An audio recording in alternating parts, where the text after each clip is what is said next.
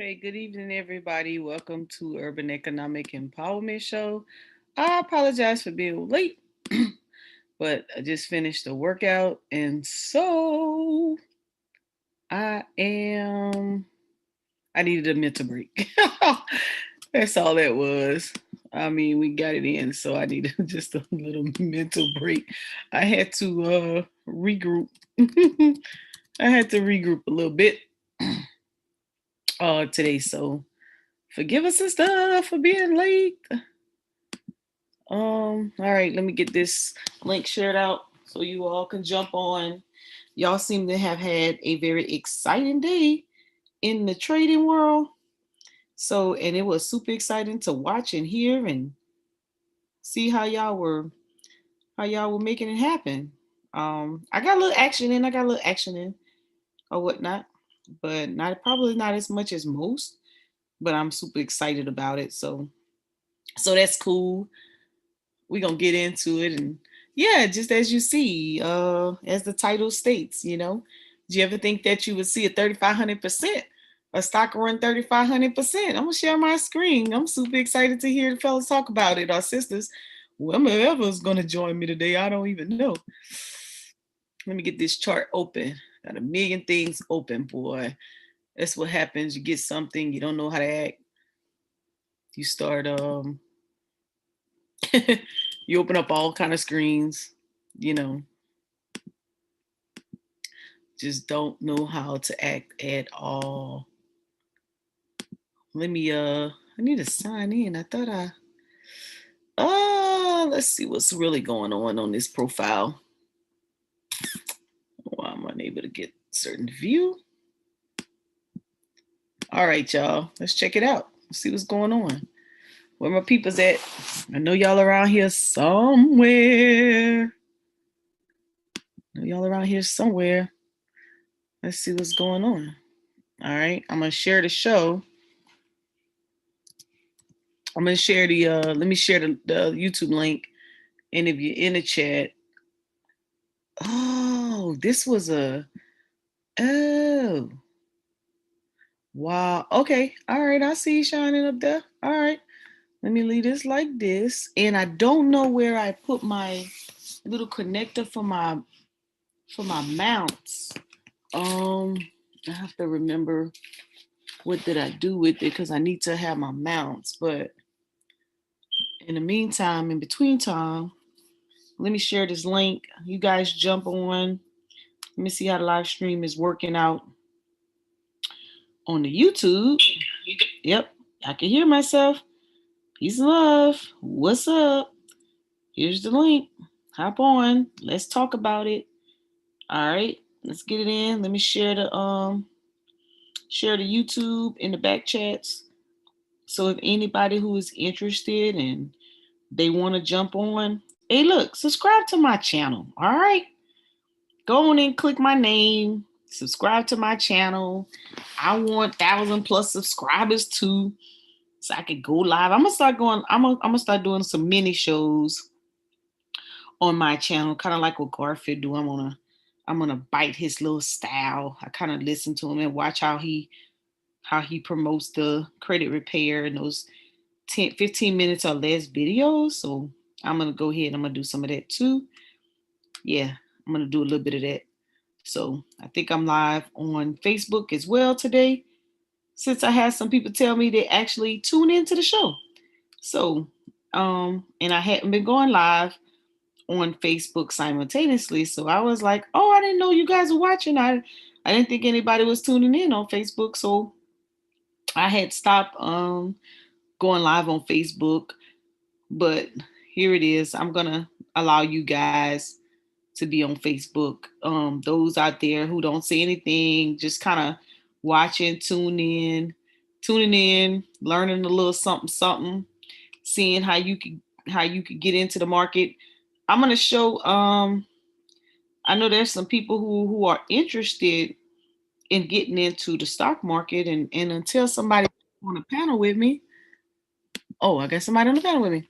So somebody jump on the panel with me. I'm gonna share how you get started. What are some things you need to do? Just from my limited knowledge. Keep in mind, The information I'm sharing is based on my experience alone. You would, once you start learning to do your due diligence and research, you would be able to jump on as well. And it can help you out. You know, take your time. I started in January actually getting my feet wet. So let me open up my camera so the brother can see me. Let me see. Hold on. Let me put on the t-shirt because I'm still in workout clothes. I don't want to be inappropriate. So, give me 1 second. Let me grab a t-shirt real quick. And then we can get it in, Mr. Richard. I think that's your name. How you doing? You just jumped on the panel. Say hi. You gotta say something. All right. Let's fine. I have you playing in the background. I'm just trying to fix it on the screen. Hold on. Oh, you got YouTube? Do you have YouTube playing? I have YouTube playing, then I clicked onto the Zoom. Yeah, so, you got to come off. You're gonna have to mute your YouTube. Maybe you just want to watch the chat. Come off the YouTube. Not come off it, but just mute it. Mute your YouTube or pause the video, and then you could just watch the chat because you actually see the screen from the Zoom. Make sense? All right. You still, do you still hear sound in the background?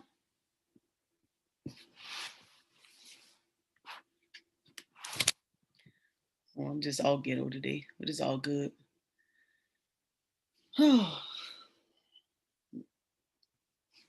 All right. So what I'm going to do, and tell those who want to come on and talk about this nice high rise run that this stock did today.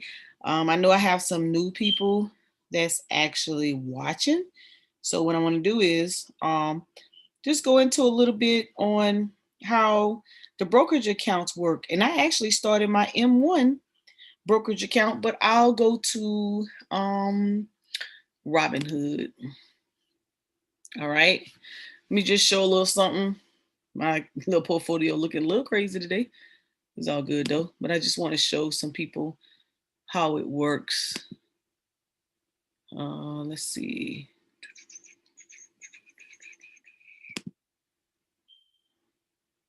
All right, so you log on to when you get signed up for Robinhood, you actually get a you get a free stock. All right, and so usually it shows up and you get the 3 boxes and you select the stock. I mean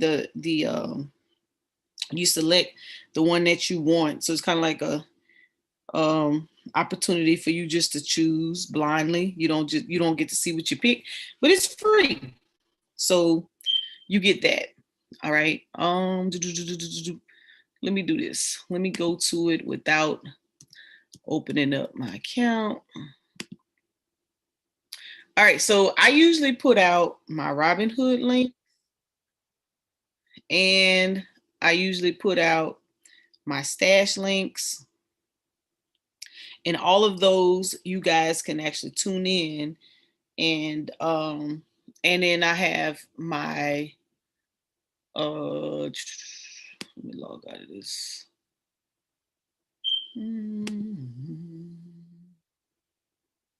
All right, so I'm gonna act as if I'm gonna let me go to stash. All right, so I also give out the stash link. Now tomorrow they have stash parties. So stash normally gives out fractional shares, right? So I use stash for my long term, and I also have TD Ameritrade as well. So I'll usually send my affiliate link for stash. I'll usually send Robinhood, weBull, right? And then I finally got my M1 going. And then I also have TD Ameritrade, the Think or Swim.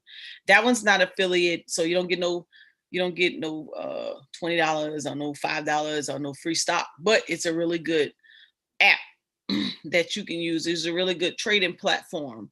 So I have that as well. So Stash, I started Stash. So Stash, it has a monthly plan, and it depends on the perks that you're interested in.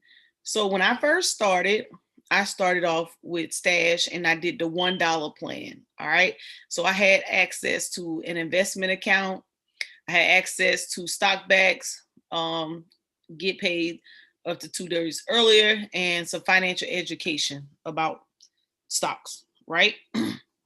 Then there's the $3 plan. So you get what's the difference between the $1 and the $3? You get the tax benefits for having a retirement investment account. So you could start an investment account, and the investment account that you could start it's a retirement account. IRAs can be one of the smartest ways to invest because of the potential tax benefits. We offer two types, the Roth and the traditional. Will help you pick the one that's right for you so you can maximize your tax benefits. Then you can invest in fractional shares of companies and EFTs with $1 or less. All right. So look at that, $1 or less. Okay. So don't say you don't have any money to invest. You're cheating yourself. You have to stop cheating yourself. Be honest with yourself. Everybody, even your kids, possibly have $1 or less. You get at least, you get some fractional shares when you do Stash Party. And I'm going to show you a list of Stash stock fractional shares, right? To tell you what that is. All right. So that's a benefit. Some of you guys you're employed and you do not have a 401k or any type of investments going for you. The only people that get a pass and then they don't longer get a pass anymore either, if you're fresh out of high school, you just really, you really didn't have anybody to mentor or tell you or coach you, okay, I'll give you a minimum pass. But if you're on social media all day and you're on YouTube all day, you're on Instagram, there's ads that pop up about investments all the time. All you have to do is just start to pay attention to YouTube videos, start looking for some audio books that are free. There's so much free literature out there, you don't even get a pass no more. So you could take $5, $1, start a stash account just to start to learn. And you could just do the Stash stock parties every Thursday and get fractional shares until you start to learn the lingo, you start to learn the charts, the technical analysis, you start to pay attention to the functional analysis, how the company is doing, what is its finances looking like, the balance sheets, income statements looking like, right? What is some of the news that's going on in reference to those companies? What is the catalyst that makes that company rise in price or lower in price? So go bullish or go bear, right? What is a growth stock? What is a use case? What is a blue chip? What are stocks with dividends, whether it's monthly or quarterly? You have the opportunity to do that with $1. No more passes, y'all. All right. The other thing you get, right? So what is so early access to your direct deposit depends on the deposit verification. When Green Dot Banks gets notice from your employer and may vary from pay period to pay period. You get a debit card. Stash partnered with Green Dot, so you have a bank account. If you're still using the Walmart Green Dot cards, you are wrong, because you should have gotten you a stash account right now. You have the opportunity to invest. You have the opportunity to get you a debit card, and you have the opportunity to grow your money for retirement. All right. So this is a good option. Then free education. So unlimited education includes information published via Stash, learn.stash.com. You can ask different questions. If you want to know about capital gains, bam, it is there.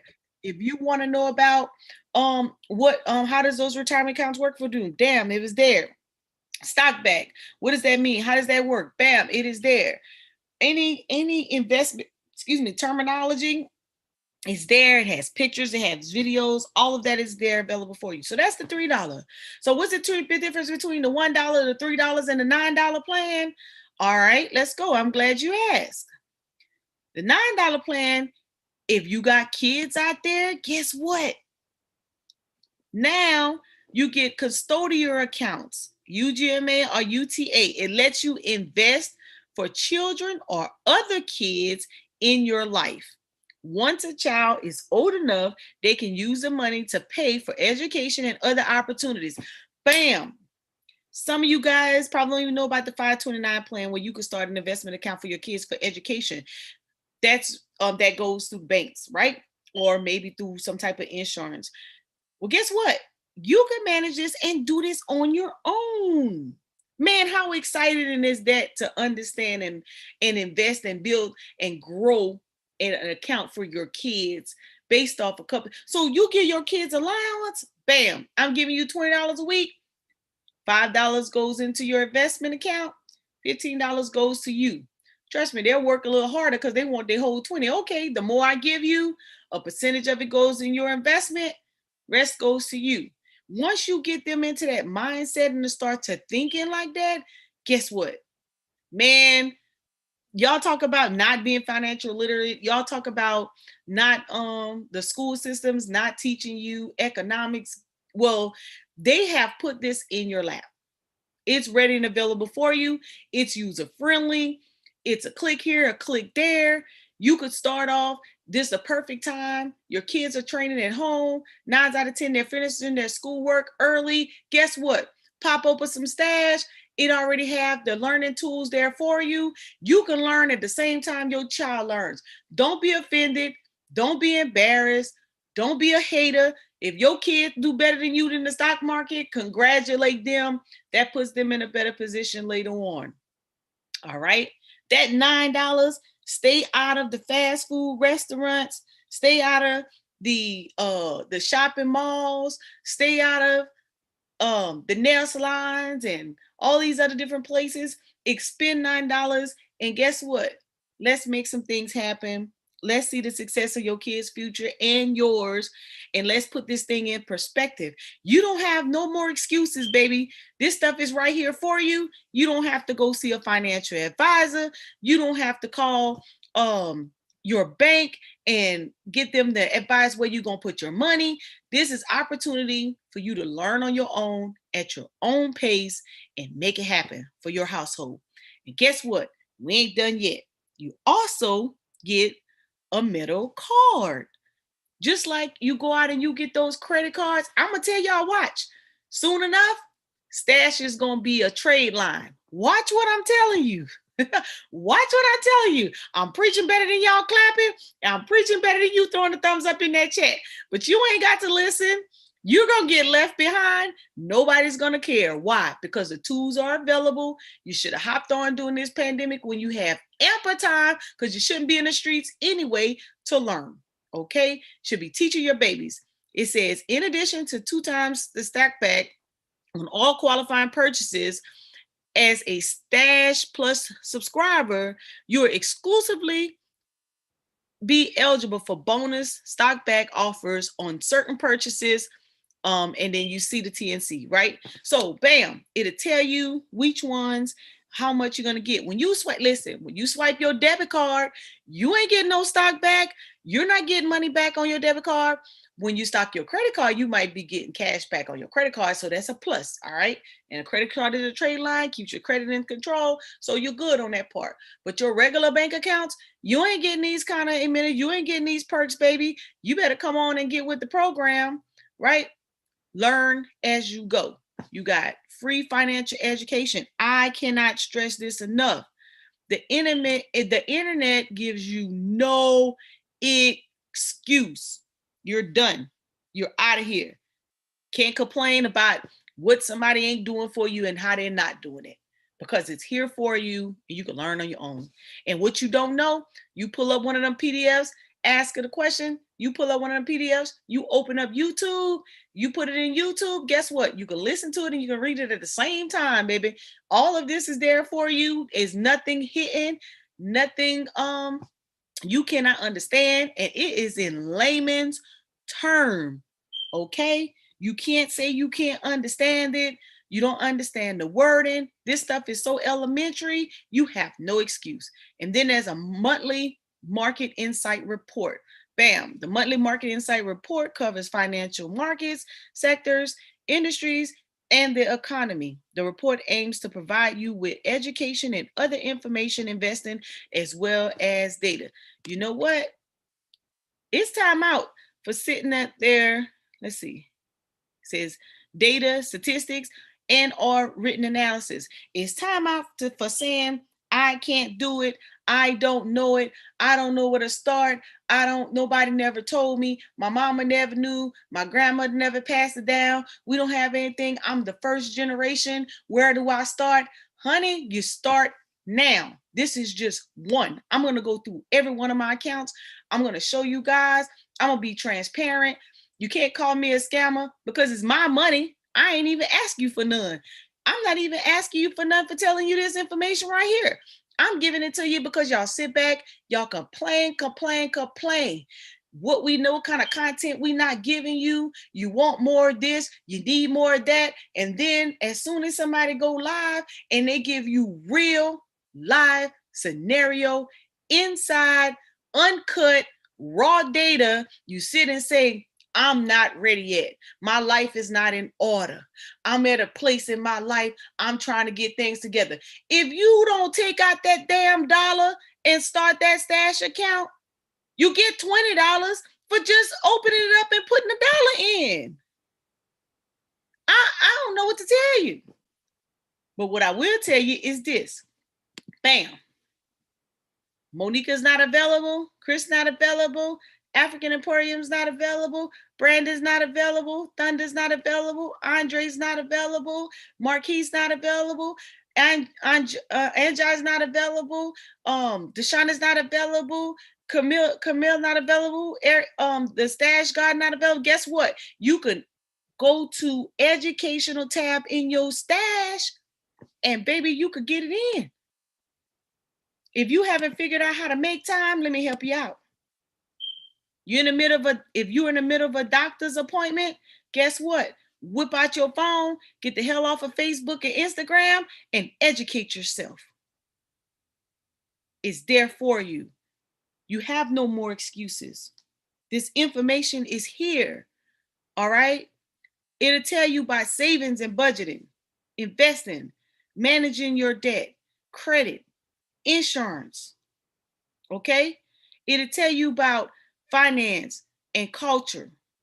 It'll tell you about retirement, parenting, travel, career, income, financial decisions, marriage, education. It'll tell you about Stash Academy for kids, stash updates, industries and sectors. You could take your time. Pick a topic. Don't try to read it all in one day. We already know your memory capacity is not there. We want you to comprehend. They didn't create the platform for its looks. They created the platform to empower you. Let me show you something. Hold on a second here. Hold on a second. All right. So you took your money. You had two opportunities. You had your tax refund and you had a stimulus check. Now, granted, some of you have households and I get it. I understand it. Anybody who's taking my class knows the number one rule is when you put a budget together, you pay your damn self first. All this other external things that's going out there and telling you what you need to be doing and how you need to be doing it, you pay yourself first. You worked for it. You labored over it. You spent your time. You pay yourself first. I don't care if it's only $5 every paycheck. Let me open up a Google, because we're going to do this math. Y'all playing with it. Y'all act like y'all got to have $1 million right now. You better learn how to grow money. The opportunity to grow money is much more powerful because you see how it accumulates over time. To give you a lump sum, only thing you're going to do is spend it and say, I can't miss nothing I ain't never had. Man, whoo, I almost cussed. Forget all that. You can miss something you never had.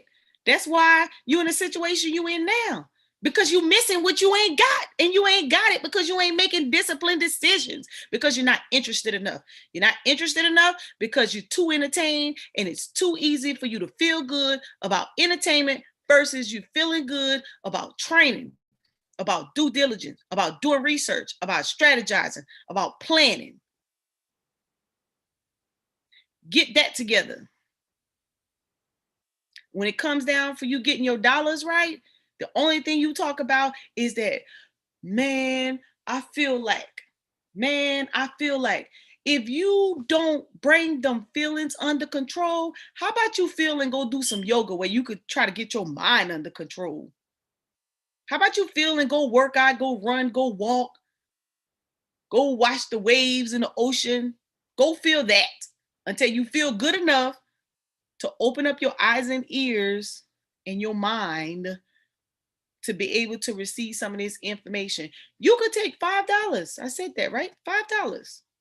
26 pay periods a year. Let's talk about it.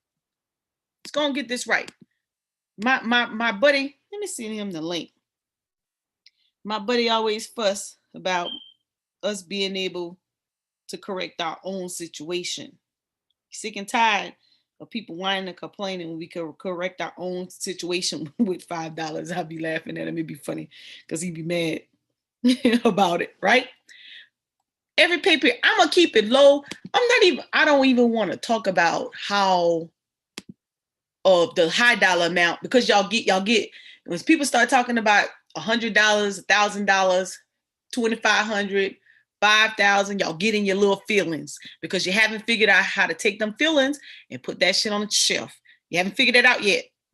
You're too busy feeling, well, I grew up this way. Well, I saw that and I think it should go like this. Okay, you keep on with that attitude and that behavior.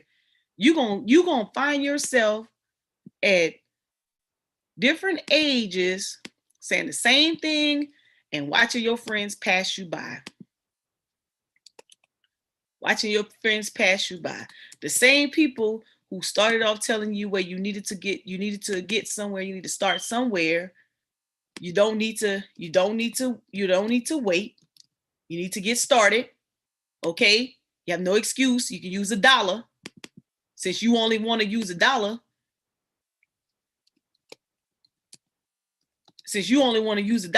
you get dollar returns. All right? Don't be mad at me because I didn't step my game up. I didn't move for my little $5. Chris, what's up, Chris? Chris will tell you. I done moved up for my little $5 fix. You know?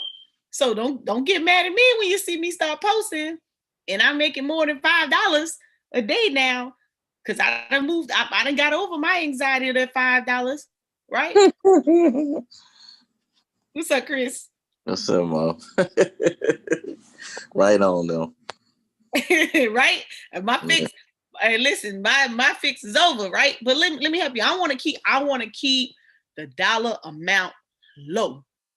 I want to keep the dollar amount low in this conversation because I'm gonna show you something. Just with that $5. I'm gonna show you what happened today. And some of y'all gonna be like, well, I be damn. I'm about to show you. Preaching. Listen, we don't come on Wednesdays to play with it. This is real life scenarios, straight off the press, baby, hot off the kitchen sink. I'm gonna have to help you. $5 a pay period, 26 pay periods, $130 a year. All right.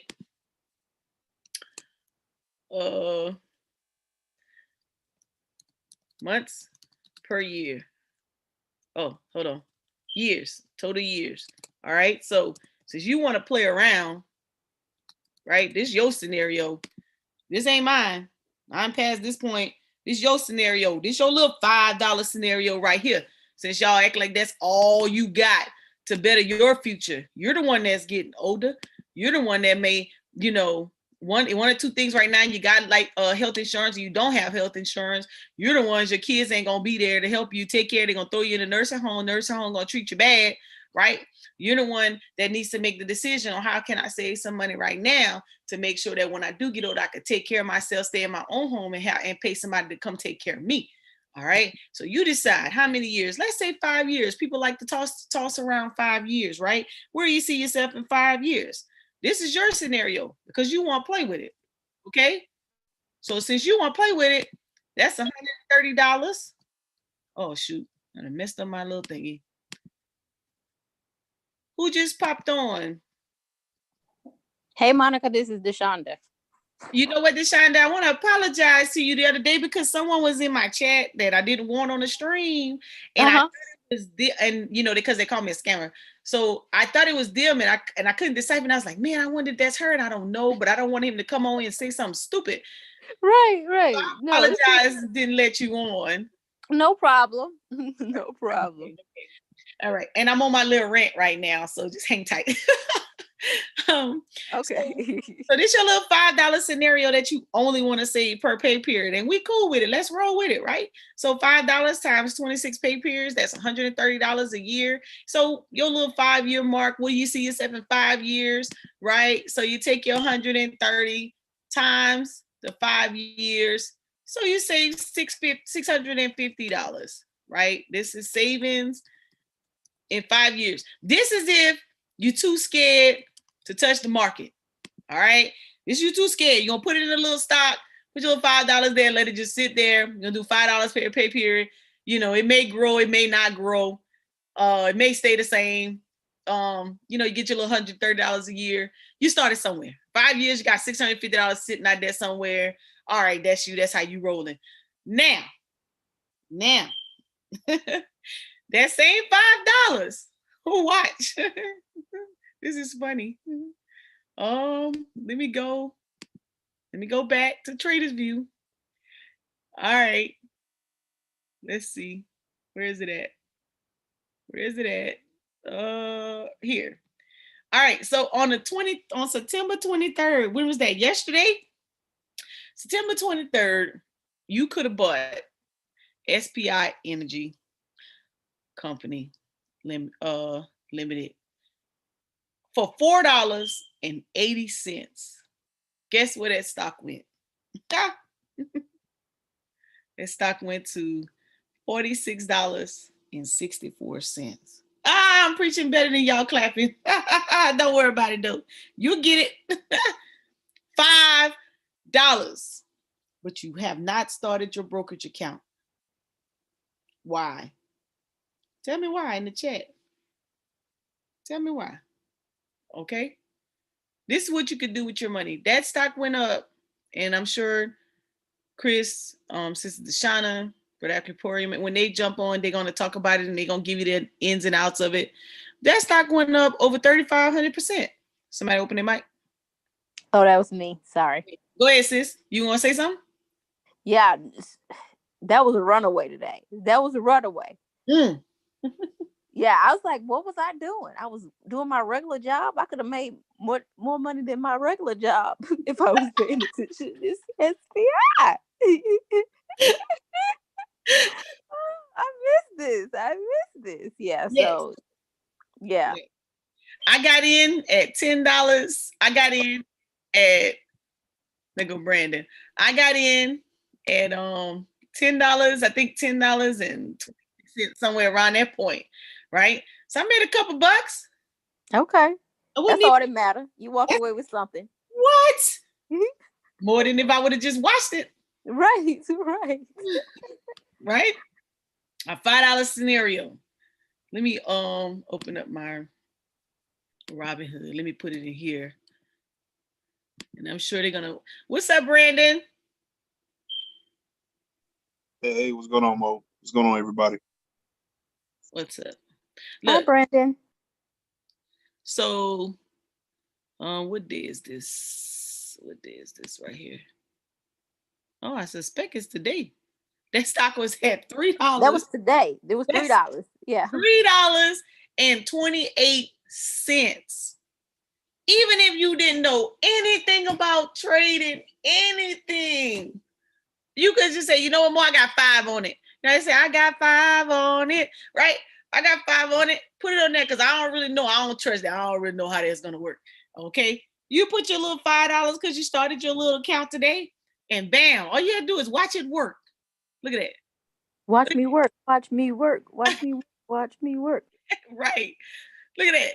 By 1 o'clock, it was at $12.61. It's already up 1,103%. Oh my goodness. Look at that. Okay. Let me see what my little $5 gonna do for me today. All right, boom. Look at this. 205 is already up to 38. And I think this is where it went all the way up to 46. Robinhood ain't giving us no love. I'm gonna open up my weBull. Here we go, right here. I think, yeah, the high was on that candle was $46.67. Ooh, and even if you said you weren't paying attention, you don't know really what to do with it, and ain't nobody showed you how to trade it or how to get it out, you would still be up because it's still, well, the market ain't closed yet. We're in the after hours. So it's still $19.35. You still be up $18 and you'd have still made you some money. But I'll let the brothers tackle it because they're probably gonna talk about what happened, how it happened, where it go, all that great stuff that goes along with it. All right, let me log into my my weBull account. You got anything you want to say on this, Brandon, or any of y'all? Chris, where you was? Did you trade it? I don't know what Chris said. I didn't even see that. You didn't see it either? No, I didn't even see that news. Oh my goodness. So what was the catalyst? I still ain't looked it up because I've been busy. What was the... It launched this EV battery. Hold on, let me bring it up. Hold on. I passed on it actually. I was like, man, fuck that. You ain't want none. Now it could be a fake out. It always could be a fake out then. Yeah, exactly. Now I'm mad at Mo. I'm finna Uncle Sam her, so coming to collect my. You want your taxes? Yeah. It's always one, I tell you. Uh-oh, Brandon. What I done to my my weBull account? Hold on, y'all. Let's get the news up. Oh, that's not. I don't want it like that. I always do something dumb to my. What I done, Brandon? Go to the go to your left, go down that column on the left side. Yeah. Not go to the market, go up. Yeah, right there, go to stocks. And then type it in. Oh, type it in right here. Okay. Yeah. All right. And then I'm be able to see the news on the Yep. So at the bottom it says news, and then you gotta click that little arrow up. Oh, I see. Oh, okay, so we can see it. Yeah. Why ain't on the right like it normally is? Oh, he's doing something crazy. Here it is. All right, let's see the news.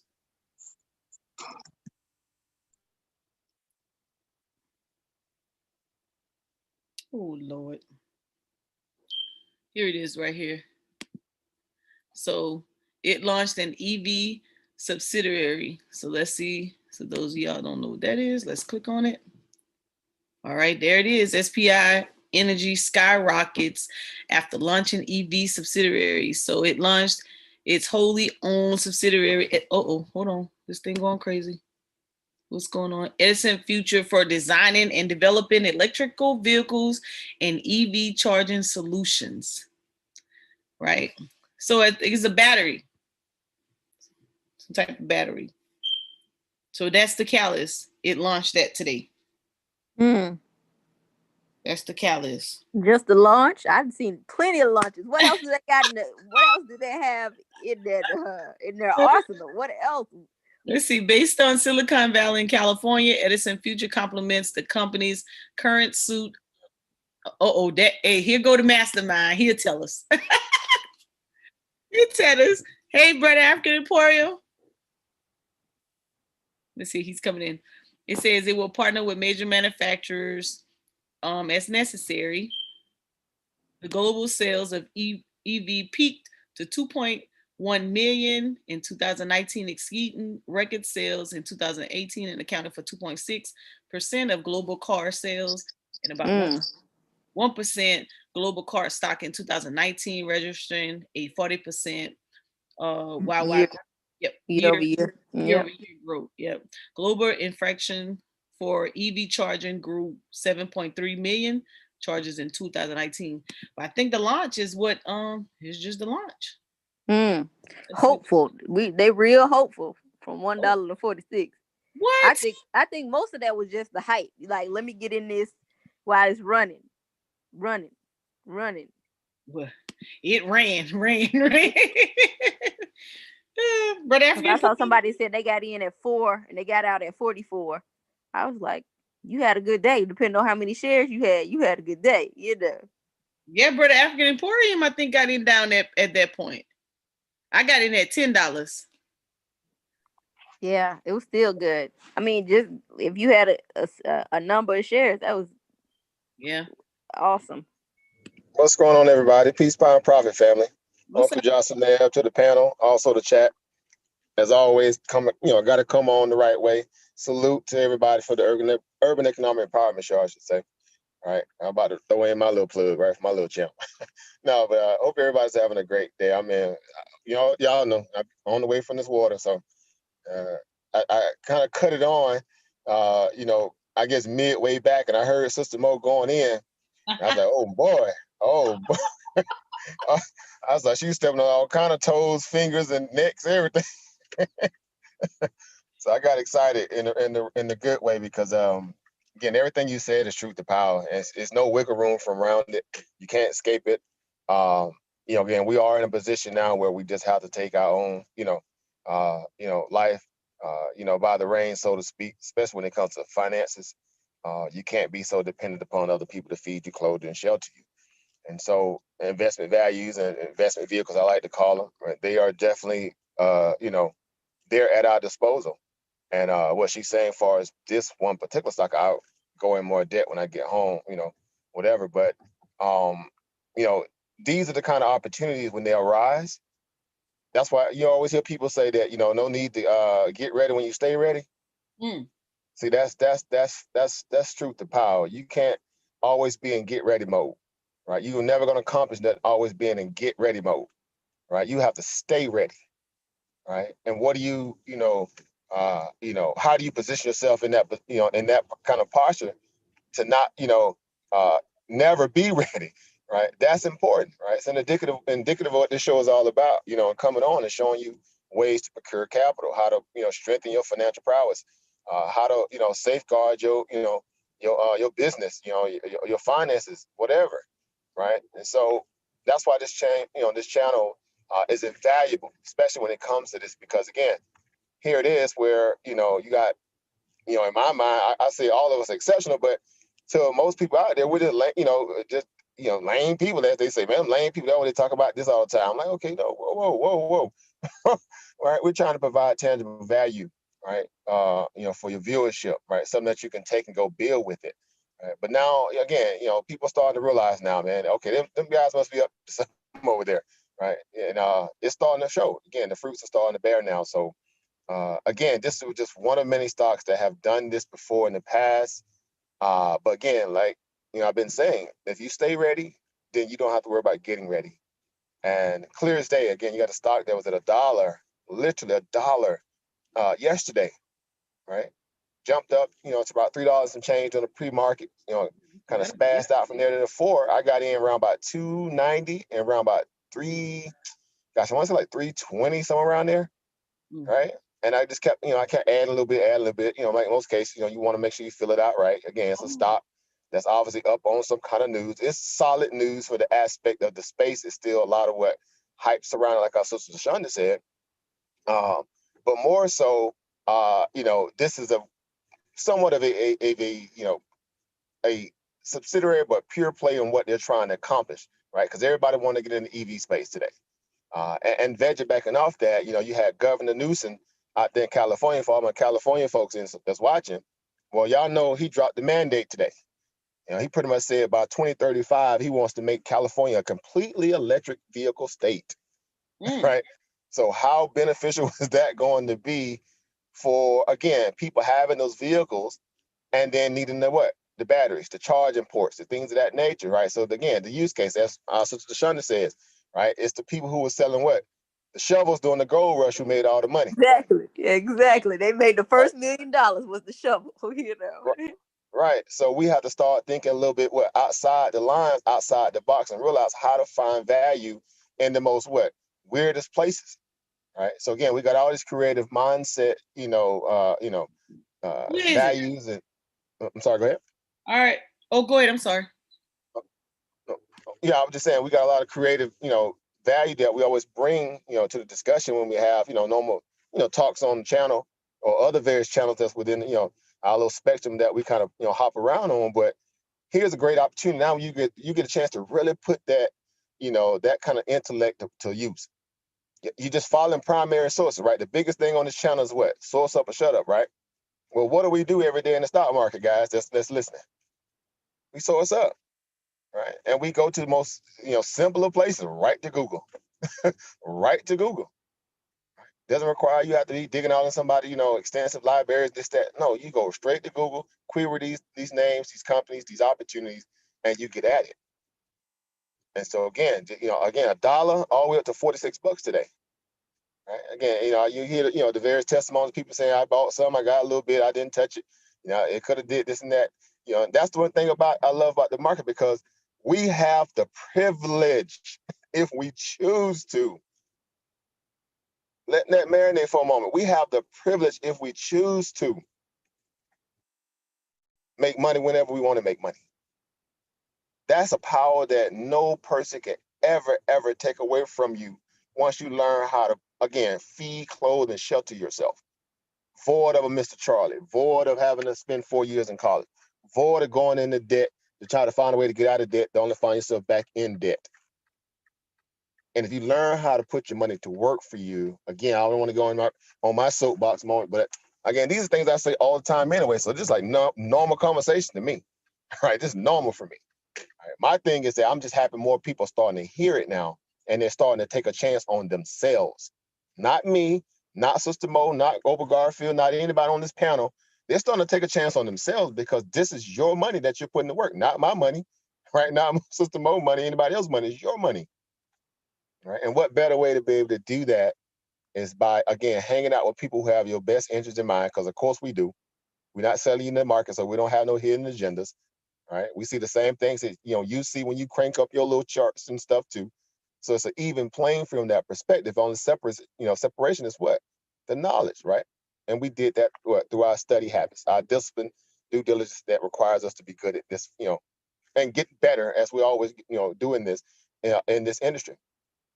And so I'm pretty sure some of you guys had $1 today, like she said. Some of you guys had $5 today that you probably blew today. All right. And that 5, basically, even if you got in at 5, you still pocketed what, $41 if you took it all the way to the top. So 5 bought you 41. Let that marinate. Right.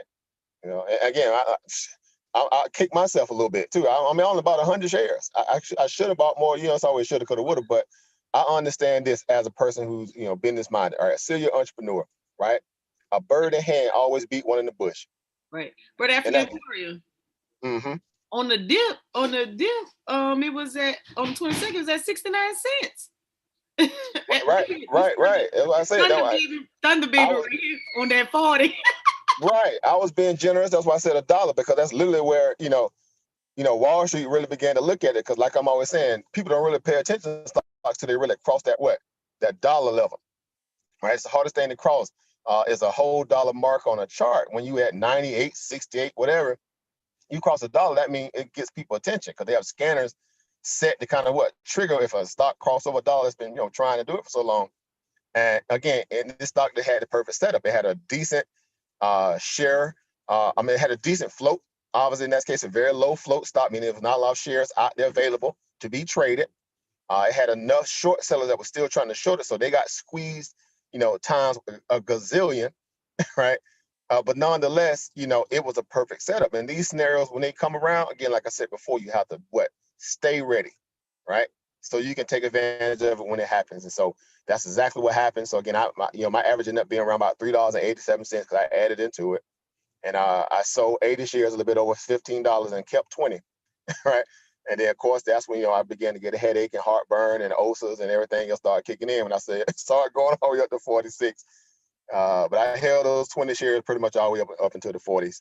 And, that was where I kind of got out the rest. But nonetheless, again, it's still the opportunity. That's what's most important. You're here to, again, learn something. You're here to share in this building aspect.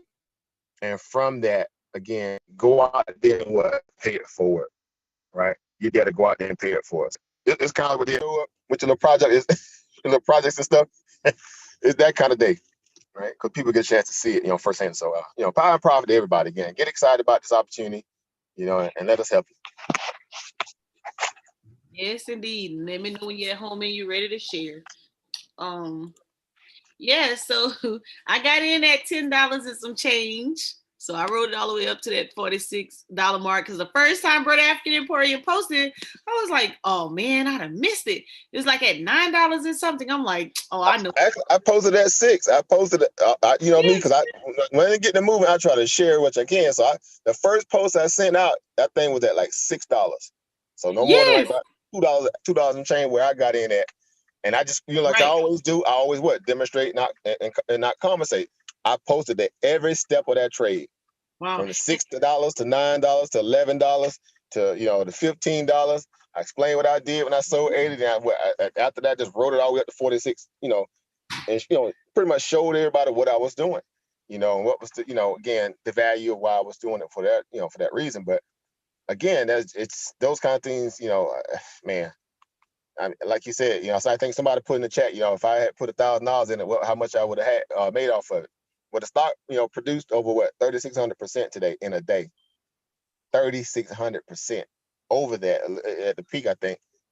If you just let that, you put that to thought, and you say, well, okay, if I could have got $1,000 worth, how many shares I would, could have got, even if you use, the model that Sister Mo is saying, if you just, got in at $5, well, how many shares you would have got with $1,000?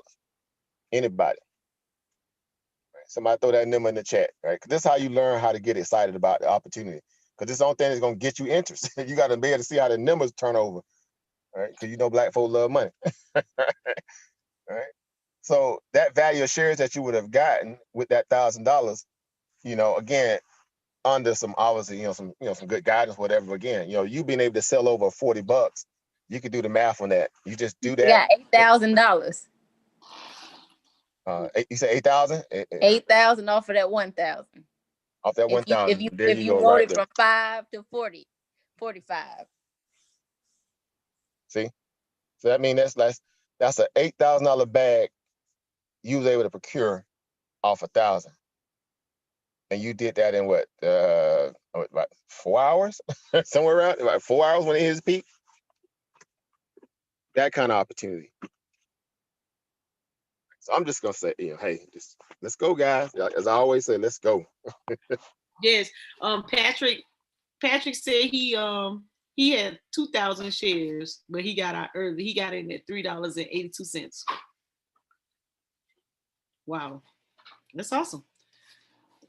So I'll wait. You probably go in a little bit more of this when you get to your computer. Brandon, we did that options today on that Best Buy. Uh-oh, you breaking up. Are you saying something? What did I tell you today? What did I tell y'all yesterday? No, what did I tell y'all? I knew that stock was going to go up. Wait, I can't hear you. Get your mic together. I'm about to fuss. I told you in Thunder. Where Thunder at? Where is Thunder? He better get on here. But it did pull back down to $4 like we did say. It actually went to, let me see. It actually went to $103.94, somewhere around that point. So we knew that it was gonna drop between 104 and 105, right? But I knew initially it was gonna go up, and it went to that 108, and then it came down. It pulled back. It went to 108, it pulled back a little bit. It went back up, pulled back a little bit. Then it went to most like what, 110, 109, and then it pulled back, and then it went to 109 again, and then it pulled all the way back to 106, and we all hit the target. Really, well, 106.41, the low 106.41, yeah. So we said about 106 between, but the first pullback was at 104, then it went to 106 up in that point. So you should have hit your options trade. So you guys, what happened last night, Brandon, Thunder, and I had this whole bet going that we were gonna options trade Best Buy, paper traded, and it was a matter of where was it gonna drop. Was it gonna? And we all decided that it would go somewhere between 104 and 106. So we all chose the 106, and we chose different option expiration dates. And I had September 25th, and I think Brandon had October 9th, I think, and Thunder had somewhere in October. Yeah, I had October 9th. Okay, yeah, and it all pulled back. It pulled back. So far, I mean, you guys are still in there because it pulled back to 106. I still have till Friday to see where it go. But I knew when we looked at this chart, I knew this thing was gonna go up. I said, no, Mo, you like, nah, you might hear 111. That's what you said last night. You might hit 110. It ain't going down. Me and Thunder told you it was going down. No, look at Brandon. That chart. Come on, Mo. Come on now. I bet you put some real money on it, didn't you? I was going to. Listen, no, you know what? I did buy it. No, you didn't. Yes, I did. I bought it because I bought it when it dipped. I bought it because I knew it was a growth. It was a growth stock. Of course, I bought it put it in the long-term stash. Oh, okay. And I thought you did the options for it. I'm like, nah, what's wrong? No, I didn't do a real dollar option. I did buy one share of the actual stock. Okay. And I was gonna paper trade or whatever. I got caught up with that stock that was running 3,500%. Man, how'd you guys find that one? Like, was that a news, like breaking news? Or?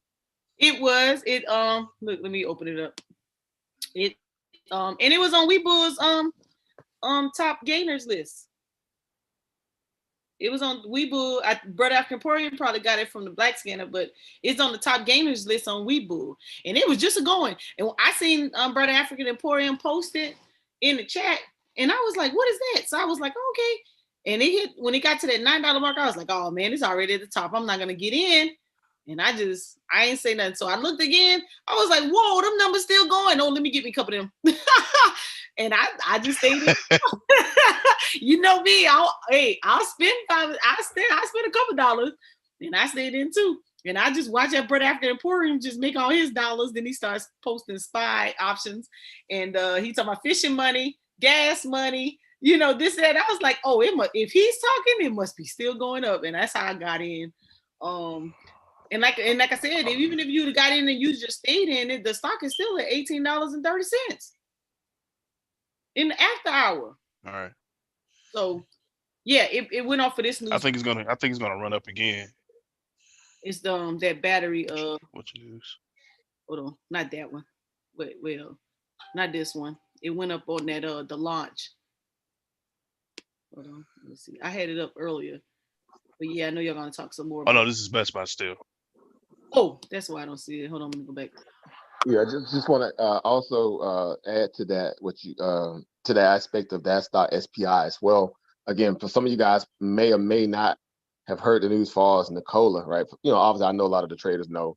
A lot of people in the back chat just in passing when you kind of like, what's going on the financial side. You hear something about this new, this company, I'm not necessarily call it new, but this company called Nikola having all kind of problems with the CEO. Well, that was a major also a caveat catalyst to this particular company, right? Because their whole reality in terms of Nikola was that they were trying to produce this hydrogen cell based battery, right? And then eventually put it inside a particular model truck that they can get their own truck. Well, again, they're now in battling, the meat and everything else at this point to stay alive because again, a lot of stuff is happening in and around the CEO and they're in a lot of trouble, right? So it's kind of like a changing of the guard scenario, right? SPI comes in with the subsidiary, fueling station battery scenario, so to speak. Out goes what Nikola today. So it dropped, basically from around 20, I want to say 25, 28, somewhere around there, all the way down to like 20, right? So I got some puts in it, right? Been sitting on some puts not going on, since the beginning of the week, and they're printing really good now. So again, this is just one of those scenarios where, once you just kind of learn the lay of the land, you kind of already know, how to position yourself and trade, thoroughly based upon, which scenario gives you the best bang for your buck. And so SPI was just that. It had the perfect setup for an A+ setup, low float, again, decent short entries in it. And then that type of news that people have been waiting to hear, again, because the EV space is just, very dominant in terms of a lot of people's, ideal to try to take this into a green society. And it had all the components that you kind of put together to kind of give you the best setup. To at least, take a stab at it. If you're looking at it from that perspective, you're saying, well, why would I want to get in this trade? What is it? Why is, it is what it is. And, from there, the where and when aspect. But it's set up, really nice. And it just, just turned out to be a great trade, turned out to be a really great trade. Do they still have a deal with GM? Well, that was the news that really caused them to fall harder. I don't know if you watch the stock, if you pull that chart up, Sister, I don't know if you can or not, but at a point when it was just barely treading water around 25, and then news came out, like, again, how this stuff don't take long. Publications started hitting the blotter that GM now or their partners are starting to think twice about the deal with them that they're thinking about pulling out. And so that just, the levee broke from that point. For lack of better terminology, the levee broke. And the stock from that point just began to just fall.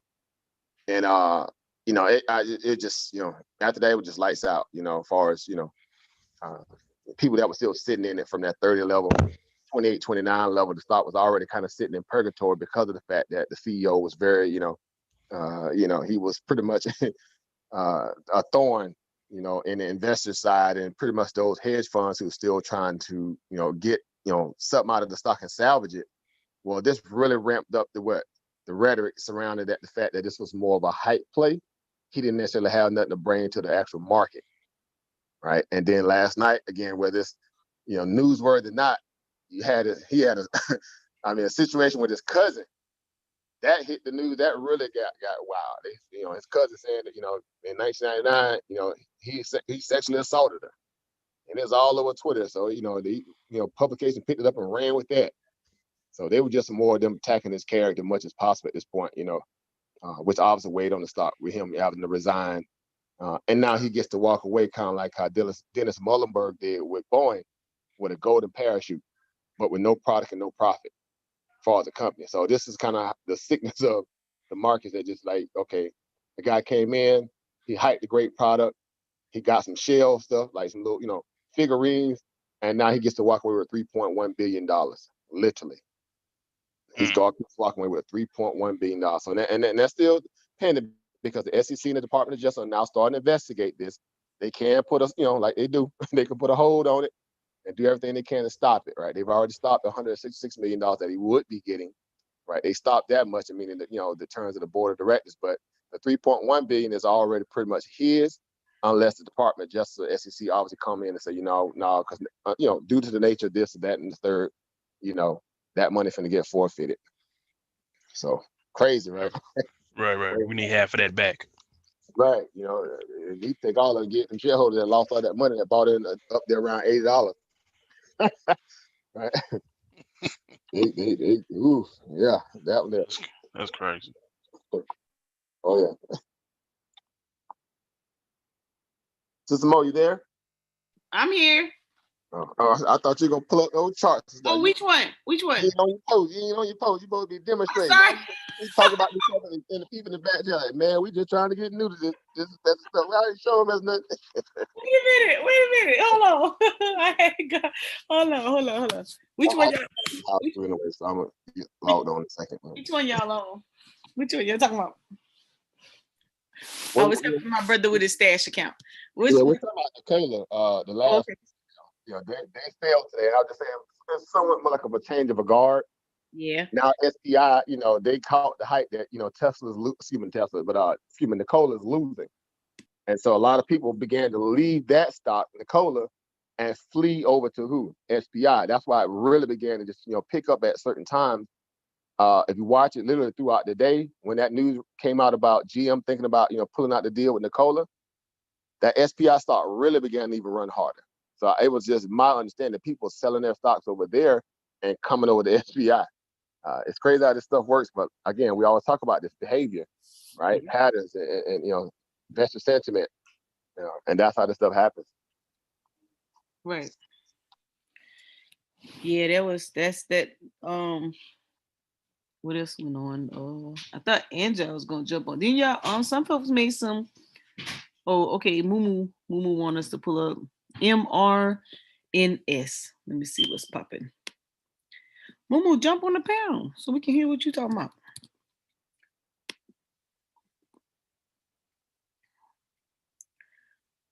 What a little something. Today's the 23rd. Oh, I guess it's going up. Okay, $12. Made a little move. $13.20 and pull back a little bit. Hold up. Andre on here? Or Andre dropped off? Oh, Andre. No, I'm on there. Andre, we were talking about your cereal yesterday. Yeah. It's they do their reports today. Didn't they do they? It was Wednesday, right? Yeah. Didn't they release their earnings today? I gotta check that. Yep, earnings. Look, put that on your screen. Put that on your screen, Mo. Because as you saw, I was busy all day at the gym. Let me put that on your screen so I can see their earnings real quick. Okay, I see it. Yeah. Okay, let's look at that. Oh yeah, Jack. Strong 2021 first quarter results and announcing dividends increase. Tabernacle. First quarter adjustment earnings per share $1. First quarter earnings per share $1.03. First quarter sales $4.4 billion. Versus Refinite or Refinite, whatever all that is. All right, 4.1 billion. Okay, so this first quarter, we need to get down to the second, and then hold on. Yeah. How do I make this thing? I might have to make it a little smaller so I can see all of it.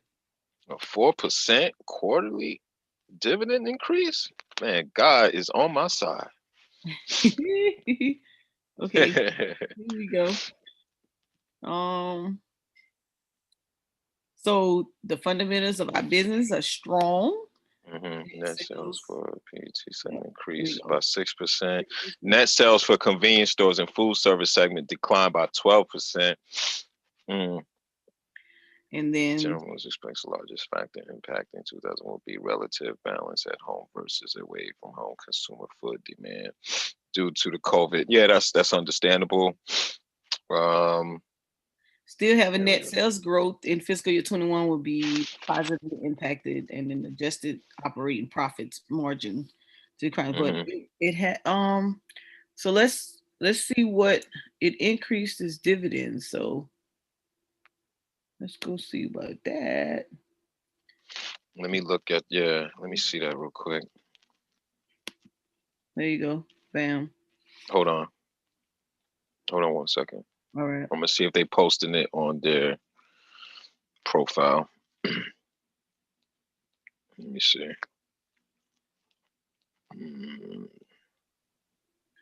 They went up a little bit. on that. Let me see. Let me look at your page real quick. Where'd you go to look? Now I went on my stash. Oh, you as said far as like looking at their looking at the dividend yield that they give. Oh, I had stash up. But it doesn't really show. But by the stock, the one thing about their stock I noticed is that when the stock is going down a little bit. I gotta open my door. Keep talking. Mm-hmm. The one thing I know is about Kellogg's, General Mills, who else another stock that Coca-Cola, a lot of when the market goes into correction and it kind of like, you get to that average price that I've been buying it at, I noticed that the dividend will go up. But if it goes back up to where it's up 20%, like it was before the market correction, when I was up like 23% on General Mills, then you'll see like the dividend will level out at like 3%. Right now they're showing 3.39. But yeah, I mean, I'm like I say, I'm really just, the turtle wins the race, like me and Oba African Emporium says, I take that thing. So like I said, I can't wait to show my screen the last Wednesday of this year, because I'm gonna show you a lot of the things that I've been working on in silence, and let's see if it pans out. That's what I'm talking about, bro. What's up, Andre? Yeah. What up, brother? How you doing, my Virgo brother? Yeah, I'm good. Saying? Can't complain. Yeah, man. I'm hating right now because I was supposed to go to Sweden on Monday, and now everybody's hitting me up telling me they closing France back down. My people in Amsterdam. I'm like, yo, what is going on, man? Yeah, man. They hating right now for real, bro. Bro. Let me tell y'all this. Let me tell you something, Chris, that's crazy. So one of Andre's angels in Sweden, her best friend's a doctor. So I was gonna take a COVID test on my way back to the States. So I called the CDC hotline. I'm like, listen, if I gotta take a COVID test to go to Europe, if I take a COVID test the day before I fly back, do I still got to quarantine? They said, yeah. I said, then why I gotta take one to go to Europe then? It don't even make sense. No, it don't even make sense, man. Like, I don't have no time to be quarantined in no house for 2 weeks. This is crazy, man. They just messed up my whole get women pregnant and leave tour again, man. This is crazy. Yeah, man, that's crazy. I feel you though, man. Man, I just like my homegirl from Paris. She was like, yo, they just shut us down like as 10 p.m. tonight. I'm like, you lying. She showed me. I was like, oh, man. Yeah, bro. So I guess I won't be going over there. They shut all that down, bro. Yeah, man. I might have to come to Houston and mess with you and Moo Moo, man, and find me a Mexican down there to move in with. Hey, I'm not gonna lie, you will. Yeah, man. I love Houston, man. I love Houston. Ain't good for my belly. The food too good, but the women are great. Yeah, it's have me some biracial Mexican kids down there. Not too flooding, bro. Literally flooding down here right now. So next week. Say it again. I have froze out for a second. I said it's been flooding down here right now, so might want to wait. Oh yeah, then I don't need to be over there then. Yeah, shit was crazy, man. I see your sneaker collection getting crazy, bro. Shoot. And low key it is, man. I've been hitting on a lot of stuff. You know what I'm saying? Them elephant print threes. I didn't hit on the app, but I got them in store. Okay. And I've been winning a lot of raffles, man. I'm like, damn, I'm hitting on raffles now. I'm like, this what's up. You hit the Union. You got a plug on the Union 4s? Yeah, I got a Chinese plug, but them I didn't want those, man. Those ones are ugly, bro. You think they're ugly? Yeah, but they for resale though. Right, that's what I'm saying. Resale wise, you can get at least 1,200. Like I'm already seeing 1,200. Yeah. My man from Jordan, my man Reggie Saunders is supposed to send me a pair. I hope he do, man. Yeah. I owe him a favor. Yeah, I wanted to. I was gonna get them because I like the heel tab. You know what I mean? But yeah. Them joints are hard on the back. Yeah, but then I was like looking up. I'm like, man, they look too plain. You know what I'm saying? So I didn't even bother getting them, bro. I was like, forget it. I should have got them though. You know what I mean? Yeah. Is the legit from the Chinese plug is 100% legit? Yeah. Oh yeah. Yeah, cause he do gold and StockX too. Oh wow. Yeah, you gotta be legit with them. Yeah. So He giving them for box price, or he making like 20% off them? no, he's selling for retail. Oh, that's not bad. Yeah, selling for retail. So I just sold some J's on StockX the other day for about them laser orange joints that came out in the women's. I just sold okay. Hey. So but they kind of janky though, man, with they process. I'll be seeing a lot of people complaining about StockX and how long they take to authenticate the shoe and ship out. Yeah, I And heard all. it's like a 3-week process for you to get your sneakers from them. It's like a 3-week process. Yeah, I'm not buying those shoes from StockX. It's another plug I got called Soul Steals, and they shit legit, and you get your stuff. You know what I'm saying, on time, and they pretty cheaper than Go and StockX. So I'm gonna try to use them the next time I miss on something, and see if I can see what they working like. You know what I'm saying. So that's that. So every pair of J's I've been getting, I've been putting the Nike. So Nike been going up like crazy. So yeah. and Foot Locker. So I've been splitting them between them both. So like you said, you've been working on something. Sure, I'm working on something too, bro. I'm ready. I'm stacking, man. I'm stacking on the dividends and the shares and just building my portfolio like you and. Yep, that's what I'm doing, and I'm gonna show what else I'm doing while it's down. And like I said, I'm gonna start day trading next week since I'm not gonna be traveling. I'm gonna dabble back in day trading like I used to, and messing with y'all with the options and the day trading and try to get that bread up on that side.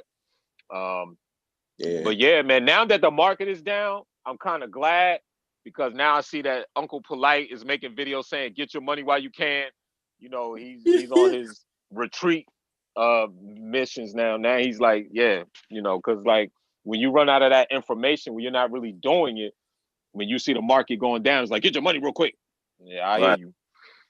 Yeah, like no type of consistency and message. So I'm kind of happy it's down. So people who really want to delve into it and do it, now you don't have to be motivated by these charlatans. You got to do it on your own, or just don't do it. Like people they always say, man, you always talk about it. You're not going to get rich before you get stable. You're not. Like that lottery ticket mentality in today's world is not going to work. That's why I was just telling Lord Abbott today how Grant Cardone blocked me. This dude literally went in my inbox, Grant Cardone himself, and was like, bro, lay off me. The man said on his avatar, it was crazy because I'm like, this man responded to me. Yeah. The dude said, he made one of his new advertisements says, America is turning 1,700 millionaires a month. I said, what? I'm like, America is not making new millionaires right now, homeboy. So then I had to show him, like I told you, America right now, as it sits, only 1% of the U.S. population are millionaires under the age of 50. That's black, white, Asian, Martian, anything. So I'm like, how is America turning 1,700 millionaires a month? And right now in America, only 1% of America's population is below the age of 50 that's worth $1 million. Think about that. And then he was like, lay off me. I'm trying to motivate the people. And then he blocked me. You know how that works. Yo, that's crazy. Yo, that's insane, bro. It's insane, man. It's, that's Mr. too. Say it again. You already scamming? Yeah. That's what he does is he does like everyone else. He just has money, right? So what he does is he actually has money. So what he does is he uses his money to make you feel like he's like this guru. But the one thing I tell everyone, I tell everyone is I don't trust white people when they give me the get rich from nothing. I don't trust that because I'm around enough of them to know there was somebody they knew that put them onto something. I'm telling you, I don't believe none of these people's stories. I don't believe none of them. None of them. Right. You know, it's like I don't. Oh, you know, he talking about his father died, and you already know there's always one of their parents die, and I don't want to hear none of that, bro. I don't want to hear none of that. And first of all, you throwing out that America's producing 1,700 millionaires a month. What? Like, where you get them numbers from, man? Where you get those numbers from? Like, that's just like you're selling stuff, bro. And it's like everyone don't understand. Like, there's a process to this. As me, I think the show you wasn't on like the last couple of weeks, but like when me and Mo looked up how much Warren Buffett purchased, you were on that show when we figured out how much how much Coca-Cola was giving Warren Buffett a quarter, $13 million. Right. You know, but it took him to buy 4 million shares to get that money. You know, like people don't understand like the scale that these people, the money that they play with. And we talking about 1,700 millionaires a month. Like, get out of here, man. Like, what are you talking about? Like, if honestly, anyone who's listening to us, if America was turning 1,700 millionaires a month, everybody in this panel should be ashamed. We should all be millionaires. We should all be like rolling in bread right now. Yeah. Like, come on, man. Like, it's just like, I'll be telling people, man, like since the COVID thing, if you go on Facebook, everybody and their mother is selling you get rich quick scheme. You seen more Jay Morrison videos, more Grant Cardone videos, more Polite videos than you ever seen in your life. Yeah. Period. All across the board. Polite is on 4 times a day. Get your money now before it ends. Oh, all my women should have money because I got money. Oh, y'all niggas ain't got money, but I'm just like, all right. I don't know what these niggas talking about. Right. I just don't listen to none of them anymore. I just get a laugh at it. But you know me, like me and you always talk about, the only person I go at constantly is Umar and that Grant Cardone, because I hate both of them silly. I hate both of them, man. Grant Cardone said money is trash, cash is trash, but then he wears a hat that says cash flow. I'll be like, what? Cash is trash. You don't want cash, and then got a hat that says cash flow. That's the stuff people be getting caught up on. I'm like, you got to be a dummy to believe anything this dude is saying, man. Anything, bro. My man got a commercial with him having 2 guns blowing out money. I'm just like, but cash is trash. Like, I don't listen.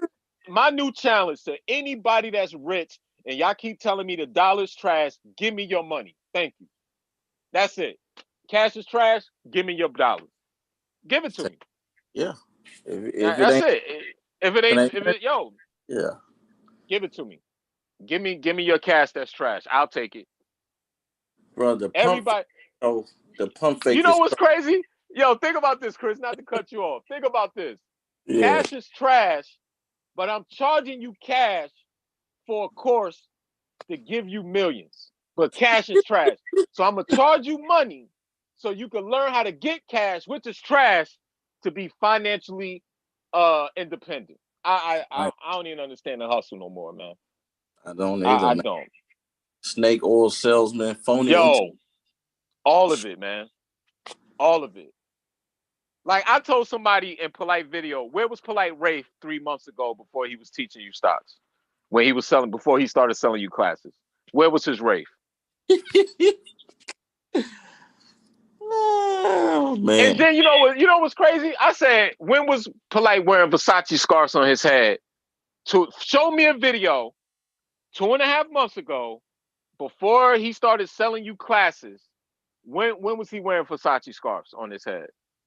He was wearing the same hat with wings that he's been wearing for the last 3 years. Right. So now he took your money to tell you broke, to sell you something that you could watch on anyone's channel for free. And now he's wearing Versace. It's like, yo, I don't even know. Yo, I'll be like, all right, y'all. rock with it. It's fairly obvious. Word. Like they're packaging your dream and selling you your dream. Like literally, like that's like me and you at the gym. I take like I just work out and eat right, and I take no supplements, nothing. But then I tell you, well, damn, Chris, you want to get like me? You be like, yo, Dre, what you eat? Oh, don't worry about what I eat. Don't worry about none of this. Yeah, take this. But I see you in here every day, Dre. Don't worry about what I do every day. Just take this supplement, and you buy it, and then it's like, ain't nothing happen. But you still big. Well, you ain't doing it right. Yo, all this shit is just like I'm just like, I don't know what these Negroes doing. I feel so sorry. Sometimes like me and you talk about it. I be feeling sorry because I be like, these Negroes don't get the hustle. Like I just be watching it. Like, yo, might as well be pastor on them videos, man. You might as well be a pastor, bro. You might as well be a pastor. The finesse is so obvious, but it's like if you don't understand it, you gonna miss it. It's crazy how people miss it, but you know, hey, it's gotta be a sheep out there for every wolf. Yo, P.T. Barnum said every morning the sucker's born, man. Yeah. Every morning, y'all. If you read a lot of his books, like P.T. like, yo, that man was a literal hustle genius. Like, it takes a certain mind to like understand, you know, how the human psyche works. And it's like for us, we could see right through it. But for every 2 people that see through it, 400 can't see it at all. Like they literally like they're just blinded by it. It's like it's almost like I don't know how to actually put it in verbiage because it's like I look at it and you're like, yo, it's so simplistic because we all know people with money ain't counting no 100,000 on camera. That's number one. Absolutely. People with money is never going to. Like, yo, outside of the stock market and that's on like shaky ground when it comes to people really telling you outside of yourself, African Emporium, Now Thunder, myself. A lot of people ain't even trying to tell you that. But most rich people ain't telling you how they got rich. Not honestly. I'm telling you, I've been around enough money to know these dudes ain't telling you because it all goes back to legacy in a form of what happened during that free labor. So when I be hearing people giving you like this, yo, you just buy my class, I'll be like, I hear you. Like I don't even, yo, because you and I both know dudes with paper ain't got no time to teach you. They just don't. And if they do, they're gonna charge you top dollar, but at least they're gonna have a layered course that's gonna walk you through step by step. That's the one thing I will say. If you look at like those new MIT courses and a lot of stuff that some are charging, some they give for free, at least they give you a syllabus and a synopsis of what you're gonna go through. These Facebook ads and these get rich quick, you know, I'll be like, yo, man. But Facebook is full of that stuff now, man. Everywhere you go, everywhere. Somebody got a scheme about, you know, all you do is, you know, put your money here and that's it. You don't even have to do anything. Just sit there and watch it pile up. And I'm like, are you serious? This is the easiest scam ever. just put your money in here and it's just gonna add up over time. Nah, bro, come on. That's not even clever. You know what I'm saying? Like, don't try. It's like everywhere now. And I'm like, man, this stuff is a disease, man. Like the scams and the pyramid schemes is a disease now, bro. Bruh, listen, you know what's crazy? About 2 months ago, it was still the summertime. You had posted when the market had reached, I think the S&P had turned over like this highest has been for a minute. And my man, who you don't know, but he's my Facebook friend, right? Posted under you. You posted it and you was like, change the culture, learn, blah, blah, blah. My man he shared the same exact article and posted why you should buy his class. Now, this is my friend. And he was posted why you should buy his class so you can learn the same thing. I was like, so the first nigga, my man, posted it for free and said, yeah, you know, change the culture, learn from us. And the dude's like, yo, for $89.99, I'll teach you the same thing. I was just like, yo, what are we talking about, man? Like you be saying, I be saying this stuff. I'll be like, oh man, like what are we talking about? And I ain't even call him out on it because I know that was his hustle. Like he the type of dude. 2 weeks from now, he'd be opening up a sports bar, and then 3 weeks from now, he back in the music industry, and then it'll be something else. So I let him be because I understand what he does. But it was just like I say, it's so ironic that I see one dude who I know is teaching this stuff and really trying to help, and then one dude who's literally just selling you like free shit and be like, yo, you can learn it from me for like $89.99. Like I'm like you say, it's the preacher mentality, man. That's why like I said, I'll be like falling back now because it's like I'm not arguing with people no more. You want to give your money out? Be my guest.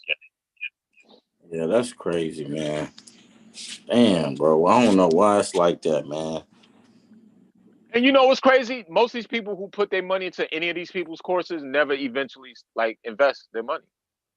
Like they literally pay to buy the course, but yo, did you buy stock yet, or did you? No.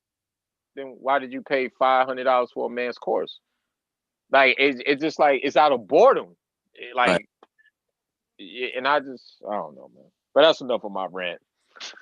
I had to get that out of my system. Yeah, I was letting you do it.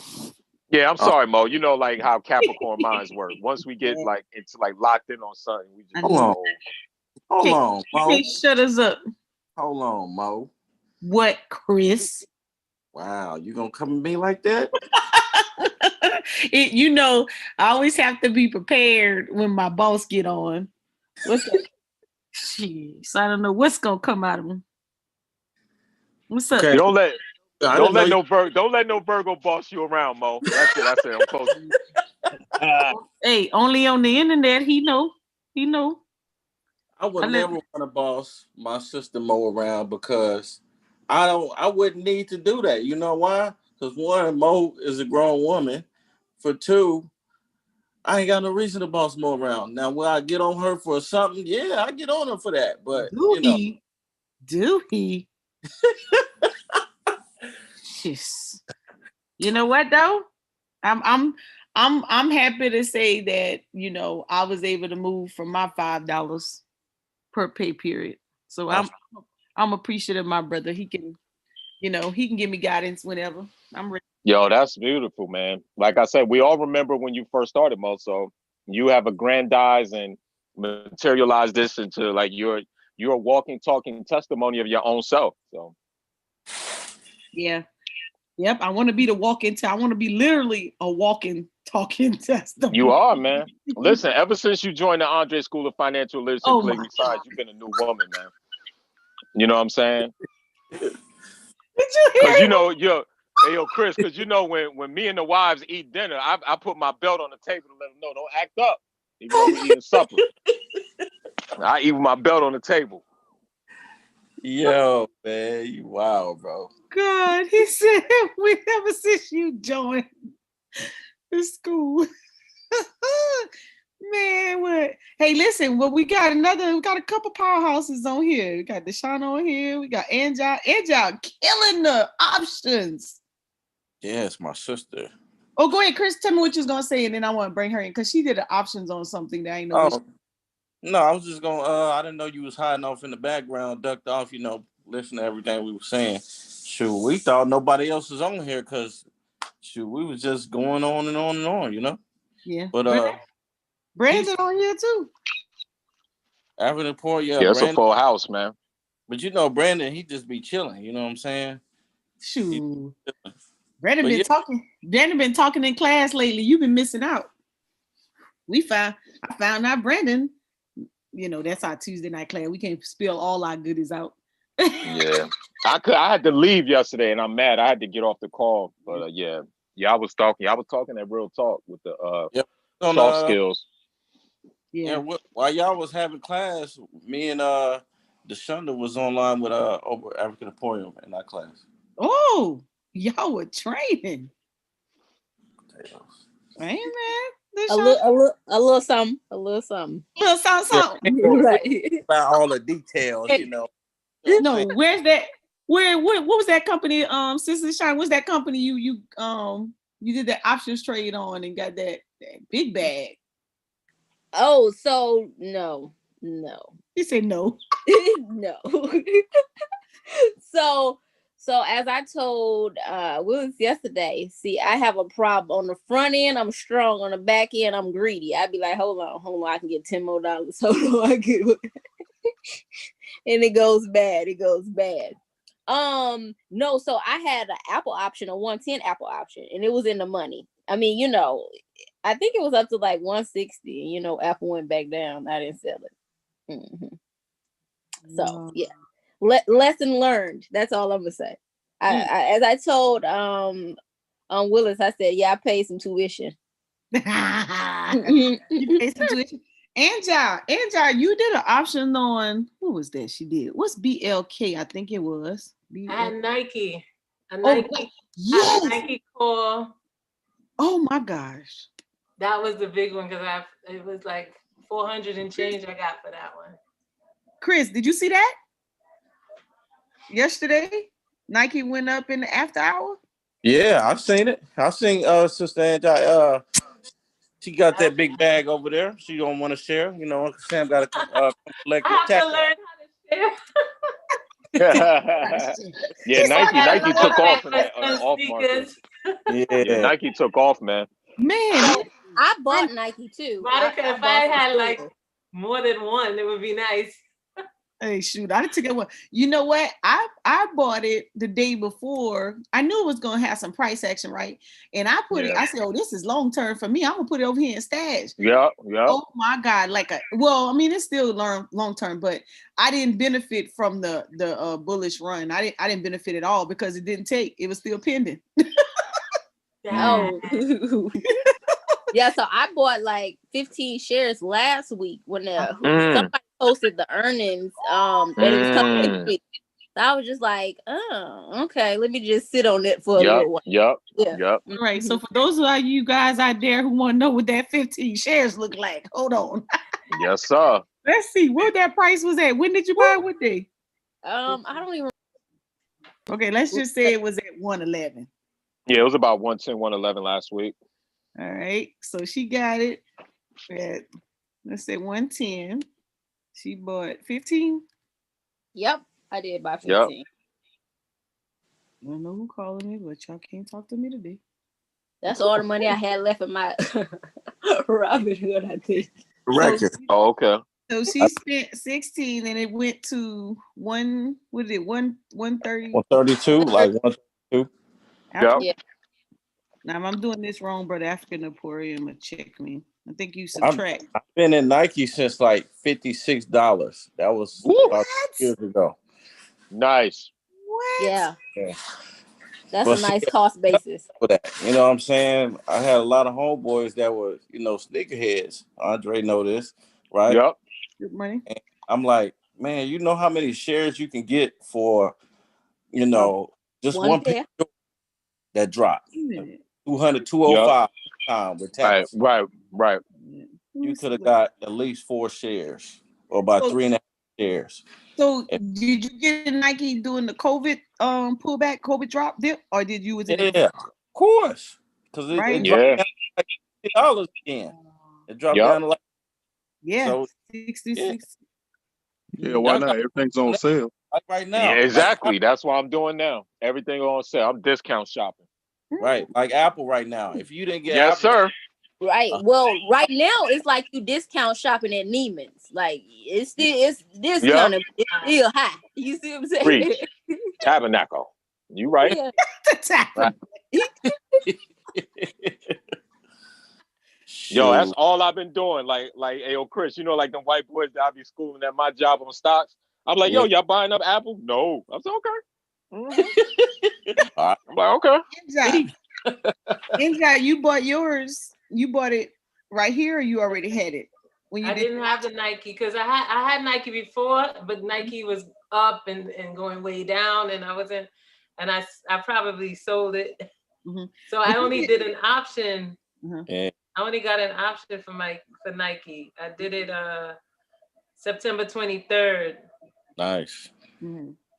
Yeah, I didn't want Nike to be a part of my permanent portfolio just because I feel like I'm starting to add too much stuff in it and I can't keep up with everything that's going on with everything. So right, I'm trying to pare down. So that was just like, let me get this, catch these few dollars and chunk deuce. See what his dividend is though. Go ahead, sis. I got it one contract at 405. Okay. Yeah, you did a nice job on that one. Yeah. Yeah, she. Oh man, Was when that I see your her birthday post month, Sister Angela? Was that your birthday? Yeah, wait. Yeah, there was a birthday. So the 20, I got it on the 23rd. That one I got on the 23rd. My birthday is the 18th. Well, so you use her birthday money. Yeah. It has a dividend. Yeah, it's got a dividend.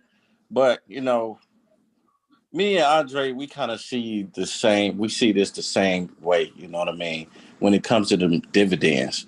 And we want people to get on board with that because once you invest so much money in a company and, you know, your shares start to matter a lot more, you begin to see every quarter how much. Yep. You know what I mean? And look, Chris, I ain't never seen everybody reiterate in one day. Yeah. You were crazy not to buy Apple share. I mean Nike share. Yeah. Yeah. I mean, I have 0.2.5 shares. I mean, at this point, it's like pick your poison. Either you put a lot of bread into Apple because right now it's at a discount, or you put a lot of bread into Nike while it's on this incline, and you don't want to get it to the point where it was like Apple at 400, right? The one thing I said, and I'm starting to really believe that, is that the market is going to correct itself. It's going to adjust, even if we're at 60% unemployment. Eventually, the market going to be like, all right, the rest of these people are just outcasts. We're going to focus on the money of being invested, right? Right now, we see that the jobs list, the unemployment filings brings the market down. We get that, right? But eventually, they're going to be like, all right, well, y'all just not working. But for the people who are working, the people who do have money, we're going to just adjust to that, right? That's why you want to be in the market on a dividend basis, because as this country decides whether they're going to actually stimulate us or not, or find a way to provide employment or not, at least if you're in the dividend races, a basis on these companies that are not going anywhere, there's always some type of liquid income coming in, especially if you get into like the $5,000, $6,000, $7,000, $8,000 worth of shares, right? So that's why I'll be preaching that, because as you see, the market is going to adjust whether we win it or not. It's going to be like, all right, well, are you the outcast? You the outcast, but there's still people with billions of dollars in this country. And that's how they looking at it. Yeah. And happy people. Go ahead, Deshaun. I was gonna say me and economics. I don't know the entanglement of that, and how that's gonna turn out. But yeah, for my few coins that I got in the market, I hope so. Yeah, I hope so, that it has less volatility based on the bad news we keep having. But I think we as a nation need to, because it's our people who are the most unemployed. The question is how to motivate. I mean, how to get them to initiate or start implementing some things and not just sitting back. That's my hardest dilemma with working with community. Once again, Mo, you're dealing with a fantastical group of people. No one wants to admit that they broke. I'm telling you, until you realize your situation. Like I said, if I get shot in the chest and go to the emergency room and they give me Pepto-Bismol, like something ain't right. So until the person understands their diagnosis and prognosis of what their situation is, you can't tell a person, yo, but bro, we're broke. Now we good. All right, then you're never gonna want to grow your money. I'm telling you, it wasn't until now you talking about 15 years ago, but you talking about until I was like in Hong Kong and these places where I seen how money worked and I seen how like quality of life is. Well, I'm like, man, I'm broke. Like, cause you realize that, like, I'm broke. Cause once you get to see how other people living on some lavish stuff, then you realize, like, all right, well, what are they doing? Obviously, they got a certain amount of agency and legacy, but they also understand how to grow money. And that's our problem, bro. Don't forget, we have nothing, so we live in an instant gratification mindset. Because when you don't have anything, of course you're gonna want something that make you feel good for the moment, right? This is why what the con artists do. They put the shiny things in front of you and make you want to jump on their bandwagon. You know, it's hard to like just give people words and be like, listen, bro, we could do this. They're like, yeah, whatever. And that's just a fact. Right. Angela, I see your son told you to invest in Adidas. Why? What was going on? Like I was saying that Nike goes up and down, but he was saying that he was just telling me about the Nike, you know, to buy. He told me when to buy the Nike, and he told me also a lot of people are not looking at Adidas, but to buy Adidas, and then I forgot about Adidas, and so they went up also. Yeah, I was looking at Adidas too, because when Beyonce had signed her little endorsement deal for Adidas, that's when I was like, I don't know how the Hive is gonna support the, Adidas movement. But yeah, I ain't messed with it. I left it alone. I got them. Them were like the first stocks I got, because I started investing in my interest. So if I like Jordan or I like Adidas or whatever, I would dump money there first, and then spread it out with different companies, like with Me, that's me. Spread it out. Yeah, look at the Goji band. Look like Mickey Mouse ears, Minnie Mouse ears. Who did that? I didn't do it. That's how it is. Oh, you did. Brandon. No, I did. Same old. What is that right there that's happening? What is like, right? Huh? No, but what is that? No, that big influx of volatility going to the downside, then all of a sudden going to the upside. What is that happening? Who's doing that? Institutions. All day. They dumping. Ain't no way in the world retail. Yep. Ain't no way in the world retail traders can move that type of money around. Millions. And where that stock is, that's crazy. All right. Straight down one day and then the next day straight up. So Sister Camille would say, look at all that liquidity. Yep, you could have shorted that thing and then, bought it. So I had a question. Somebody posted 10 cents the other day, right? Did I see 10 cents in there? I put 10 cents. Okay. Okay. So what made you look at 10 cents? 10 cents is because of the TikTok. Wait, what's 10 cents? That's a company? Yeah, it's a Chinese company. Mm-hmm. Yeah, like you spell it out. 10 cents. 10 cents is 10 cents all run together, one word. It's like 10 cent holding. Is it 10? Holding. Yep, it's T. I think it's the first one. Y or something like that. Hold on. Yeah, it has a Y. It's that one. 10 cent holding limited. TECHY. There it is. This is because of the TikTok stuff. Yeah. TikTok and Oracle. If I could real quick, guys, I'm just getting stable too, but 10 cent is pretty much kind of like the Berkshire Hathaway of China. They own a lot of subsidiary companies. They are pretty much a holding company, that does a lot of, investing across the board. Again, they got a music portfolio. I mean, they got movies, they got, online digital presence, cloud data. They are pretty much like the Berkshire Hathaway of Asia. So they're listed, they're dually listed on Shanghai. TCEHY. Okay. Yep. And so I'm gonna tell you, I bought one share over in Robinhood just so I can keep it on my mind. I was like, okay, I bought that one share, and I was like, okay. They're also going to be seed investors in the Ant IPO as well. Of course, they are. So that's how I brought it all together. Yep. Which IPO? That Ant IPO. That's going to be that's the biggest IPO. Backstory on it. I'll be very brief. The sisters are going in. I don't like to disturb when the sisters are going in because this stuff that make me get excited. The sisters going in. Seriously, they are kind of like a fintech company. All right. Now, interesting enough, though, being they are the major integral place, integral fintech value for the Asian market. Wall Street obviously won't in, right? There's some stuff that's brewing behind the scenes where The White House may try to throw a cog in the wheel like the TikTok A deal. monkey wrench. I'm going to go and say that right now. So be wary of that.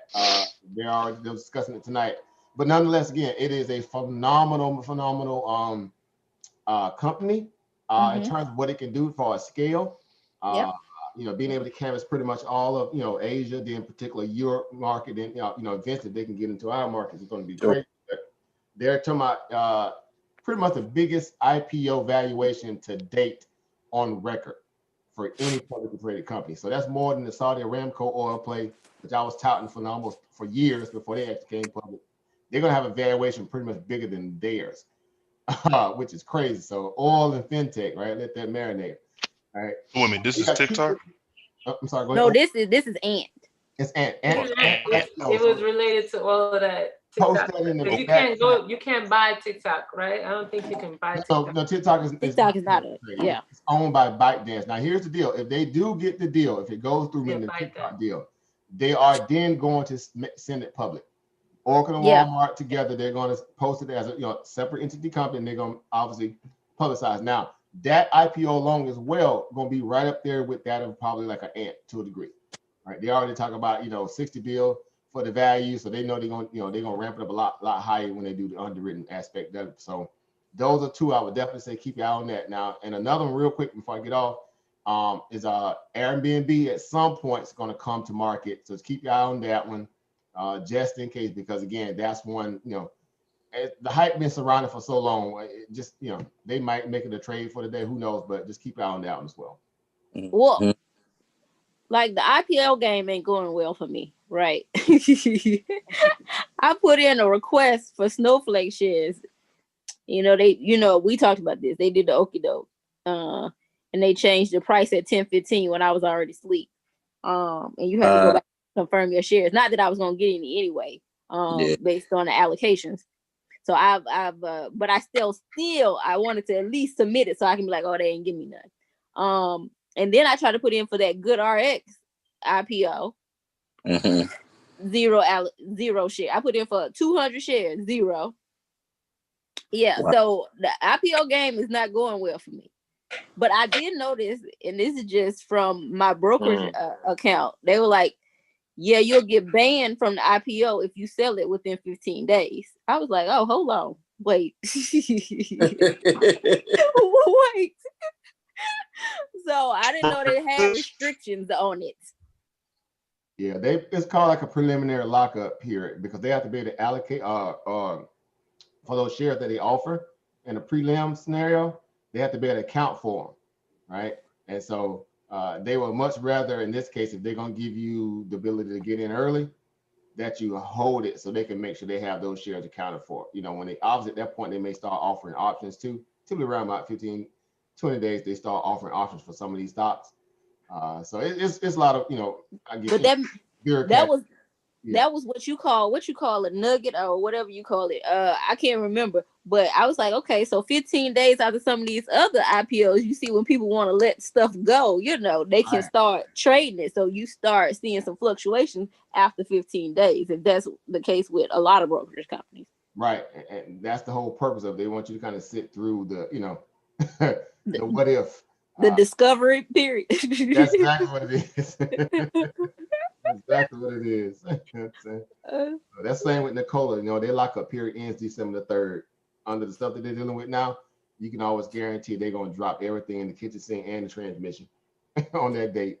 It's going to be a deluge of selling on that stock. Right.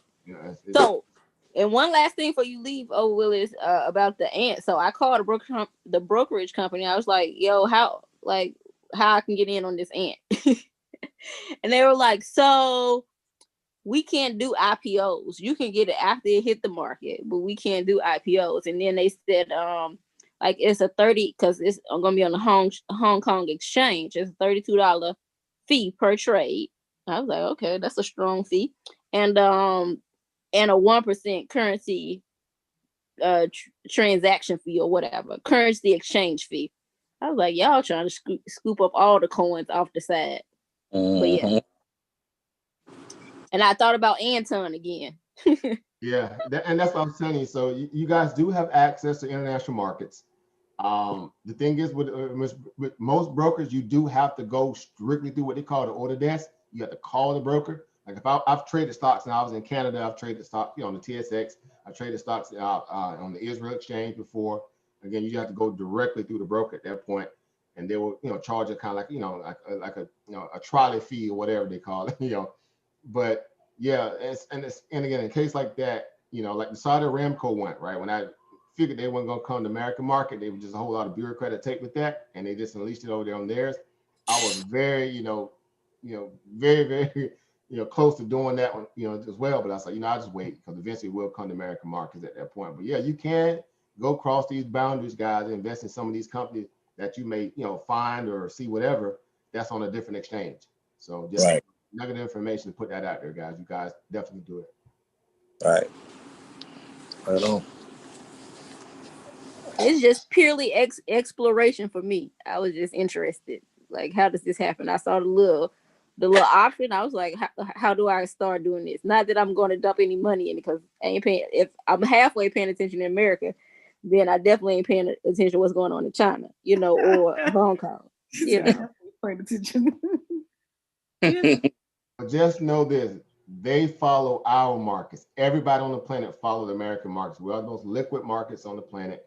Exchanges, obviously NASDAQ, NYSE, even the Amex was obviously in our parity of, or a branch that of the NYSE, right? And even our, our smaller subsidiaries like the Wilshire, the Russell, all those, smaller indexes like that too. They, again, people want to be in our market. So that's why this national security stuff now has become an issue all of a sudden when it wasn't before, right? As if, the FBI was sleeping on the job doing all the other years before this stuff became an issue, right? Now all of a sudden it is, right? So, they politicizing it, number one. And then again, this whole fight with China with the Cold War and the tariffs, this is another way they're just trying to leverage, power, between one another. So that's why China fired back on the TikTok deal, said, whoa, you over there making promises that you can't, yet you ain't even, got no stake in the table at, so they pushed back against Trump whole, I guess market pump Saturday and just blew that out the water. Like, bro, we hold the keys to this, this Lambo, and it ain't happening without our approval. So again, case in point, Oracle came crashing down. So you have to, again, just be cautious. Make sure you guys, keep your ear to the market as much as possible. Sometimes you might have to cross that international line and see what's going on, through the China publications, because again, there's always two sides to the story. And y'all know Trump is always right. He's always telling the truth, right? Right. He don't lie. So, if you trust in his, better judgment, you might want to back that up by 3 or 4 different sources, because you can kind of jump out there a little too soon. It might be, not necessarily the best. So always check a lot of different sources. And y'all, you traded some other options too. I had BlackRock. BlackRock just gave me a few dollars because I bought a call for them for later because I think it's gonna go up later, but right now it's coming down, so I bought a put and got like $10. It was $9 and I sold it at 10. Oh, so but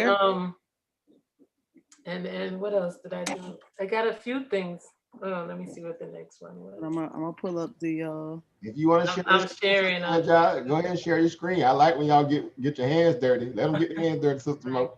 Yeah, you got your. I need to learn how to share the screen. I'll do because my computer's so let me. slow. You want to share? Hold on, let me. Yeah, you can. If you see it on the bottom, yeah. I have to make sure. Hold on a second. Yeah, make sure your screen is right now. Make sure you're right. It's gonna take a while for me to go on. Y'all have to That's okay. Robinhood. You've been doing some good options. I have to keep correcting myself, Monica. Sometimes I'll be on a call and I should have bought a put. So I buy the put, and then one of them wins. I'm like, yeah, I got that one. So a lot of corrections, but it's good. It teaches me. So Angela, are you Caribbean? Huh? You're Caribbean? My mother's from Guyana. My father's from Jamaica. Okay, because when I saw you put in the chat, you put ting. You put TING. I was like, hold on. Yeah. I was joking. I was joking. Yeah, sometimes I would like to use a little patois. But yeah, my dad's Jamaican, mother's Guyanese. I'm supposed you see, my computer's too slow for the sharing, Monica. I'm still loading on to get on Robinhood. So that okay, that's cool. So that good I'll figure it out. RX listing GDRX. Yeah, obviously. Well, I guess I could buy. Can I buy one now? I see it just hit the. It's 50. How much is it? 50. Hold on, I go to it. It's publicly traded. It's hot. It's hot now. Yeah. Oh, okay. Yeah, like we've been having 50. Hold on. Was 48. Go ahead. I'm sorry. See how? Look at that, Monica. Wait. Are you sharing? No, I'm looking at your bar chart. I'm looking at. Oh, you want to look at BlackRock? Okay, hold on. Yeah. I was gonna go to the options list. That's where I was headed. Okay. But I can bring up the chart. Hold on. Give me 1 second. Because you said I think when you see a big sell-off like that they eventually it's just like what African Emporium was saying before. I think he said it. That you see them sell off like that, and then they just go back to buying a whole bunch like shortly after. So I think that they're gonna remember I posted the calls that's coming up. The interest in the calls I was showing. Yeah, you did. I did see that. I think that you could correct me if I'm wrong, but I think that when you see that much interest in these calls, that it means that they know it's gonna go up around that time. I looked where the highest percentage was, and I posted and I copied that. But yeah. You did a call you did a 550 call? I did and then after that I did a put after that.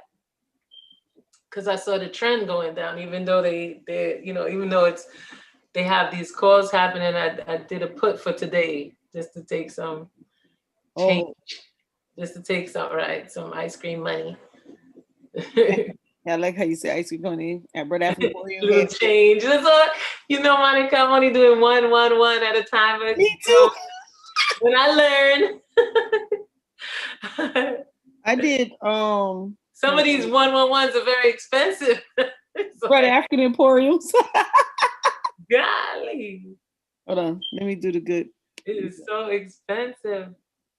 So I have to. Here you go, Sisters in China. Is at after hours. It's because it's on the it's already on the top gainers list on weBull. At $50 at after hours is at $48.55.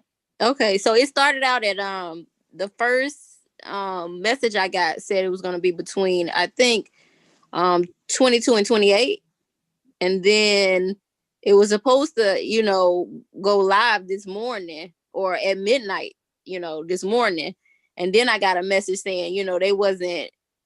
I get in my mind I was like, here they go changing the price again like Snowflake. And so they said they didn't have whatever the final paper certification or whatever. So it wasn't going to happen to the morning. So in the morning, it changed to $33. Okay. And yeah, so it ended up being $33 is what the IPO was. 33. And I was wondering what it was going to, enter into the market and what it was going to look like. But I can kind of compare it to like Lemonade. So I went back and looked at Lemonade and like Unity and some other IPOs to see what was the difference in what they were priced at pre hitting the market, how much they went up, and then what the pullback was. Because a lot of IPOs do pullback, but still, even if I got it at, it's usually at least $20 to $30 difference between what you get it at and then what it sits at a month out, So I was like, even if it pulled back, if I still get that $30 on the way up and I bought 200 shares, I'd have made $6,000, in a month or whatever. Wow. So that's what I was trying to do. But they don't want to let you get in on the game. You're gonna have to get in after they take theirs first. And so I called the customer service desk. I said, what's happening here? And she was just like, and it was a lady. She was like, to be honest, we give people who with the biggest orders first serve. I said, okay. All right. Go back over here on the right side of the table. Right. She didn't lie. I was like, well, at least you told the truth. Okay. Y'all don't want my coins. She's like, you're gonna get your bag later. You just hold on a second. Don't worry about it. You get on in the reserve line. Yeah, exactly. They going through the VIP. I'm in the regular line, the long line. The elite. You gotta have a black card. Right. Your platinum is not up yet. Oh man. So if I can get one that pops, and even with the pullback, the GoodRx is one that I wanted because of, and it's funny, me and Willis was talking about the moat yesterday. So they might not have much of a moat, but GoodRx is, I figure, with all the aging people in America, and all the prescriptions that the doctors write out, because every time you go, they're gonna write you something. Yep. Like, I'm like, this should be a moneymaker. And they already been in business for years and already been, banging out pretty good profit over the last 2 or 3 years. So yeah, so it was somebody I could without the market, right? Without the market. So they're making money. Here definitely a great use case. And basically she laid out a solid, again, just observatory thesis, which is, that's all the stuff really takes when you begin to learn how to really do the research on these companies. Again, public information. One that we've talked about before, especially in the group. I think we talked about this maybe like a couple weeks ago too. I was like, GoodRx is gonna be a good one. Because again, like you said, the use case. So a lot of these things are not really as I say, over our heads, right?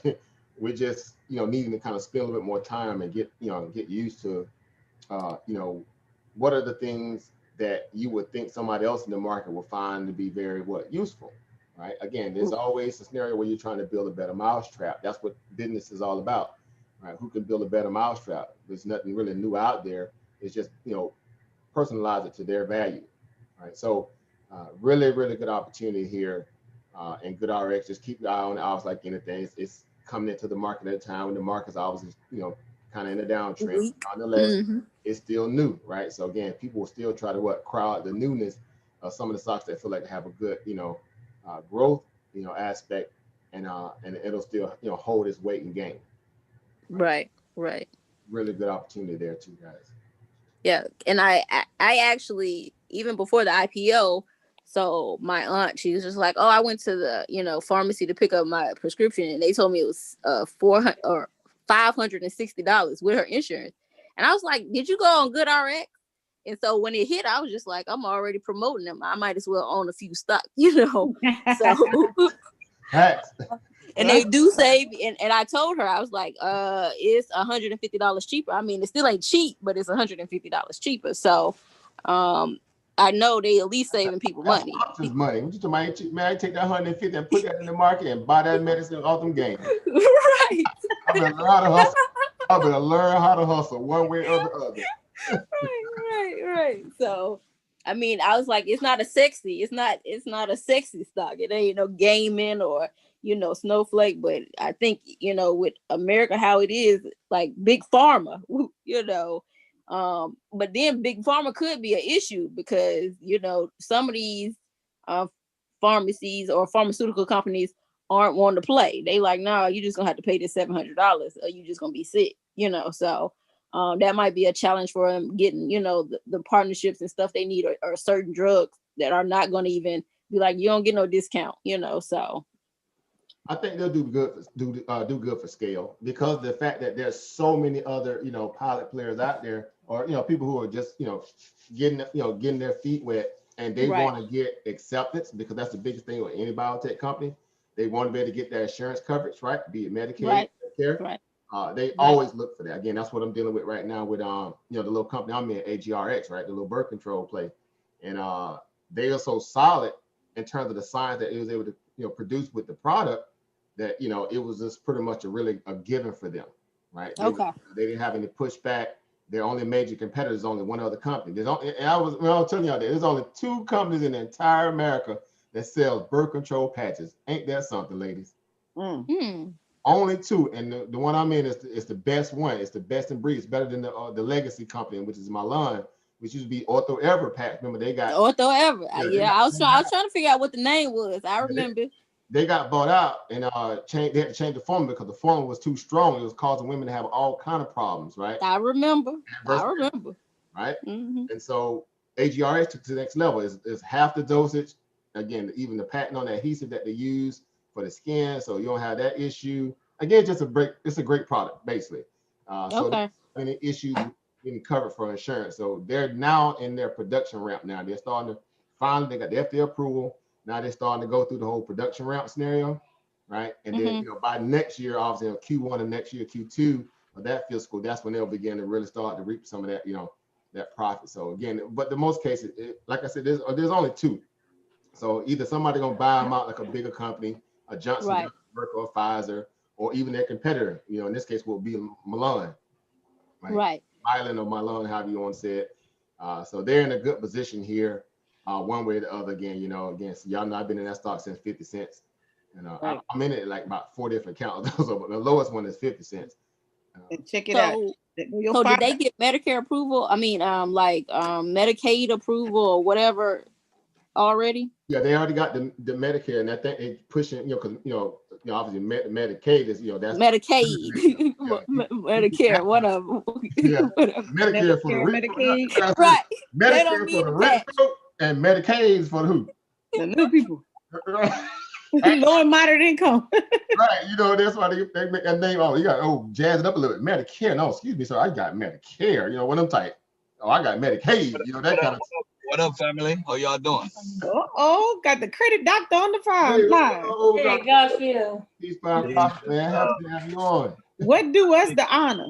Right, busy man. I just want to say I appreciate y'all, man. I appreciate y'all. That's what I want to come on and say. I appreciate what y'all doing. I don't know if y'all heard Sonetta last night cussing them out about Sister Monika and watching the Wednesday program, because how important it is. And that discussion I had with Lord Abbott today proves more and more how important financial literacy is. Because I told him, I said, listen, would you rather rock with 10 people fix their credit, get 150K each and get 1.5 million, or wait for reparations? And I told him I could fix you up in 3 months. They're going to jump on what I'm doing. But you see what happened is, this is why everybody is not for the same thing. And that's why we are divided, because of different beliefs and everything. Everybody wants to be the big timer. And I got to say, African Emporium, you've never been an egotist with this. You could have been like, I'm not going to teach y'all the little secrets here and there. You could have said, I'm not doing no back group and teach 200 people anything. You could have did that if you were selfish. You know what I'm saying? So we got to give a shout out to you for doing and teaching. You got Sister Monika is a beast right now. I be watching her videos. I'm like, look at the Sister Monika, man. I remember when she just started, but look at her now. $5. A beast. But I just came on to say thank you, man. That's all I came on for. Respect. What y'all doing? You already know. Respect. Don't worry about the numbers. We gonna get them. They gonna jump on. Trust me. They gonna jump on. They gonna be here. All right, keep doing what y'all doing, man. I'm gonna be here listening. Garfield, you had any Nike stock happening? And the only stock that I really want to work as far as what I've invested in is Gilead, because I think a year from now or 6 months from now they're gonna be a beast. That's what I think, based on what the merge that they did and all that stuff. But y'all might know more than I do, because I'm not really watching them like that. But I just basically watch CNBC and watch what they, when they're doing takeovers and all that stuff. But by the way, I just got a new phone. I'm on a 5G phone, so I might catch Corona with the 5G. You see, they tricked us with the 5G, because with that they already testing the 6, 7, 8G. They got the 7 and 8G running in UK and China right now. Are you trying to belittle my phone that I just got today? Don't do that to me, sister. Don't do that. When that comes out, that means they got the 6, 7, 8 already running. That's right, baby girl. Hey, listen, African Emporium, what about Gilead, man? Give me some good news, man. Gilead. Well, like I was telling you before, I think that last conversation, obviously the whole launch of the, the remdesivir, obviously the relaunch, it wasn't like it was a new launch. At that time, again, because the science of what they call rolling, right? It's rolling data. That means it's always evolving and changing under the circumstance that we're dealing with the novel coronavirus. It was just one of the, the most opportunistic drugs to be able to take advantage of that here in the now moment under the scenario, because they didn't have a lot of, I guess, faith in having ventilators. So Remdesivir kind of filled that gap. So at the time, I think when I was telling you about it, I said, it's kind of up here at the top, the top end of the range where it typically would be, just looking at his, his metrics towards his valuation and, book to sales value and all that kind of stuff. It was already kind of stretched out. And so I was like, wait for it to come down a little bit, right? Because it's going to come down, because like when you have these issues like this, again, this is a pandemic, obviously, but they're always going to be trying to find the next best thing, right, to fill in those gaps. And so the one thing above all things is that everybody waiting on the vaccine above that of a therapeutic. A therapeutic is just somewhat of a backstop, right? It's a patch, so to speak, right? A stop leak scenario. But that doesn't negate the fact that Gilead is still a good company overall, because they benefited obviously off the coronavirus, situation handsomely, because of the fact that they was getting all the plugs from the president. That, I mean, anytime you get your name dropped, call during the president, speaking, that's powerful, right? So right. It kind of just it's weighing on his lust a little bit, and now it's starting to come back down to where that point where it came from, to the March lows. And so, matter of fact, I'm going to show you real quick. I don't know if you can see it on your screen, but I want to show you this here, so you can see exactly where I'm saying here. I see a vacation picture. That's what I see. I see a nice vacation picture where I need to get right now. Ain't no corona coming right there. Ain't no corona coming right there. About that, I tell you what, man, we all can have something like that, man. Look, I tell you, we good. Yo, you could try, as long as you got internet. You got your internet, you're good. As long as you got internet, you're good, man. Hey, before you go into that, let me say something real quickly. A lot of folks I know are getting into having their own financing, or you deal directly with the banks and you buy at the interest rate. So what happened is, I could get a lot of people loans, but the interest rate is the problem. So you could get an as stated loan, or you make $90,000 a year. You have a business, you got 10 to 12,000 coming in every month. You have tax returns to back it up.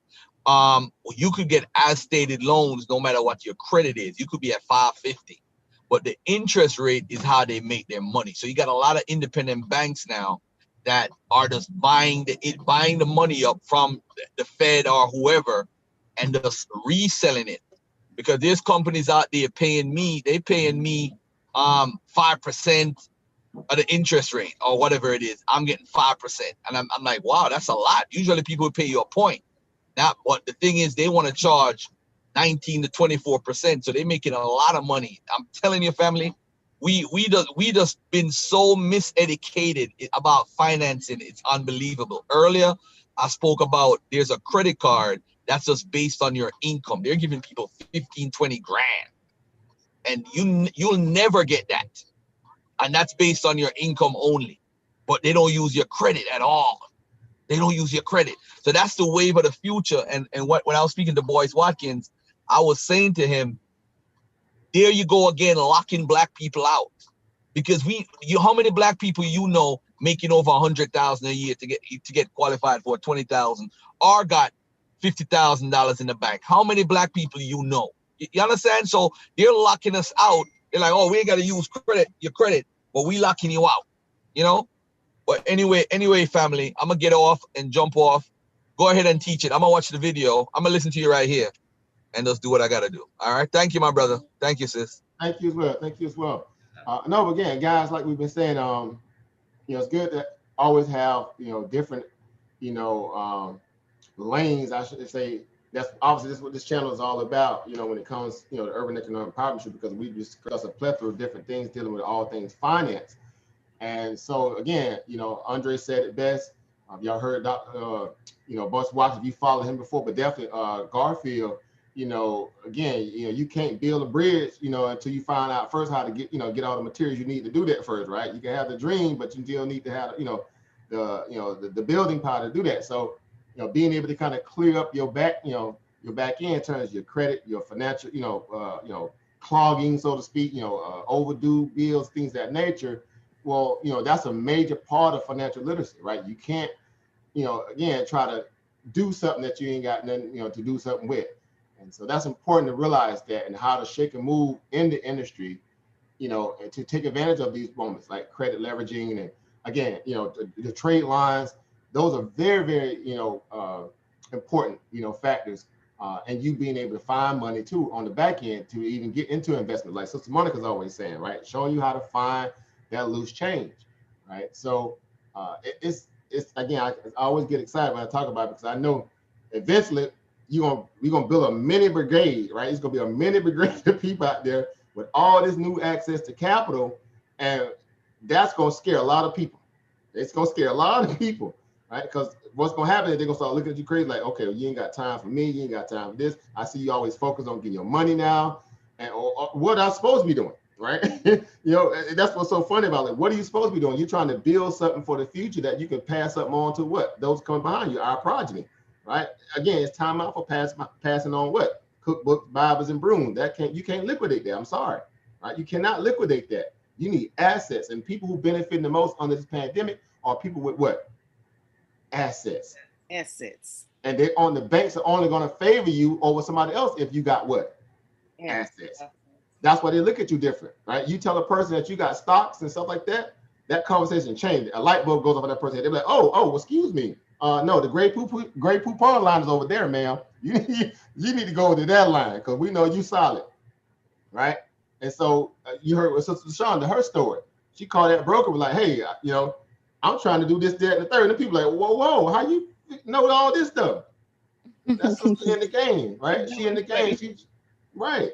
That's how you get things done. So you have to be willing to kind of, sacrifice now, so you can what? As they say, ball out later, but you want to use that, that euphemism.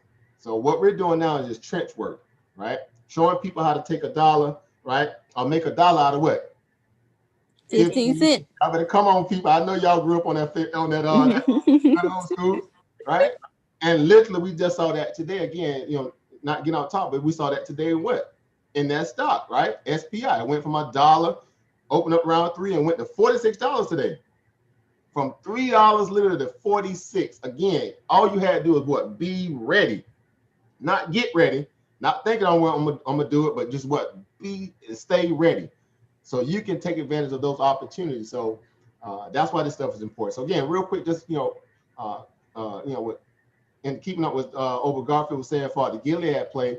Again, as you see, it's coming back down, to the point where it's March lows perspective, where, so to speak, where it came from. It's because of the fact that, again, now that we're getting close to the vaccine scenario, the use case for remdesivir is starting to kind of dissipate a little bit. It doesn't mean that they're still not using it. It's just that now they're more focused on, getting this vaccine scenario out. And so, again, it served its purpose in that moment. It got some money from the government, but now they're starting to go back to what they call business as usual for Gilead. They just bought another company out just recently too. And they got earnings coming up here, as you can see right here, on the 22nd of October. So as you look at the band here, it's like it's kind of pulling back, towards that a little bit here. So it might end up coming back down as low as particularly about $57. And so in around that point there, it should be kind of near that oversold perspective. Our brother Thunder, right? It might be coming back down at 40, 30. You see that 40, huh? Yeah. So again, I would say this, Garfield, if you're already in it, and you plan on what they call dollar cost averaging into it, or principal value investing in it, you might want to wait till you get down here near this the earnings here on the 22nd of October and see what happens there. Because at that point, like, it should be starting to bottom out.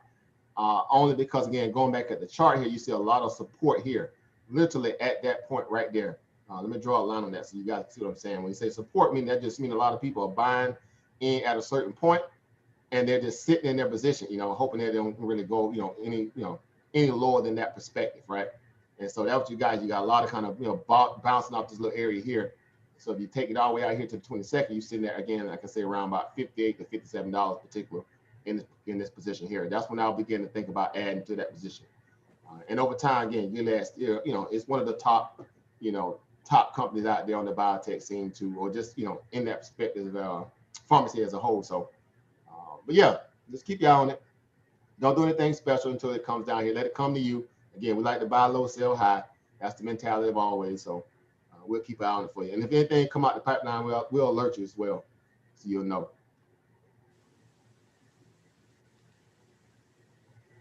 Today I had some plug. Got some money off a plug also.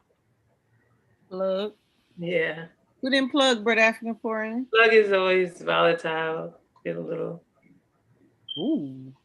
You did a call? What'd you do? No, I let me see what I did. I think I did a plug.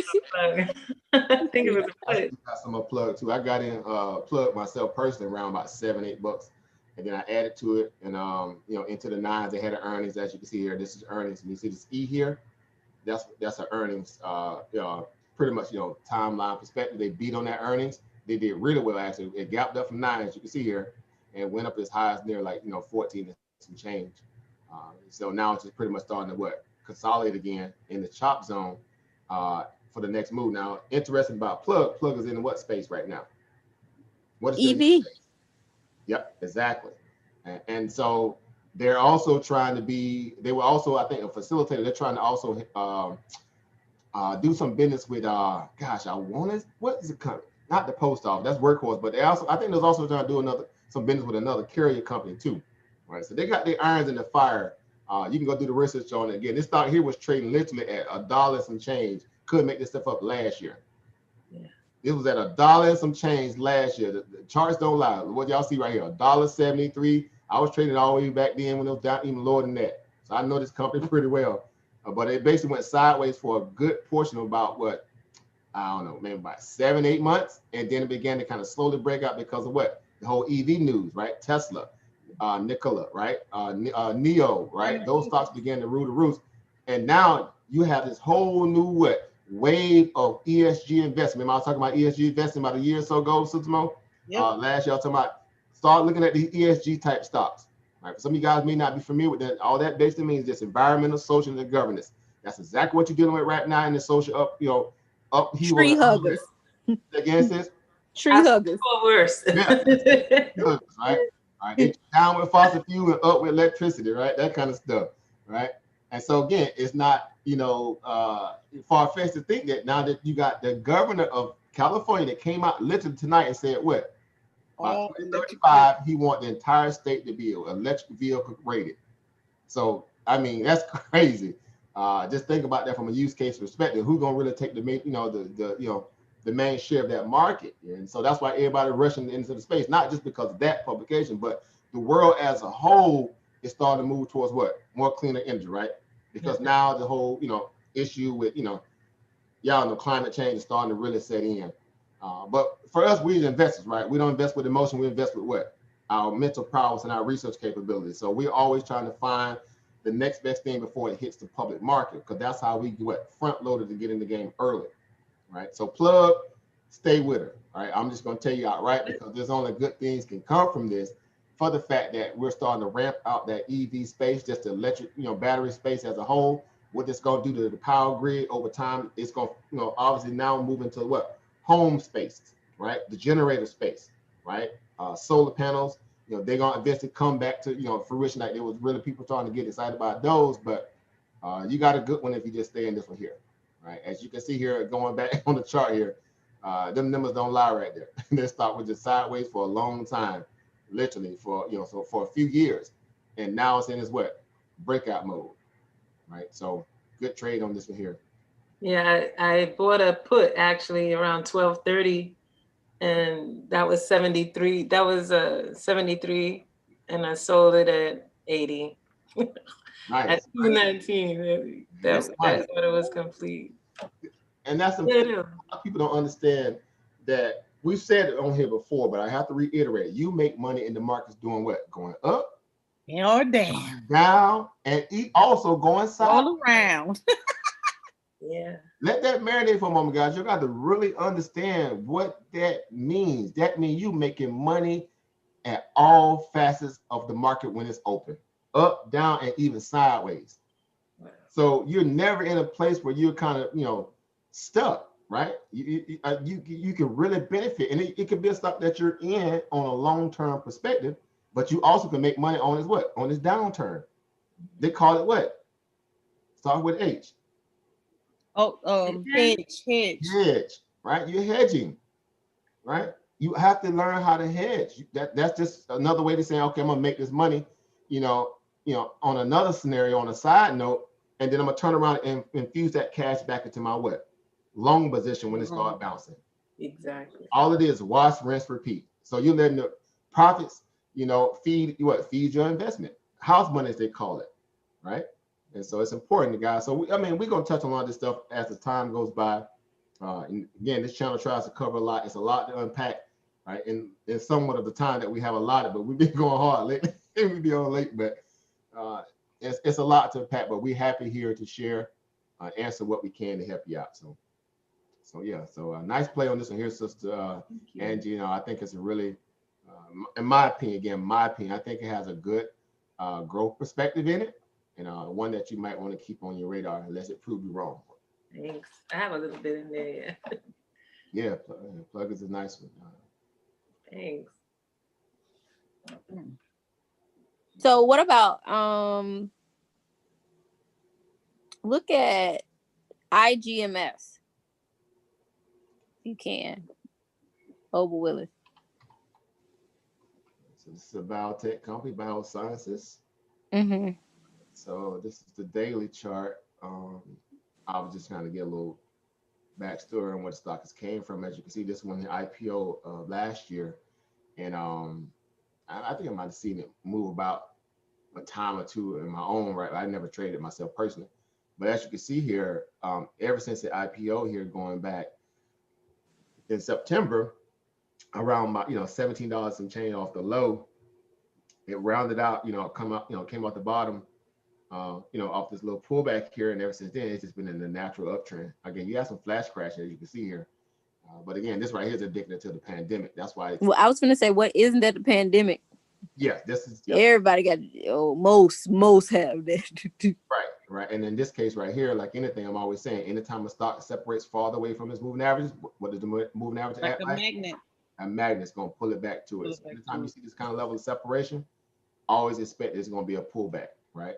Simple synopsis, simple observation, not rocket science. That's just too much separation, right? So again, that's just a moment to kind of average in. If you think about, if you're already going long, as long as it holds a higher low on the chart, as you see here, this is a higher low. Again, this is a higher low, higher high, right? Scenario here, it went up and made a higher high. And it's just another higher low, because it's higher than this particular one back here. That means it's still in the natural progression going to the upside. And so again, this is just a COVID scenario. Like she said, pandemic hit, it just gutted everybody. But interesting about this stock, it went up and made an all-time high around about $74 a share in the month of March. And pulled back to a point of support, which it held nicely here, right at this $31 level here. As you can see, you got places here, you got places here of support. And so it just bounced off that and just continued this It's uptrend. Right, it continued this uptrend. So this is a really good, strength of stock here so far. So far so good. Since it just IPO'd, and went up here and made a new high just recently. Again, up here near $90 and just pulled back. and so then it fell back down, because all this, correction we got going on. Because I was watching when it was still up. Yeah. I was like, I was about to say this, and because also here was just telltale signal. What do you see right here? Big separation from the moving average. Yeah, it's coming back. That's a nice option put. Yeah. You got to come back in the penalty. Look at that, Yeah. Nice option put. Here's your RSI. Look at your RSI. RSI was at 8. Oversold. Yeah, overbought. Yeah. Overbought. It was at 80 on the RSI. So all that was just a signal to say if you already been in it for a little while, you made some profit, take a little bit, again, wait for the next pullback. If you want to add to your position, kind of refinance it, so to speak. Let it come back down to earth a little bit. You can add to it again. So really good trade here. You definitely, trading it or think about getting in it, Sister DeShonda. You got a nice. And sister be coming through. So look at the sisters shining on y'all, man. Come on, brothers. That's right. Sisters be thinking. I told y'all, sisters, man, they make some of the best investors and traders out there. They run with the best though. So if you look at the numbers for this, Okay, so 1 month they were up 60%. 1 month in the past month. Then 3 months is down to that 5%, and then 6 months, 47%, and over 12 months it says 261%. This ATR is $7.74. Yeah, and that's because it's a low float and it's a new IPO. That means they have less shares on the market, and so when you have those scenarios like that, they just really have a moment to shine. In the most awesome. I got the wrong stock. I'm sorry, this is the wrong one. Forgive me, guys. I put IGM. It's IGMS. All right. So hold up. Ain't no split. All right. Now, but this one here is probably still the same way. It's $6. So it ain't much more less. But yeah. So go ahead, Sister Sean. I'm sorry. Oh, I forgot. I was just talking about the performance. 12 months. Let me see, what did it say? 261% in last 12 months. Mm-hmm. So year to date, 99.1, so 100%. So yeah. Cannot beat that. And that's what if you look right here, this performance right here, report, this showing you pretty much, what's going on with this company. It's up 10% on the week, right? It's putting back 69% on the month. 1.48% obviously on a quarter, which obviously, that kind of makes sense to a degree. If you go back and look at the chart, you'll be able to kind of see why that's that. And then again, half a year, half of a fiscal is up 60.60%. And then year to date, on the year, on a 52-week value, or just this year value, is 267, right? So that's nice. That's a nice stat right there. Both of those.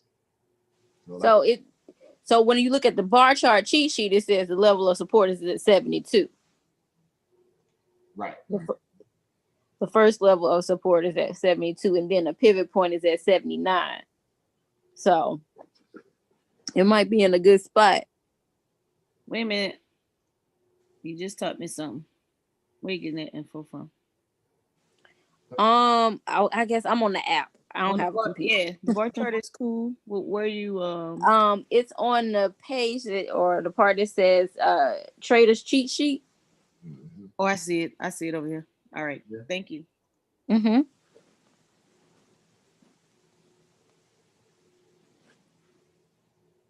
Let's see. That's where you kind of sitting right around these little points right here. Pivot one support level around 72.22. The 38 retracement. This 38 retracement is pretty over like a Fibonacci retracement. So they're using that factorization. It's just showing you all the check down level, so to speak, for our support, right?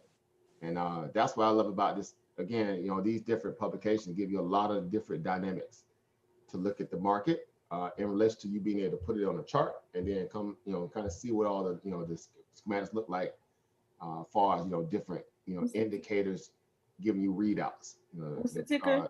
3-day 10. IGMS. Okay. IGMS. This IGMS Biosciences. So solid, again, solid play right here. Solid play here. Thus far I've been doing pretty well. And it's well, at least on bar chart, I didn't see any analyst coverage on it. So it's kind of like still flying under the radar a little bit with regards to analyst coverage. Yeah, it's still new, but I mean, you got a few people in touching it. You got 6 people here so far. Well, you actually got total 13, so you got some analysts. Oh, it doesn't show it on this. Okay. Try to put it up on another way you could do it too, so DeShonda. Mm-hmm. Go to the browser. The browser version. And go straight. Yep. Yeah. You can't whoop you. That's how. Hey, you know me.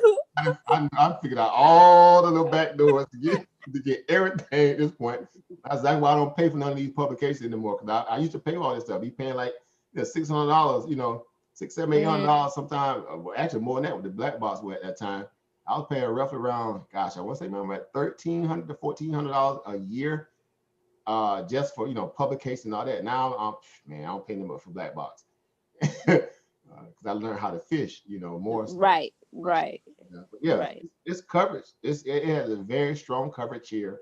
You got strong eyes on pretty much all the quarterly time fronts, which is great.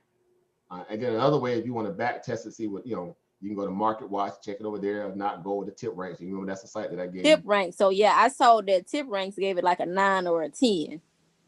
Yep. See, look at that. Strong buy. You got 3 people at this point got strong buys and 91% rated price that it should be at. So you still got more upside, from a $75 price point now. So yeah, it looks solid. Then stock analysts giving it's a 10. They got to outperform it. And the insiders just bought $15 million worth of shares in the last 3 months. So that's solid. They got some good ratings across the board here. Strong buy, positive to neutral rating. The technicals are solid. Like the insider action is solid. They're buying into it, obviously.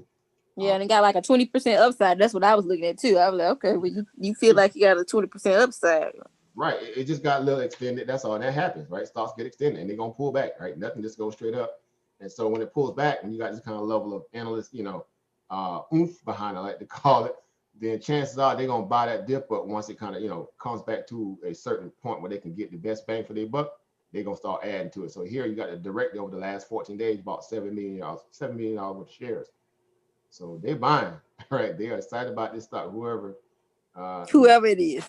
Right. Yeah, direct. He been dropped like about 14 million on it in the past 20 days.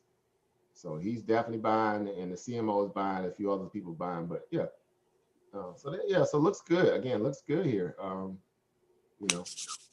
that's another one I bought a couple of shares to make sure I keep it, in my mind. See what I want to do. Mm-hmm. Yeah, and that's literally how you do it. So again, this is stuff that we do every day to a degree, right? When you even with the in or around your professions, if you're dealing with bank statements and balancing books and your business, if you own a business, you're going through the check downs in terms of how to manage your business. This is the same thing. All right, you're just doing it at a place where they're doing all the heavy lifting and you're just coming in with the wheelbarrow, right? Let me be the seed investor. I'm just a seed investor, so I can be here today, going tomorrow, and you have no what, right? There's no strings attached. Meaning you don't have to sit in it, right? So if you buy it today, you can sell it the next minute, right? The next second if you fast enough. So that in itself gives you a lot of leeway. And in this case, these stocks obviously have to earn your investment, right? They have to earn your investment. So when you find those good ones here and there, and they perform, ride the gravy train, right? Ride that gravy train. So this is a great stock. Good find here, Sister Deshonda. Yeah, I don't know how I stumbled upon it, but I was rummaging through something and came upon it, and I was like, oh, this is one I like. So that one, and then the 10-cent was one that I like too. So those are the two from my research over this past weekend. Those are the two that stuck in my head afterwards. Very nice find here. So yeah, stay with it. Again, it's gonna come back down this penalty box here. It may come down at least test the minimum of the possibly the 20-day moving average around about $64. So maybe like another $9 to go. And that'll be good because you want that to happen. That's if you even come that low. They may not let it do that. Wall Street greedy. Right? Greedy, boy, when they don't want something to come down, they ain't gonna let it fall much. Right? So you got a level here, obviously, because you got the level of support here, right? And now you got little areas down here, So it ain't hard to do this. You can just do your check down just looking at the chart. Wherever we had a big candle start from, those become natural points of support because that's where a lot of buying started from, right? And so that makes sense. Yeah, you're always trying to look for parallels, what it was doing before, right? And where it's at today. So y'all know my favorite saying, right? I got to say it. Right? It would not be me if I don't say it. Past performance is always a predictor of what? Future potential. Future what? Potential. Profitability. We're here for what? Profit. We're here for profits and profits only. People ask me, it's not rocket science. I'm here to make money, right? You ask Warren Buffett, he gonna tell you, look, of course I'm here to make money. I ain't here to do all this, window dressing. You want me? So I'm here to make money, and it should be the same for anybody else that gets into the market. You're here to make money, right? Simple as that. So awesome find. So, well, I'll keep watching it. Nice one. So y'all got your little stocks, throw them out there, Sister Mo. You can go in. You got the the floor is yours. You know, anybody that want to throw something out there. QD. Robinhood tricked me today because I sold it when it just gave me exactly what I put in, but I thought they were moving well today. QD. Quest. Is that Quest? QD. That's QD like David. I'm about to say Q. Queen. Yeah, that's Asian. That's ADS. ADR. That's that. Yeah, this is an Asian. I know I've been buying these foreign stocks when the yeah, Asian. A few foreign ones like Brazil and QDN. Yep. I already know. When you said Q, I was hold on, I know that. Them like Pinador, like PDD, Pinador, VIPS, shucks, what's the other ones are? It's so many. I traded all them like Asian little, you know. You got Huya, HUYA. You have it's a lot. I did a put on that. I closed 4 contracts of $1.50 put that I did. Let's see. Made a couple bucks. Yeah, it's definitely still on the downtrend here, as you can see here. And what's interesting about the Asian stocks, you know, I'm gonna just say this out there. These Asian stocks are under fire because of what? Because of TikTok? Not only that, the Trump administration, right? Yeah, Trump want to block them. Tariffs, it's tariff season. So only the best in breeds are going to be the ones who be able to sustain. Again, like your Alibaba, right? Yeah. .com, and maybe Baidu. I give Baidu a little bit because they like the Chinese Google, right? the Google Chinese Baidu. Bring that up. Yeah. But most of the other little stocks. JD also. JD is a good one. JD.com. Yep, definitely mentioned. Right along with Apple. Yep. I looked at JD and it was something, I don't remember what it was, what made me keep it moving with regards to JD. But yeah, I did look at JD when I was looking at that 10 cent too, because it was like in that same category. They had some scandal with the CEO. He got caught in a rape allegation, came over to America and met a college student, and he got caught in a rape scandal. But you know, the hush money was big. They swept it under the rug. Yeah. Stock got hard after that, but ever since then, he got cleared the allegations. Stock went skyrocketing back up, and ever since then, it's just been tearing up to the upside. You can see the charts don't lie. Right? The charts don't lie. So again, March lows, you know, around here, $34. Now it's sitting up here, you know, it went up here as high as like near 86. So you already can see the return on that. You already over 100% already. And it's a solid growth company because it is kind of, for anybody in the back chat, man, throw around the company talking all this stuff, don't know nothing about them. This company is kind of like the Apple, Trader Joe's, Whole Foods mixed with a little bit of Amazon, mixed with a little bit of Apple, all in one. Because they do a lot of, they have what they call smart grocery stores. Literally, could make this up. Smart grocery stores, right? That's why, you know, obviously Asia kicking out behind in that lane, right? That's why, you know, Alibaba Pay and new Ant Pay is really finna be, you know, really good, you know, for their commerce game, because a lot of stuff that they do is very contactless, right? Where again, this whole 5G thing comes into play, right? Don't get scared, guys. Woo, we talk about 5G, right? The 5G thing, they've been in 5G mode over there, right? So the 5G for them is more designed for what? Facial recognition. It already taps your your chip in your credit card, your wallet, by value of your ID, it being able to ID you. It already reads your bank account. You just come in, get what you want, and walk out. It arranges the register behind you and takes strictly out your account. That's the power of what 5G is doing in Asia right now. And this stuff is already happening. So JD and a lot of these other stores like that, they're already implementing a lot of that stuff. Again, it's just next level technology. It'll blow your mind. We are using 7G in there and in UK also. Yeah. So again, so when we're saying, you know, you're trying to find use case, right? You're trying to stay ahead of the pack, so to speak. These are the companies that are able to do that because they're highly integrated and they have the moat, right? We talked about that the other night. They're building a moat to be able to sustain, even in economic downturns, they can still, you know, stay afloat. So yeah, JD is one I would say definitely keep an eye on. It ain't going nowhere. Eventually, by next year, it's definitely going to be over $100 a share easily, because the Asian market is huge.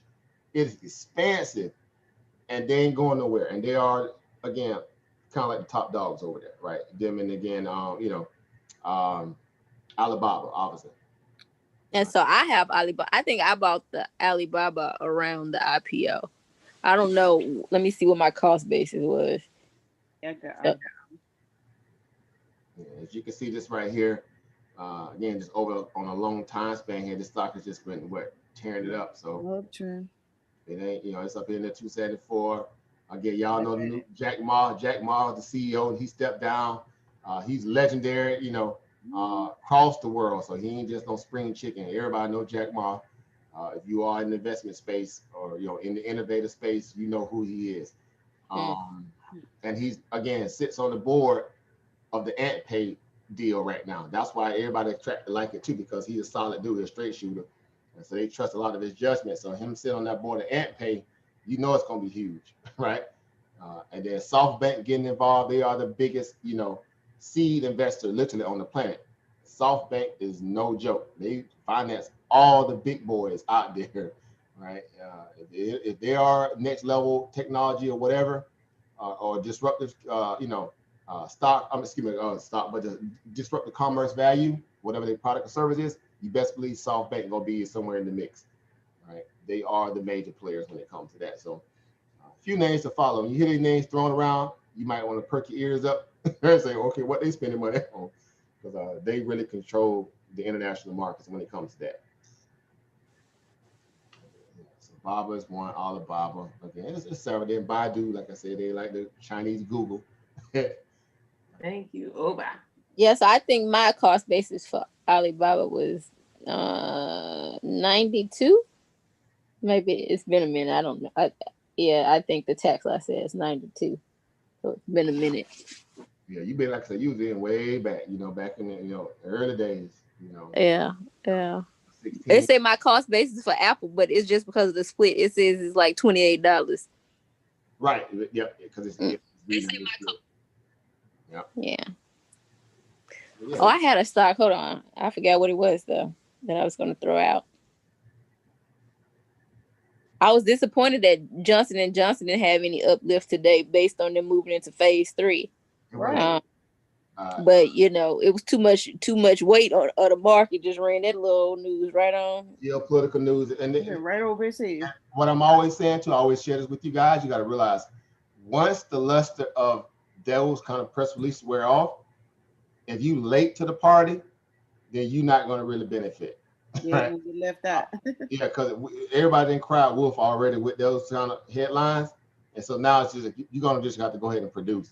And so that's why they're not getting the lift like they used to. So that's why AstraZeneca really take off, even after they found out about the news, about the patient, having a little neurological issue. But it's not, doing what it was doing. Let's say it was like 2-3 months ago, they would have just shot up, right? Like Moderna and Novavax, them stocks just went to the roof. Right. But now, okay. Oh, sorry. So I found the stock, and it was somebody in the chat threw it out, and it's Crocs, and I was just like, Crocs. Yeah, they've been tearing up right now. They're kind of like what Skechers was doing before Skechers got kind of beat up. Crocs has been going up like religiously, under the radar. And y'all know the company Crocs that make the little Croc shoes, them little. Yes, I hated them. Right, so but the I was like, Crocs. Banging. They have a good international presence. People in America love them. From people who be on their feet all day in the hospice care. Again, y'all know, like, they got different design, the hunters, everybody, they love these shoes. So my niece requested some. And so that's when I should have known that they had made, a comeback of sorts. Because I was like, Crocs. Why would she want Crocs? Yep. They're definitely just like Skechers. Skechers making a comeback. Like all people, like Skechers. Like Skechers, like, man, nobody buying no Skechers. Man, Skechers got all kind of new designs. They catered their market to more children now.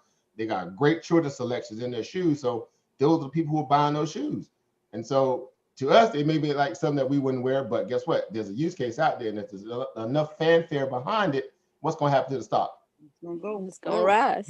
And this, right, the numbers don't lie. Look right here. This is the pandemic, of course, so don't let this bother you, right? But look where it was going before the pandemic. It was up here. 40. Already going. And that's coming from a place from 2019. to 2018, it was already what, like $11 and change, and was already up near what, $43 at that point. So you was already up near, you know, roughly near what, 300% in about 2 years.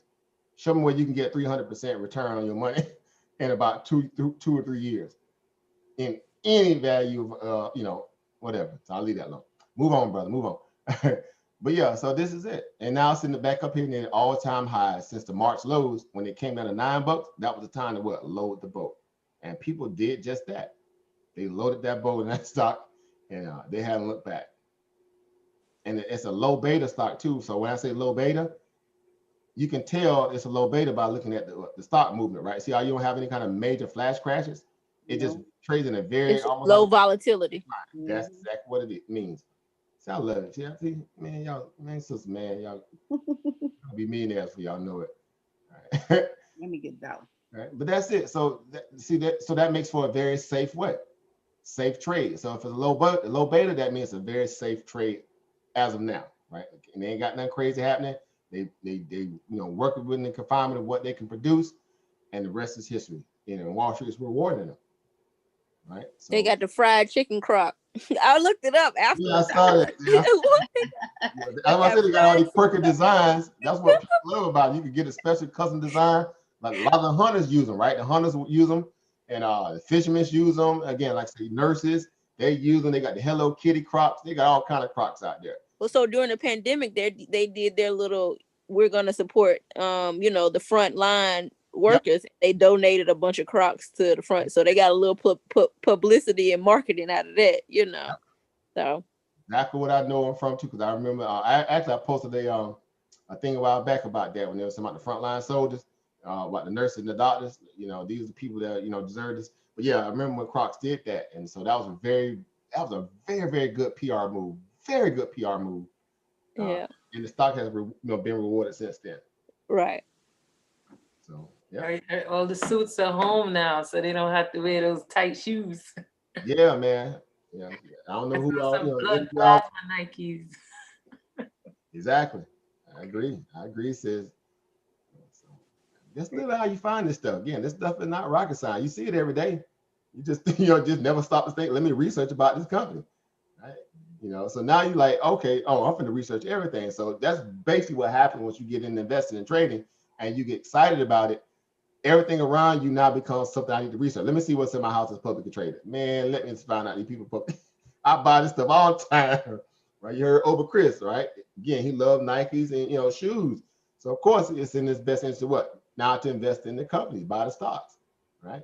Mm-hmm. So again, Skechers the same way. If you look at Skechers, what's that ticket? It's SKX, right? Skechers, you know, it's kind of, you know, in a lull at this point, you know, but it was doing okay before the pandemic. Now the pandemic really messed them up, right? It passed them because they were actually starting to rebound, and there was a big, you know, U-shaped pattern here coming out of, you know, middle of 2018 up until obviously, you know, end of 2019, it was starting to rebound, and the pandemic hit, bam. Right, and so they just been stuck ever since because a lot of their supply chain was coming out of, you know, China. So the tariffs they were trying to fight the tariff. That's why they were hurting back here, because when Trump announced all that tariff stuff, guess who got hit? People like Skechers. A lot of their shoes are coming from over there, right? And so it got you know, beat up, you know, trying to regain itself, and it began to rebound. You can see here, and then in come the pandemic, so they couldn't win for losing, right? But at some point, if they get this stuff behind them, meaning this tariff stuff and all this other COVID stuff, because look at the long-term chart, it still looks what? Still bullish. You know, again, it's for what it's worth. But I'm not saying go out and buy it. It's gonna be a pass for me. Right. I ain't saying buy it, but I was just using it as showing you what I'm talking about for right. You know, outside of this pandemic happening, the stock was on its way to try to what? It was going to go out there and push higher. It was on its way. And you can go pull up the files that will show that there was this having sequential growth after the earnings, growth. Income pandemic, shut everything down. Right. So is Costco earnings today or tomorrow? Tomorrow, Thursday. Tomorrow. It's Thursday after hours. No, it's after hours. After hours. Let me double check. It should be after hours. I already got a little position already, you know. On the table, on the 10 by 10. The CarMax, that's one to watch too because Havana, definitely watch that one. BlackBerry got earnings tomorrow. BlackBerry, they still in business. Still in business. Yep. BlackBerry, Rite Aid, that's one to watch. That's gonna be one to watch. Definitely Rite Aid. Darden Restaurants, definitely watch that one. These restaurants. You should put. That's a put. You know, they own a lot of the. They own like Olive Garden. They own. Who else they own? I think. Put. Yeah. Yeah. Well, so I know about Darden. I was watching some special, and the migrant workers were protesting Darden for only paying them less than minimum wage. That's how I know their name. And this, I just saw this yesterday. Yep. They got some little news behind them. Like I said, they got a lot of this, little restaurants underneath their portfolio. But yeah, they trying to work their way through this pandemic like most of these scenarios too. So definitely keep an eye on them because it might just be a put. I ain't saying do it, not do it. I can't give advice. Well, I ain't saying, but I'm saying I think restaurants. Come on, man. People been eating at home. Definitely one to watch there. They're eating at home from the restaurants. Oh, I guess that's true. DoorDash, DoorDash and Postmates and everybody. Grubhub. They've been getting a lot of this money over here. I can tell you that, boy. Woo. But yeah, Costco after hours Thursday, so definitely one to watch. Definitely got to watch Costco because again, Costco's has been a phenomenal use case since the COVID stuff, like Target, just like Amazon, obviously. So I mean, they was the first ones that were getting a lot of publicity because of what when the pandemic was just starting to hit. Everybody was running to Costco to get what? Y'all remember it like yesterday. Toilet paper. They sold a lot of toilet paper in Costco, toilet paper and paper towels. They ran to Costco and got all of the dry paper. And so paper goods, yeah. Since then, they just been, and they was able to kind of restock it fast, so they was able to accommodate eventually. They was able to keep their pipeline solid, and Costco definitely watch for that one tomorrow. Whether you trade or you don't, but we'll see. So yeah. Yeah, that was the only one I was checking for on that list because I really wasn't familiar with what Rite Aid has going on. Yep, Rite Aid, definitely them, CVS, Walgreens, Rite Aid. They're in a peculiar situation. They're not doing that well because I think I saw that CVS and Walgreens were on the most undervalued stock on the Trefis estimates. And so they just ain't got no catalyst, no movement. Well, here's the deal. They were doing somewhat pretty decent coming out of last year. They were just starting to kind of remember the whole deal with the Walgreens and what's name that fell through. They were trying to get a little merge together, and Congress was blocking it. It was all kind of food. Same way how they was trying to block the Sprint and T-Mobile deal, right? Again, y'all know it's bureaucratic mess. But it was starting to kind of rebound. As you can see, look at the U-shaped bottom here. It was starting to kind of rebound. And then, again, it come the pandemic, of course. But it got up and went up as high as like $23. It bounced off the lows around about $5 and went to 23 in a matter of a couple months. And we was like, okay, right, they're trying to bang out. Again, which was, natural. Again, you had to kind of blow off top like that. It's going to pull back to the moving average. So that was natural. And then it was getting, starting to kind of correct itself and trying to go push higher. Then guess what happened? Again, the pandemic hit. So it's what's weird about it because we're now trying to look at all these stocks from a different perspective now post-COVID, right? Or during COVID, but still, after the carnage hit and all stocks got obliterated, gold got obliterated, Bitcoin got obliterated, everybody got obliterated. No one got spared when the pandemic hit because it was a global phenomenon. But now you say, like we always talk about, who had the bigger balance sheets, who got a bigger moat, who can weather the storm in the scenario of economic shutdown. And so a lot of these stocks, even though they had a use case, again, people still needed prescriptions here and this, that, and third. Walgreens was, and Rite Aid was deemed essential stores. So some of those stores were still open while everybody was shut down, right? But still, but still, a lot of the, what they were trying to accomplish before the pandemic ended up getting sucked into the, their churn scenario at this point in the game where they didn't have enough money put away to sustain them. So they had to go to the debt market, equity market to borrow money and this, that, and the third and whatever. So it's a mess. Yeah. But as we know, like we always do, we always say we rent, we lease, we don't own. We never fall in love with the stock. We don't get emotional. We're just trying to play the price action. price action showed to be very what? Demonstrative here. It got outside the linear regression band here, got extended away from the moving average, which is obvious here. It pulled back to it, came all the way back down to what? To the bottom of the linear regression band. It got what? Oversold, right? RSI about 25. So when you see that, what do you say? Oh, I'm gonna play this what? This scalp. So that was a nice little scalp from $11 all the way back up to around about what? $13.70, $13.80. Nice little money bag right there. Right. And so sometimes, you know, we just plan for that. But yeah, they got earnings tomorrow. That's why it's sitting at the gun line, boy. They got to do it out tomorrow. What is Rite Aid put it? You know. There you go. Don't you get Angie fired up? Don't you get Angie fired? You know what you mean? They'll be selling like crazy to get them put. Look what them put. Yeah, liquidate. No, but that's it. So you do your research on it. You say, okay, what is it? You know, again, you know, it could be a good little, you know, it could be a good little put, or it could be a good little, nice little what? Call bump. You know, so you're sitting not that far off the medium line at 1427, right? It's barely sitting at the 200-day moving average. As you can see on the data, it's sitting right at the VWAP. It's starting to what? Converge here between the VWAP and the 200-day moving average. Now that's always good too. Now, if that VWAP, now this is the daily chart obviously, but if that VWAP cross over that 200 moving average, oh, you best believe you better be buying the call. I don't care how you feel about this stuff, because that's an ultimate bullish signal. You got the VWAP crossing over a 200-day moving average, back up off the lows when it kind of rebound. You best believe somebody trying to buy this thing to the upside. Right? The same way when we read like a golden cross or a death cross, right? So when you get a golden cross, what is the golden cross? I'm gonna test you. Bullish. What is the schematics of a golden cross, right? There's an actual term when we say golden cross. What happens on the chart to produce a golden cross?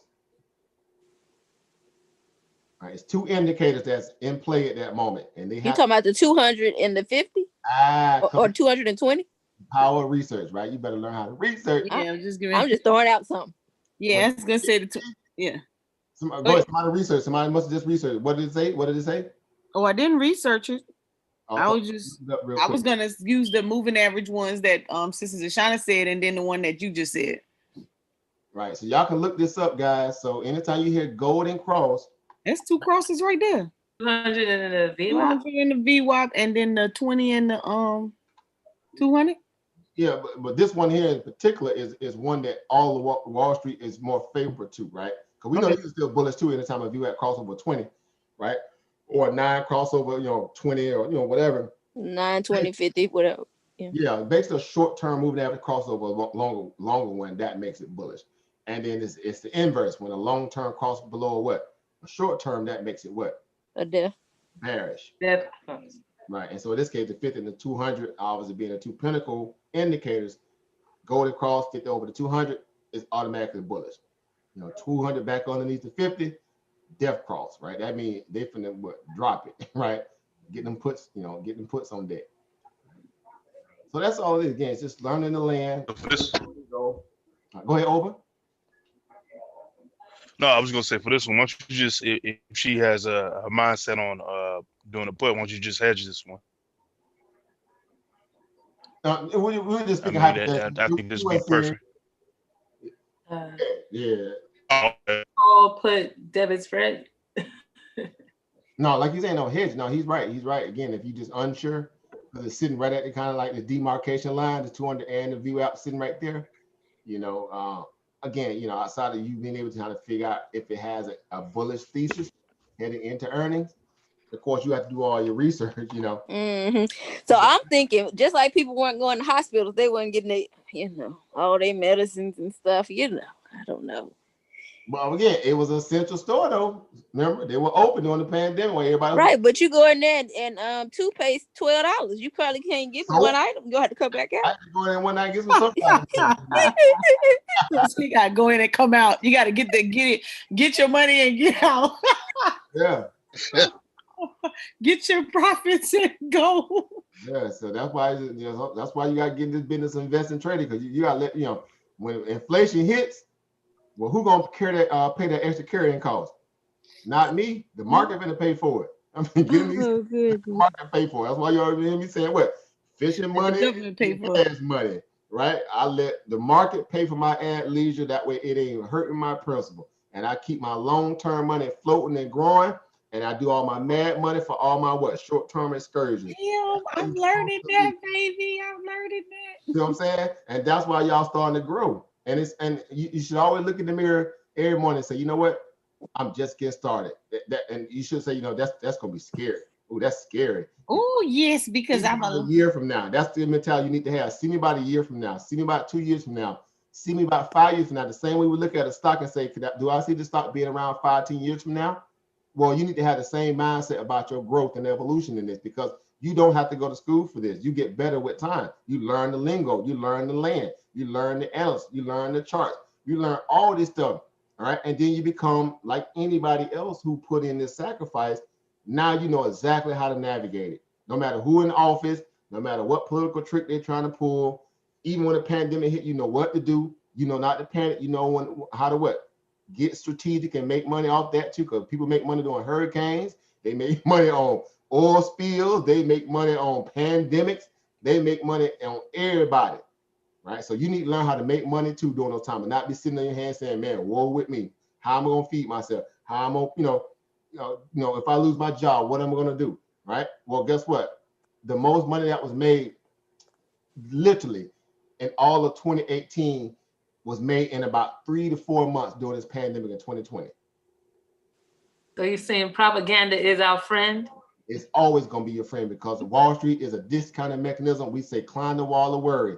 People are making money when other people are worried, because that's when you spend the most. You make a lot of reckless decisions when you impost, right? You just doing stuff, right? Oh, and somebody like, yep, cha-ching, cha-ching, cha-ching. That's why those guys are on what? It's good you got Virgos on this team, because we Virgos, we're good at that. Yeah, that's so that's. Hey, I'm a Capricorn, me and Andre. No, we good at worrying. We good at anxiety. So that's all it is, really. You have to be, still toed, still minded. Learn how to, keep, like Sister Mo was saying earlier, put your emotions in check. There's no place in the markets for emotions. You was listening to me? That's how I was just getting on at the time, just leaving the lake. So I was going, wow. Thank God this Sister Deshauna came in, because I was going, wow. But you were speaking truth to power, and that needs to be known and be said, because again, we are in the business of eliminating excuses, right? That's what you do in the markets every day. You have to eliminate the excuses. You have to falsify the data. Same way you do a scientific research scenario. You have to falsify the data to make it a fact. In the markets, you have to take it to its full potential of information overload to get the best value of information to make your decision. It's the same thing, right? It's no different. Again, you can't account for curveballs when they happen. That happens sometime, but ultimately, you're never going to be in a position to make the money that you really need in life until you learn how to take risk, right? At some point, you have to take a chance on yourself and your knowledge value, more so than your back and your knees. Well, the market gives you that, because it requires what of you? You have due diligence, research, attention. Just your time and your attention. You didn't have to sit at MIT and Harvard and all that stuff for this. Like did y'all? Relationship. Well, y'all are in Harvard. No, let me take that back. This Harvard right now. You want some rewards? You got to pay attention to me, baby. Right. This Harvard. This is our form of Harvard. Right. Because we're showing you all the different aspects and use cases and things of that nature. The lay of the land. So the same way, if y'all are present today and y'all started y'all weBull account, let's say yesterday, and then as soon as you go on the weBull and you see SPI, you say, okay, what's this stock? I see it's up, a lot already, and it's like 7 a.m. in the morning. You like, man, okay, I don't know what I'm doing, but I'm gonna buy it. I ain't that kind of scenario. Like I said, $5, can't lose. Lucky and make money in the markets, right? You can get lucky and make money in the markets. And so you say, I'm gonna buy it, right? You buy it, you end the game, right? Early in the morning, you got in around about $3.20 right around where I got in. I got in around about $2.90. And then $3.20, and I added a little bit into it. Wow. Sitting right at the VWAP line. Look at that. Look how I traded in the VWAP early in the morning. Couldn't make this stuff up. It rolled that VWAP like a tight rope, a bull. And then it began to it break out later. So it went basically from $1, right? $1 and change to $3, and then way up here to 46. Right. That would have been your introduction to the market. You're like, okay, I turned, $10 into, whatever. Well, the stock went up over 3,600%. 3,600%. Let that marinate. That's so sweet. And it's up right here, up a little bit here after hours. So it might run again tomorrow. Just looking at how the chart's sitting up here, it's above the 20-day moving average. It's definitely above the 200 and the VWAP. So they wake up early in the morning. So y'all best believe I will be up 4 a.m. Me too. I don't play the radio, y'all. I know how to work. Y'all hear me? I get up at 4 a.m. I be done by 6 at most, 5 sometime. I go right back to sleep, take a power nap, and get right back up at 9:30 for the overall market and look for the next bag to get. Right? That's revolutionary. Stop playing. Y'all know what it is. Tell me something. On the bottom of your chart, you got SPY. What indicator is that you was able to put SPY on? Comparison tab. See right here? It's called comparison tab. So y'all know I'm always using the SPY as a what? As an indicator. Indicator. On market. So in this case, it didn't matter for obviously this stock because it was just breaking out. Because the SPY was dying obviously, and this was what gapping up. So they were highly divergent. But yeah, typically I always keep the SPY somewhere close to that. We can always mirror the sentiment of the market. That's why the SPY is so good for that. It is the ultimate market sentiment indicator in itself, and that or the SPX. The SPX is just the mother product of the SPY. So yeah, so that's it, guys. Man, this is the kind of stuff, man. I'm just saying. So a lot of people made a lot of money today in this stock.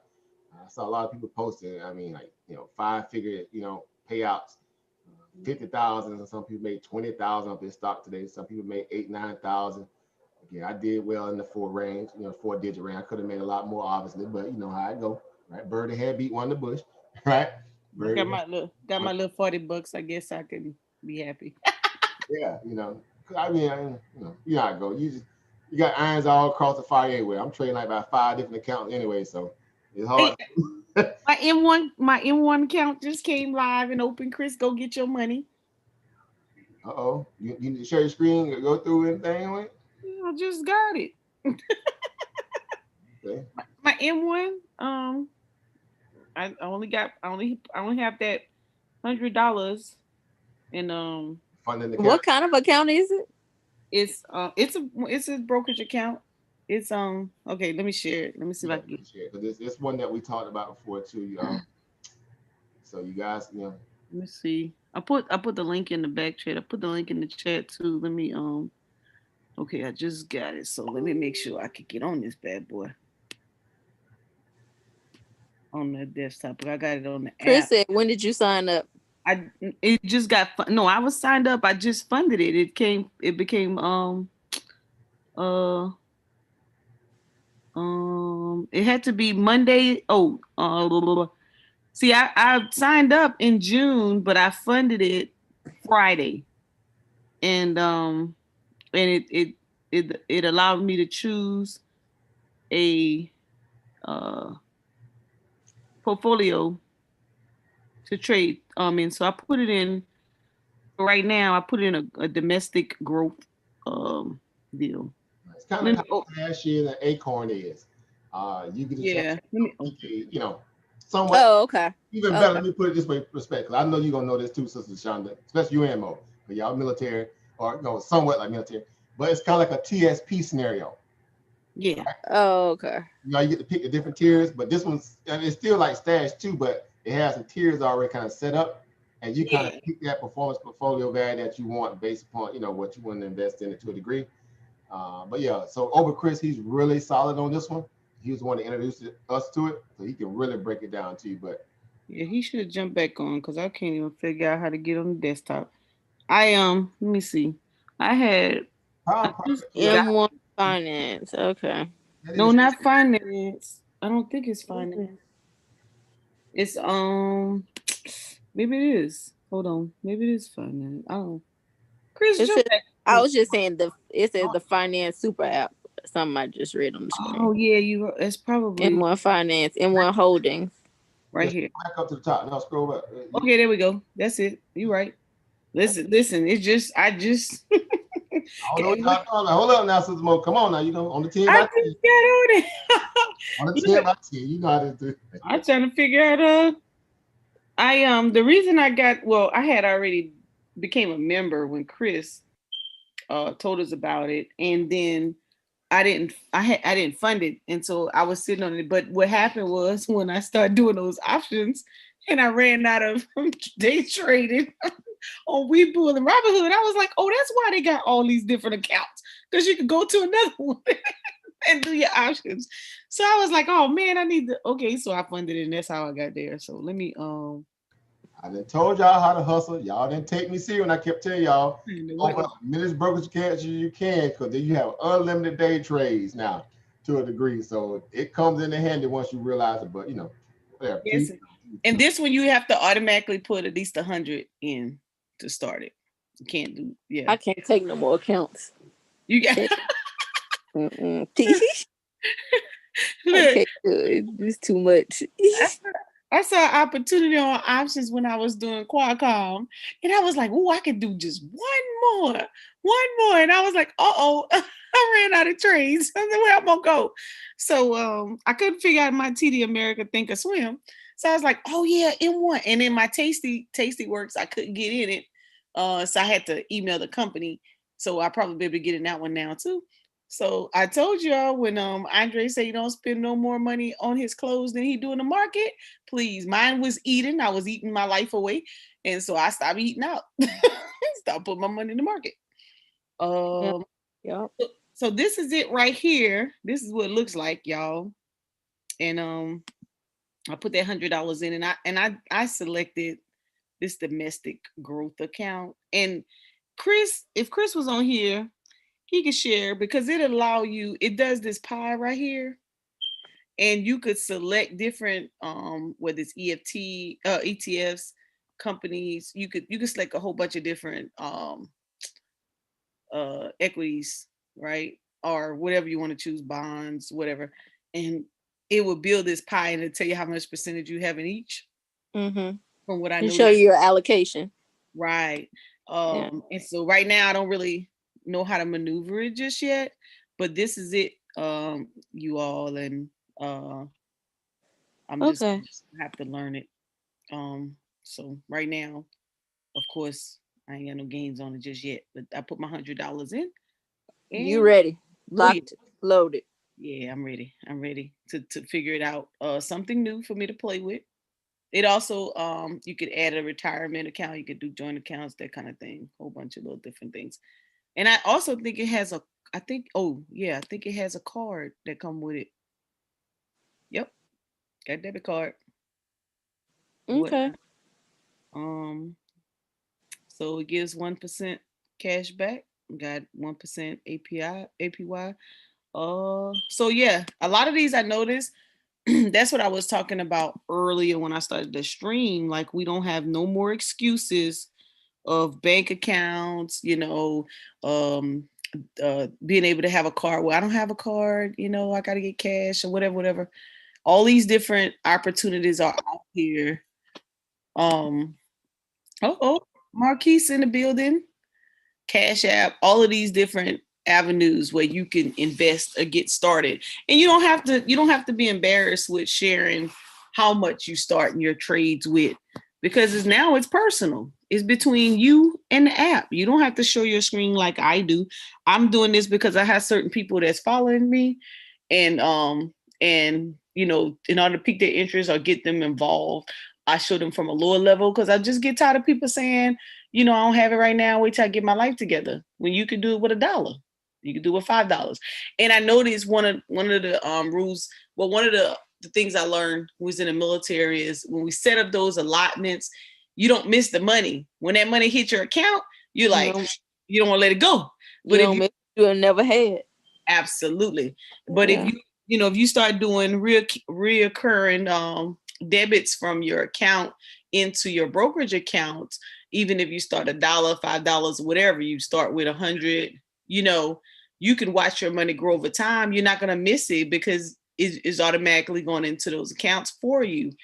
And you could select these different options. Where's it at? Now I'll let Chris, when Chris come on next week, I'll have him share his, and then he can break down the M1 because he got it down. He got his all, you can see all of the companies, you can see his pie is really neat and cool on how he works it. I'm just getting into this bad boy. But yeah. Yeah, so I also loaded mine into tip ranks because if you got like the app, I don't know if it does it on the website, but anyway, I loaded up tip ranks. Yeah. And I put the stuff that I have in various accounts and kind of laid it out. So it'll let you know like what percentage of your portfolio is this or that or this sector. Just kind of tell you if you overweight. So you can get a balance. Say it again, Monica. So you can get a balance in your account, in your portfolio. Right. So you can keep track of what you got going on. And then it compares it to other portfolios, general public, what they put in. And it kind of gives you ratings on what you holding in your portfolio. Right. Brother Marquise, I see you in the chat. You say you got 8 bank accounts and 7 brokerage accounts. I can't do it. Yeah, that's facts, man. You gotta have options.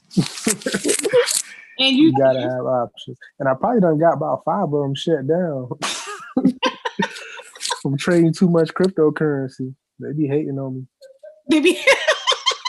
The brokerage accounts be hating on you? Nah, the bank accounts be hating on me. I think they kind of see crypto as competition. Oh. So they would shut me down. Yeah. Wow. So let me see. Can I see crypto in Traderview? Yeah, right? Yeah, definitely. I see you put in there. You said there's okay, you said there's always a nice Bitcoin move at 6 a.m. Yeah, 6 a.m. There's always a nice run. A lot of times we run on liquidity. There's always a move to be made around that time. Okay, is that this one right here? No. What? Can I see Bitcoin in Traderview, or I need to go to weBull? Yeah. Just look, just put in BTC USD. Oh, BTC USD. All right. Talk to us. Okay, so you say around, hold on. Let me go to, let's do 5-day and 15-minute chart. So I'm just over here getting ready for this lending session. Listening to y'all build, that's always inspiring. It's Forex. Yep. That's what I'm focused on right now. I'm Forex shorty. He said Forex shorty.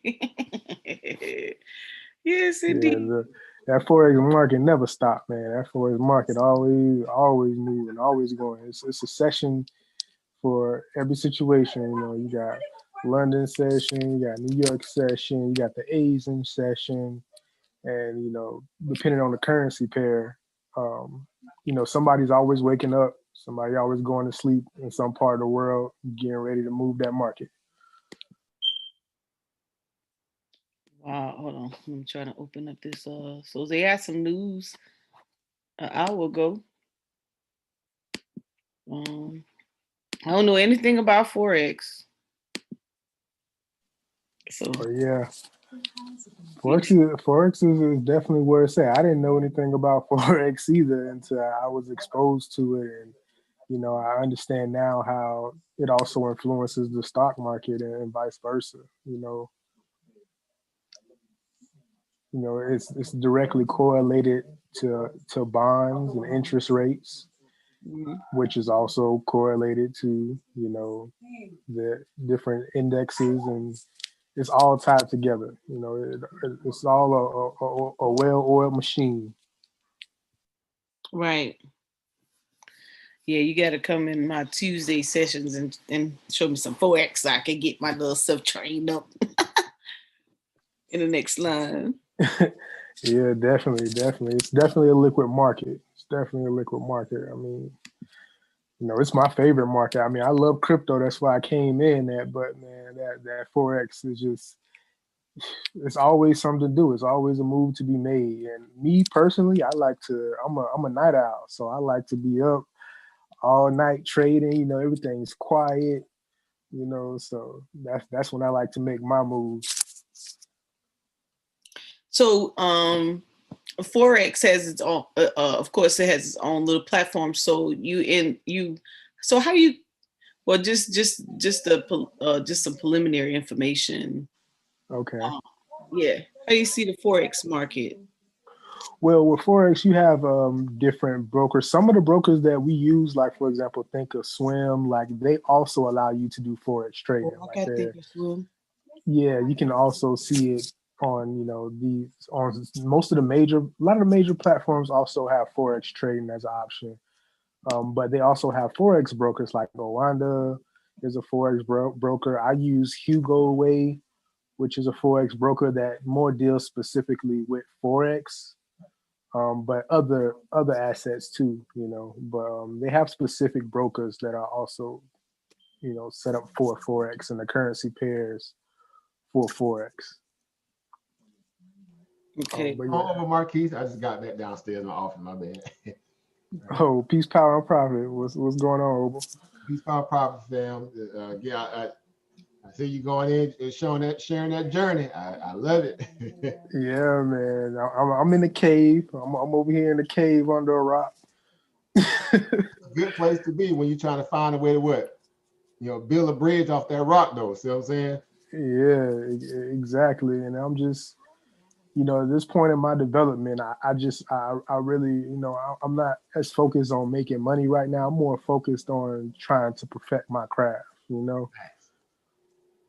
That's kind of the point I'm in, and gain a wholesome understanding of what I'm doing so I can take it to the next level. Because, you know, like I say, my goal is I want to run, you know, a trading firm or a hedge fund. So, you know, I'm taking a deep dive, you know. I love it. And that's what you have to do.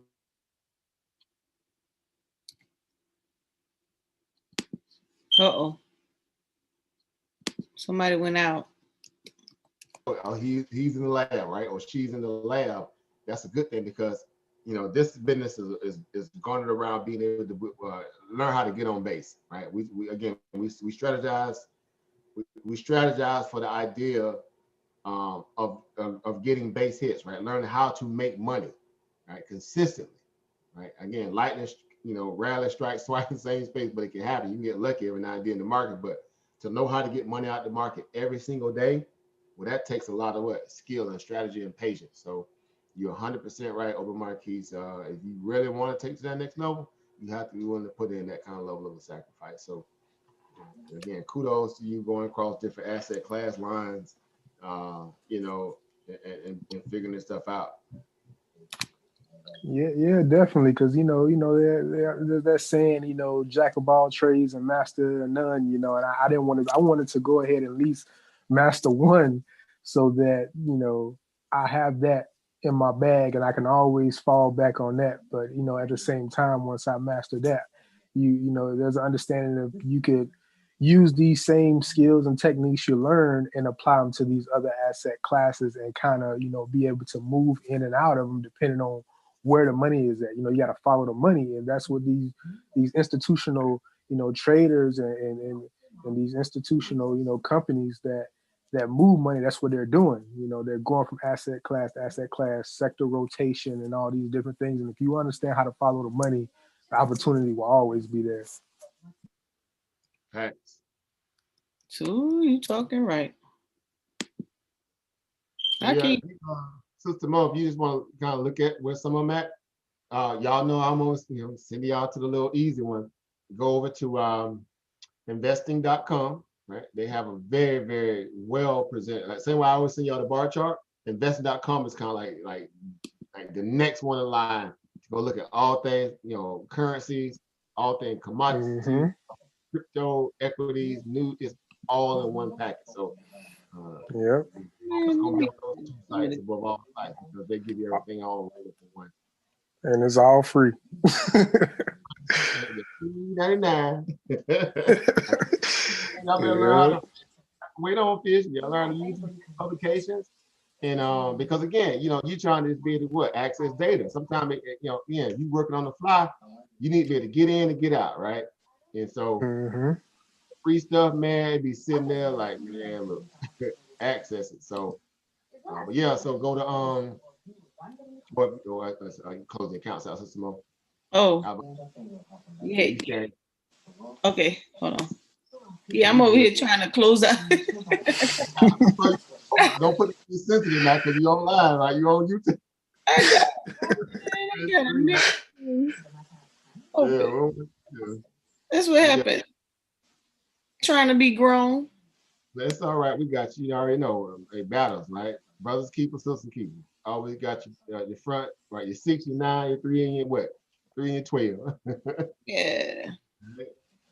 So now I'll just put it up real quick. Again, if you guys go to investing.com, you guys can do this. It's a really good site for, again, all things investing, you know, from all aspects. Again, commodities. Again, y'all know what commodities are.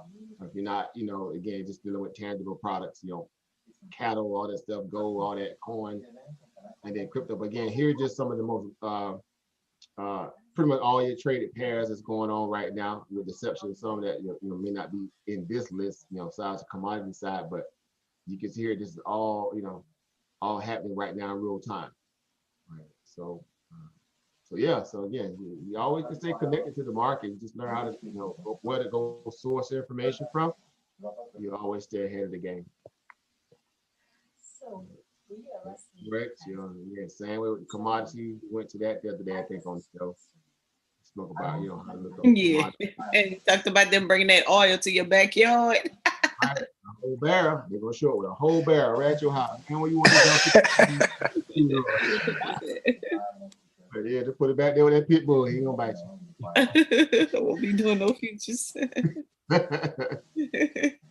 Again, interesting to know that a lot of people, you know, again, a lot of our people still learning this course, but yeah, you will take possession of that actual commodity if you exercise that contract. And just to know that you in a position where you can do that, you know, that's powerful, right? You can go straight literally to the what? To the plug, as they say. Yeah. All these middlemen.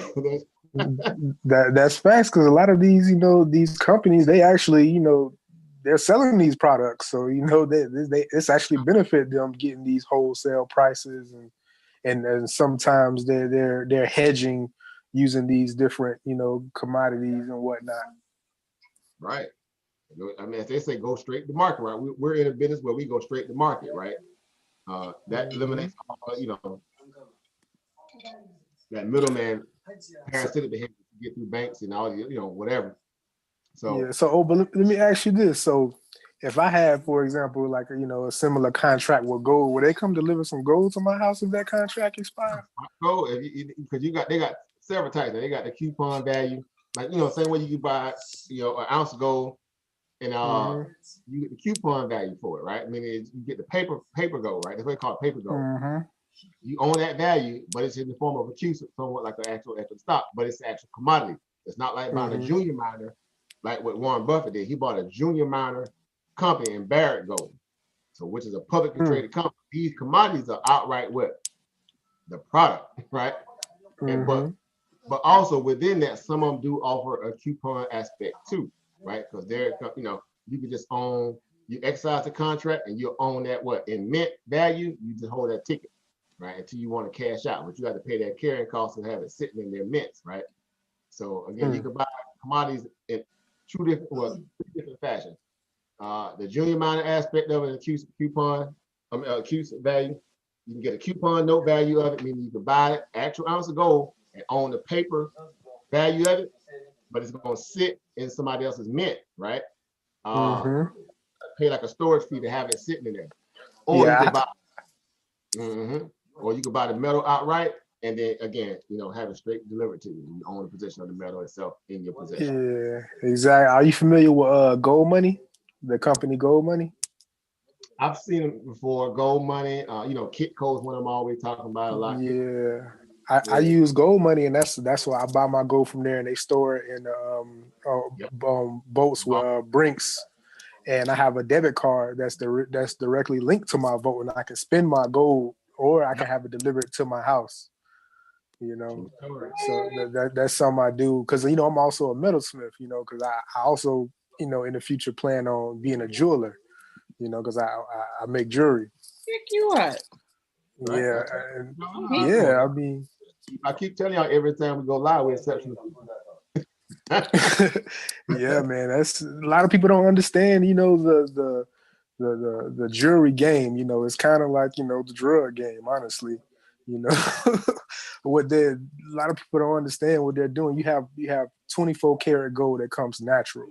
And what they do is they take 24 karat gold and they take alloy metal like silver, copper, nickel, and they mix it together. And that's how you get 14 karat, 18 karat by adding more alloy metal. And they turn around and pretty much sell it double price. All you do is cut it. Yeah, it's cut. So if you ever look at 24 karat gold in relation to 14 karat gold, it's a major difference. That 24 karat gold gonna be like a butter yellow. It's 60%. Yeah, it's about 60. It's about 60% real gold. Yeah, and the rest of it is just alloy metal. It's gonna have that little lust. So again, that's totally true. So I happy to have. Yeah, I melt that down myself. Mm-hmm. Wow, Mark, he's got skills. So yeah, brothers, if you want to get your wife that real deal, get it from 24. Hey, glad y'all told me, because don't be coming over here with nothing less than that 24 years. And it looked different too. You can tell. You can tell once you know 24. The color is totally different. If you like it, then you should have put a 24. In my case, I'm gonna show it with some lean hogs, some peaty coffee, some oats. I'm gonna show it with that London coffee. I'm gonna show it London coffee. I was straight to market and get you a barrel of oil. I'm gonna send it in the backyard. You know how hard I work for you here, bro. I got you a barrel of oil. I thought about looking at those commodities one day, and then when he said that, I said, "Oh no!" Yeah, silver. You get all that platinum, palladium, iridium. I mean, this is the market. This is literally our global markets, all in one setting right here, guys. This is what I love about this stuff, because you're moving and shaking on the international level. You're talking about real global commerce, right? We always say what the global markets, right? Then okay, stop being a small time player, move up to the big league, right? Learn how to play all these lanes, because this is where this is how wealth again has been accumulated again. All the ideal of colonialization, all this stuff. This is what has been amassed to up to this point. This is how they've been able to kind of put it all into one perspective. Now y'all know all these metals and products and where they coming from? Are they coming strictly from Europe? Are they coming strictly from the United States? Right? Where they coming from?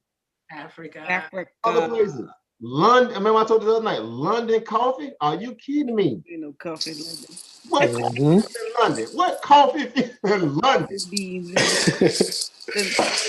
London coffee. Now y'all know that coffee coming straight out of Kenya, Ethiopia, all day, every day. I forgot. Coffee market on the west coast of Africa is coming out of Ghana.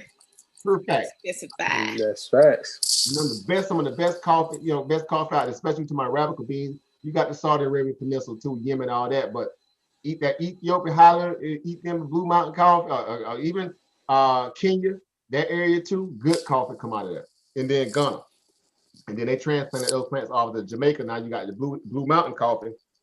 South America. Right, in South America too. Then when you want to get real fancy, you get that Kapalua. All right, y'all don't want to deal with that. That's that bad stuff, huh? Yeah, that's that rich stuff that Jack Nicholson drank. They come out the back of a little animal.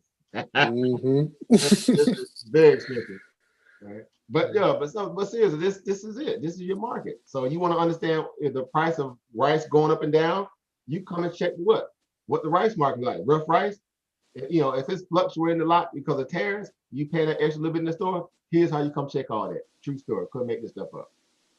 Did you all know that nickel was the only coin that actually has nickel in it. All the rest of the coins have the alloys. Nickel is worth more than the other coins that we have.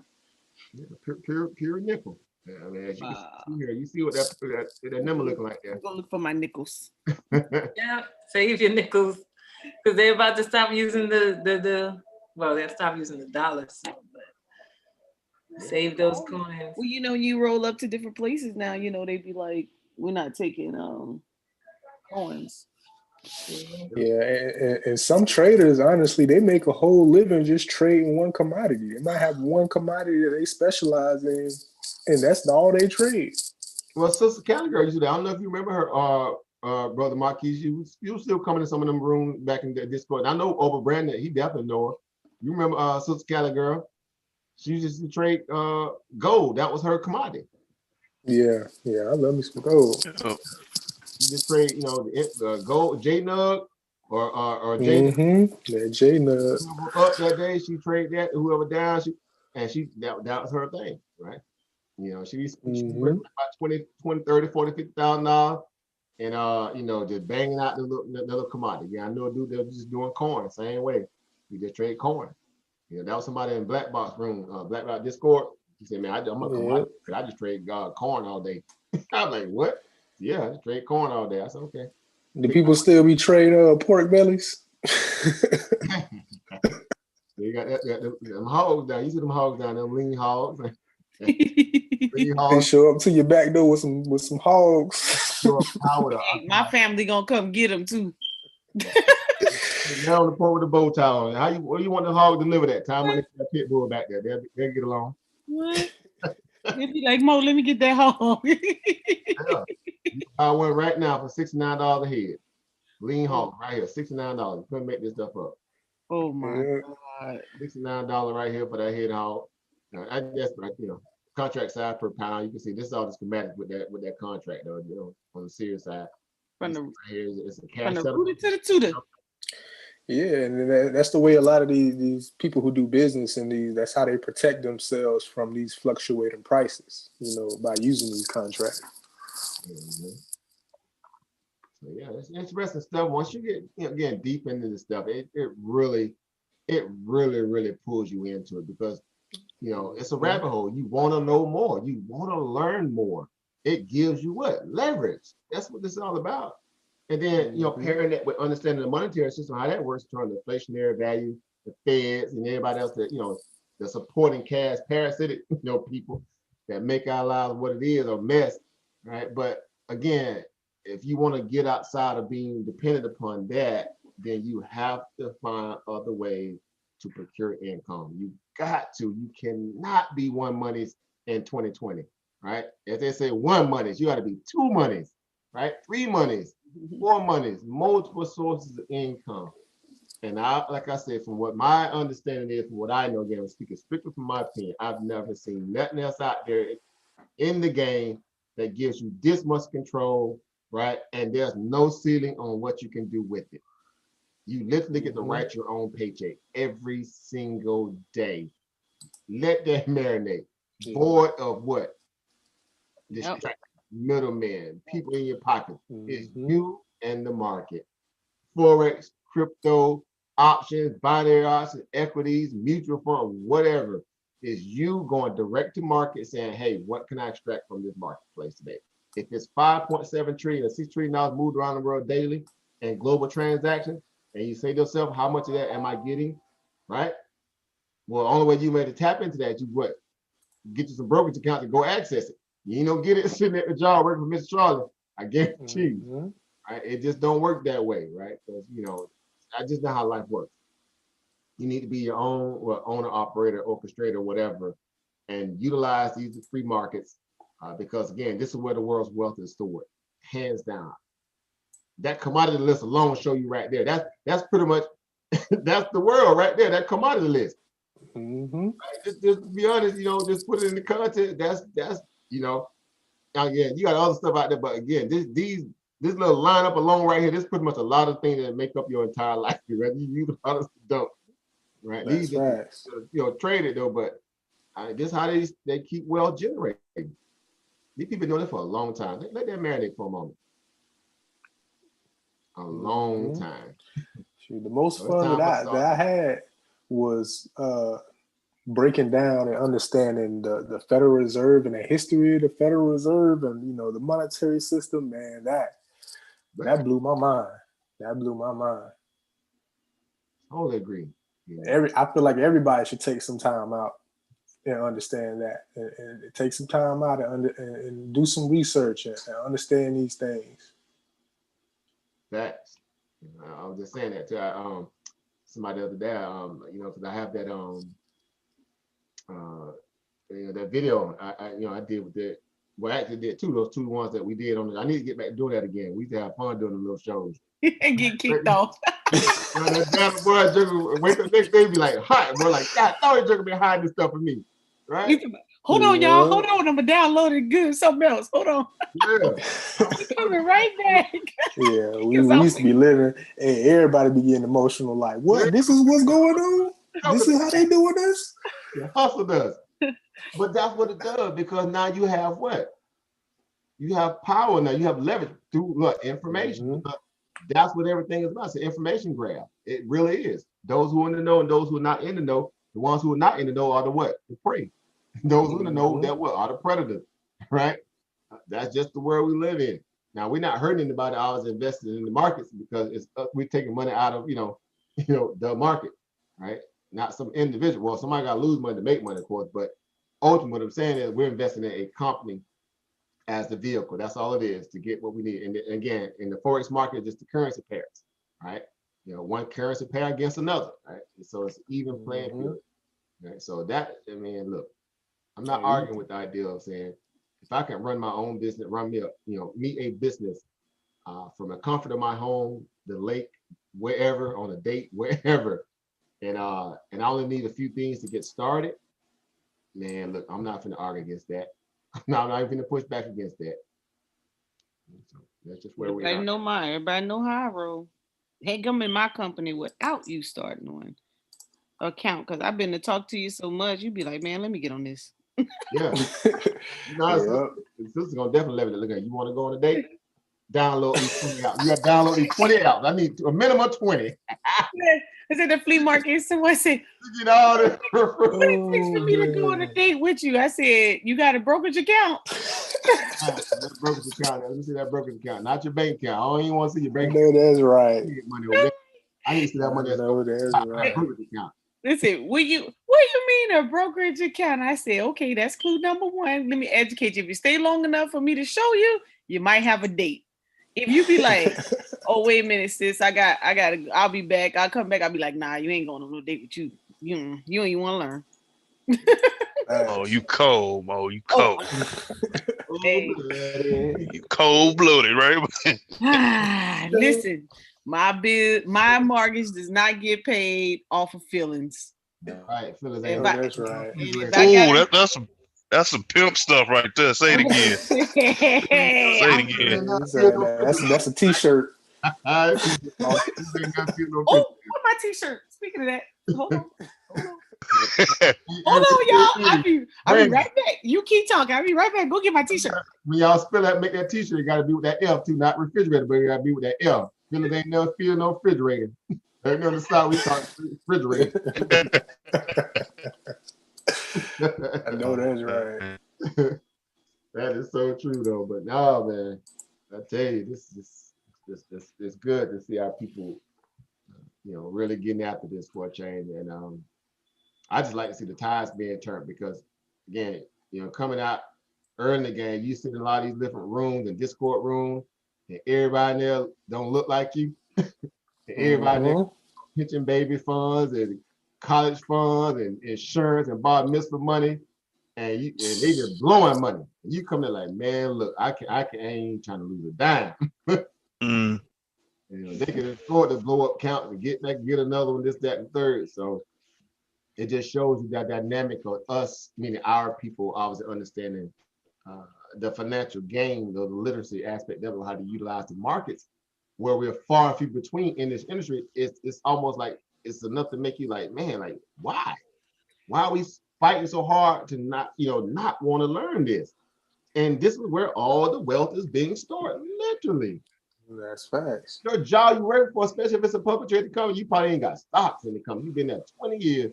Maybe you ain't off no stocks yet, man. At least 5 years, 2-3 years, realistic. But you need to learn how to, man, hustle. Learn how to hustle. And that's, I'm saying that in the most legal aspect, of course. This is, the market, what I'm saying. But learning how to, invest in it, that's what I'm saying. That's why I was so, so humbled and so grateful that I ran into you, man, because I felt so alone. When you don't got no clique, you don't got no group of like-minded individuals that's like you doing this, man. It's lonely.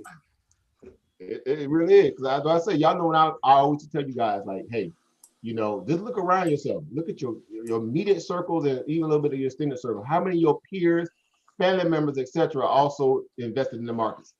And most people gonna say, man, maybe 1 or 2 of that. Crickets. That right there is enough. That's enough right there to make you feel like, man, look, we behind.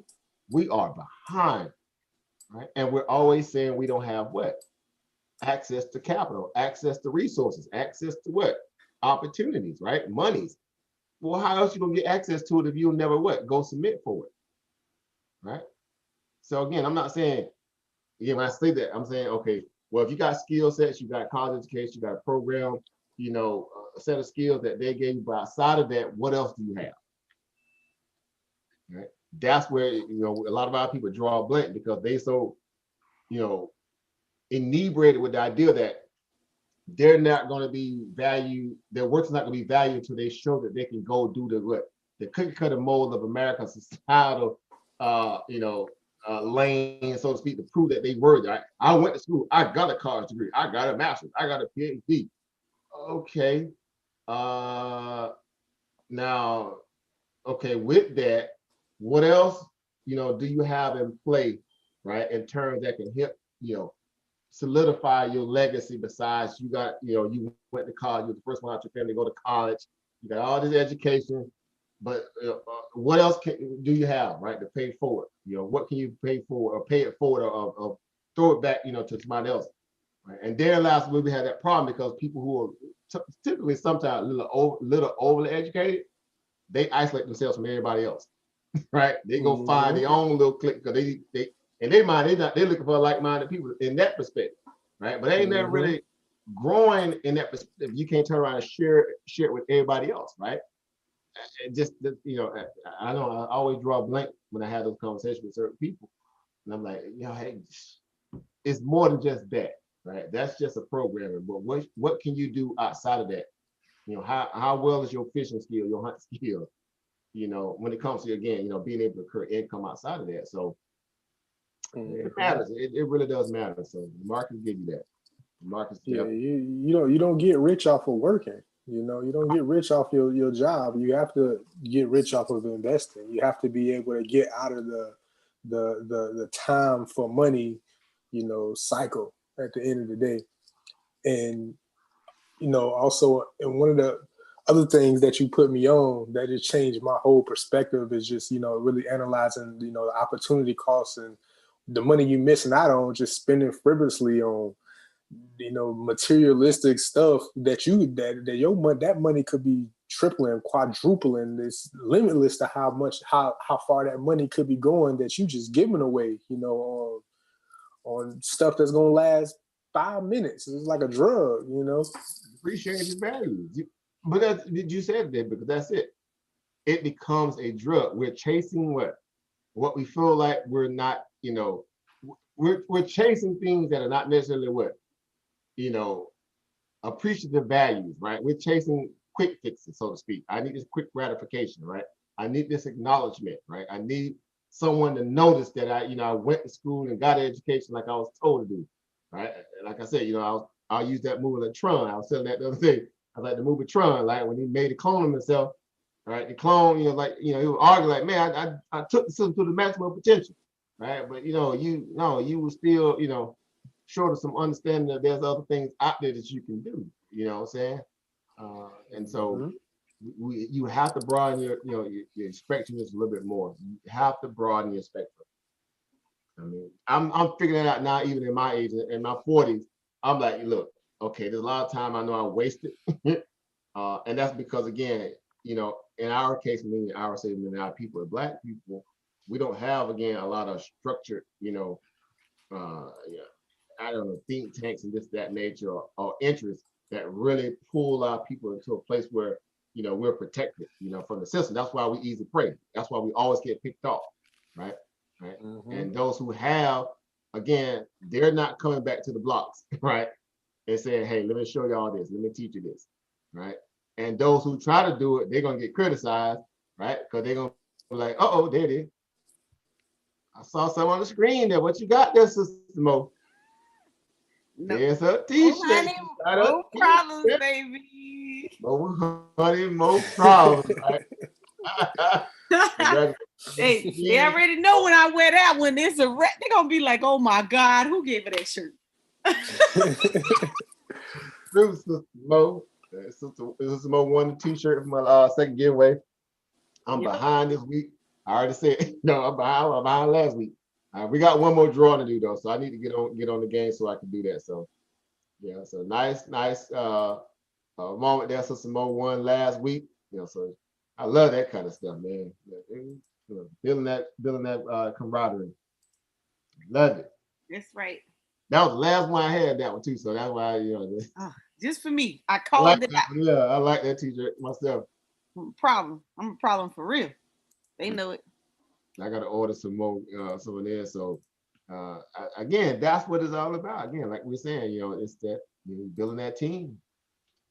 And you know, you got the type of teams we trying to get people to build. We actually giving you all the game. I think someone reached out and I was talking about business. We was talking about business, and I'm like, we throwing in. At first we threw in the investments, but now we got more people on board with Brother African Emporium who can talk the talk and come on and expend their time, and so when folks are reaching out with their businesses and things of that nature, it was like, okay, well, you know, go ahead and get your brokerage account. You could fund your own, you know, you could get your own capital for startup. Yeah. You know, I mean, if these people are not gonna let you in the gate, if they're not gonna let you in the door, guess what? Hold on. Let us show you. But guess what? You got a number one word. My Tri-City, my nonprofit slogan. Slogan is time, interest, and money. Who has it, right? And so you have to be able to take some time to learn. And if you're interested in making money, if you're interested in upgrading your resources or investing in cash producing assets that's going to give you a good return, you have to start making time. And you got to stop saying, oh man, I'm too busy. Too busy for what? It's not giving you nothing back. Mm-hmm. So where are you going to spend your, you know, everybody like, why you always go just to the market on the weekends? Why am I sitting in your yard hanging out? I'm a problem. Listen, y'all, I'm a total problem. I'm gonna just tell you right now. I this shirt could not be so more relevant to MonikaLamb. All right, I'm planning to not only have the testimony of investing in the asset. You know, I'm running from income shifting to eliminating debt, to eliminating taxes, to building business revenue, to investing in cash producing assets, to being physically fit and able to go around when COVID let us be great again and do workshops and bring my brothers along and teach the people. And so you have no more excuse because I showed you from ground up. And so, you know, a lot of my circles that I allow myself to get in the environment of, you know, that's where they are and they can't really see themselves out. And sometimes they don't know what to ask. And it's cool. So I'm gonna show you from the $5 on up. Yeah, no more excuse. $1, $2, $3. Then we can start talking. Once you see it begin to grow, then you make your own self out a believer. You could do it on your own. Pandemic is the perfect time. You staying at home. You and your kids can learn at the same time. That's what I was saying when we first started. Right. They don't even got to know you don't know. Just pull up the education tool and read. I don't know. You know, have their kids watching these shows too. That's why I say, we adults again, we keep the language, obviously conducive to that, especially on my channel. Y'all already know I ain't right over there. We gonna I want everybody to come. I want the 7-year-old to tune in and the 80-year-old too, and everybody feel welcome. That's why we got that group set up that way, right? Our private group. Because we do have people in there that echelon, because we're in a position now where we're trying to get everybody who's hungry, who have an interest, and share as much as we can with them. And in the process, we all gonna learn, because that's how this stuff works. When one teaches, two learn. Simple as that, right? Right. So, I know my buddy Kim. She's probably in the chat now. Her son, I think he's 12. He watches the show, and he trades. Brother Thunder, his son, started trading the other day for the first time, made for $100 in the market. Hey. 16. He's 16. That's what's up. Who else I know? Shout out to them. Shout out to them. Yeah, we have because on Tuesdays we also train on Tuesdays. I think I add you to the group, Marquise. You can jump on whenever you want, whenever you have time permits. But African Emporium jumps on whenever he finishes mentoring training, and Brandon be on, Chris and Andre and them, and we get it in from the federal contracts to the grants to the investment. We always end it on investments, and they have their kids watching and learning on the show as well. So perfect opportunity. I told when I was with Sinetta this past weekend, his wife wanted to learn, and I showed her something. Matter of fact, she was in the chat. Miss Cynthia was in the chat. She might be still listening. And when we were out in Atlanta, I was driving. Check this out. Now y'all know I be doing some weird stuff. Some y'all might not want to get in the car with me. I done pulled the chart up. Hey, we get to the red light. I done pulled the charts up. I showed them the Bolger bands, Brandon. What? You trading while driving? When we get to the light, ask Garfield. Garfield be so mad at me. Garfield be in the front seat. He be like, "Oh, Mo, stop that!" I be like, "Man, we at the red light. What do you mean? I gotta get my tax rate off. I done drove all the way down here 3 hours. Oh, Monika gonna write off this trip, and before y'all get out of the airport, we gonna get this class today. I need all my days written off." And no, that's right. We get to the stop sign. I didn't pull up the charts and then showed her the different indicators, right? I said, listen, this is a crash course right here. Okay, let's take a picture. Bam. At the red light. At the red light. At the red light. Click it up. Hey, I already told y'all, when I don't get no clients during the day, I pull up at the drive-thru and I play on my phone on purpose, and I always give them my Acorn card or my Stash card because the metal's heavy. And I may put out my Z-Black card, and they'll be like, "Wow, this is nice." They be like, I say, "Yeah, it's an investment debit card." And when I say investment, they be like, "For real? Hold on, girl. What's your phone number? Let me see that." What? Get my tax right on before I go home. Yeah. And see that's the one thing about this that makes it that phenomenal awesome. You're really giving people the gift to learn how to get it.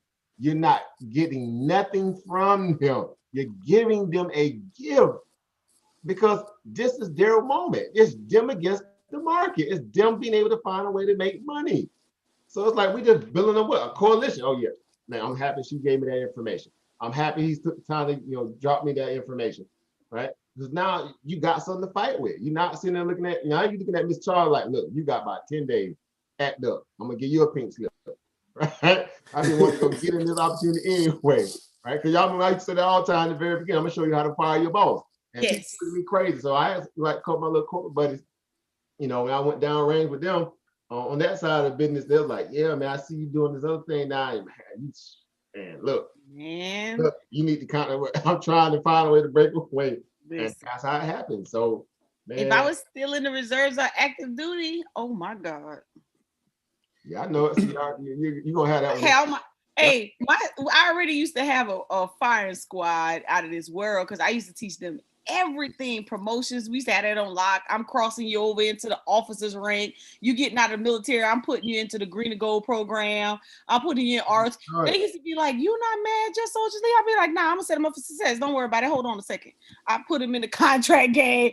I mean, I just used to have it going on. But boy, if I would have had this, if this would have been another caviar to my my toolbox, it would have been so fun. All you needed. Here's what's so crazy about when you think about it now, because I told you my story when I went through. I had a lieutenant colonel approach me, And he's like, yeah, you squared away. You're gonna be solid. And then he's like, well, tell you how you gonna be solid. He said every pay period, you take $100 in an allotment and send it towards the brokerage account. Right? He said, you're gonna thank me later. And I was like, it made sense at the moment. I was like, man, I'm going to EM Club tomorrow. I'll go to EM Club, or NCO Club, right? But it like we say, it never resonates until it's what it really makes sense to you. But for us, the goal is to make sure that the younger people or the people come behind us don't have to wait so long to get this, because if they realize how to make their own money again under their own, perspective or their own cognizant value, void of anybody else, that's revolutionary. They ain't coming to you borrow now. They're like, nah, look, I can go in the market and get my own money. You want to pay me no allowance this week? Okay, fine. Let me go find me something. Hey, yeah, I ain't get. Oh, what? You mean I ain't getting no raise? Okay, don't worry about it. Right. I told my. You don't want to buy me any new shoes? All right, hold on. Right. I remember. I went out. Buy my own Xbox. Right. You know what I'm saying? And get a couple games. Right. You're like, on Friday night, we're gonna get it. All right, book Craig, we'll get a German Shepherd, some tasers, some. I'm telling you, be like, hey, where you get this Xbox from? Security.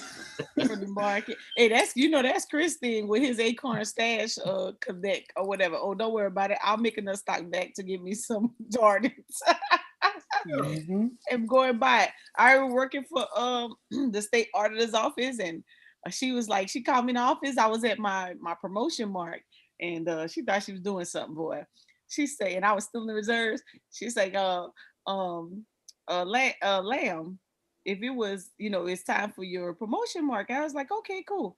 And she's like, but I don't like your signature. And if I had to promote you today, I wouldn't. I was like, oh, okay, thank you. And she's like, that's all you have? I was like, yeah. All nice and smiling. Boy, I called my unit. I said, put me on orders for 2 weeks. She put me on orders. They put me on orders for 2 weeks. I came back in uniform. I wanted to show her, hey, you don't stop this show here, honey. Let me show you. Not only am I coming there stepping with that rank and everything. I came in there. I was like, oh, I'm on orders for 2 weeks. They was like, you gotta leave now. I was like, yes, we getting ready for deployment. I was just coming with all kinds of stuff. We got back. She was when I said, okay, I'm gonna give her 2 days. After that 2 days, I put in my 2-week notice along with my orders. I had another state job. They was like, did you just quit? I said, I sure did. She told me she wouldn't give me no raise. So I got my own raise. I applied somewhere else. So, hey, it is right. Don't ever let nobody think that they, that they're your only source. That's true. It won't happen or whatnot. And y'all sitting on Anjai. Anjai got a lot of talent. I remember going to New York, and we did a presentation, and she shows up. And she was like, yeah, I'll be in the chat. I was like, okay, cool. And then, I didn't know what she was made of. And man, after I finished my presentation, Garfield and Sean, she started talking about those grants. I was like, where you come from? Listen, y'all want to get some backstories as how to come up with creative programs to get grant funding. The sister, she has knowledge and she understands the creativity of putting programs together. Yeah. And that's what our people sometimes they don't have. They generically follow or duplicate something that's already out there. And she knows how to tap into those corporate offices. See her saying, yes, she owned it, boy. Ultron. Look at it.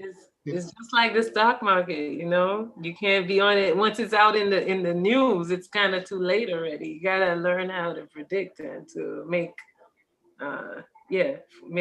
predictions, make good predictions. Yep. As if with any kind of policy writing, right? That's basically what we're doing a lot of ways. We're writing policy through the aspect of right. So I love it, from that perspective. Again, like I said, we're just building out a coalition, and the more and more people, meaning our people, who acquiesce to this, you already know in the back of your head it's only going to be a benefit for them if they stay true to the, really wanting to learn.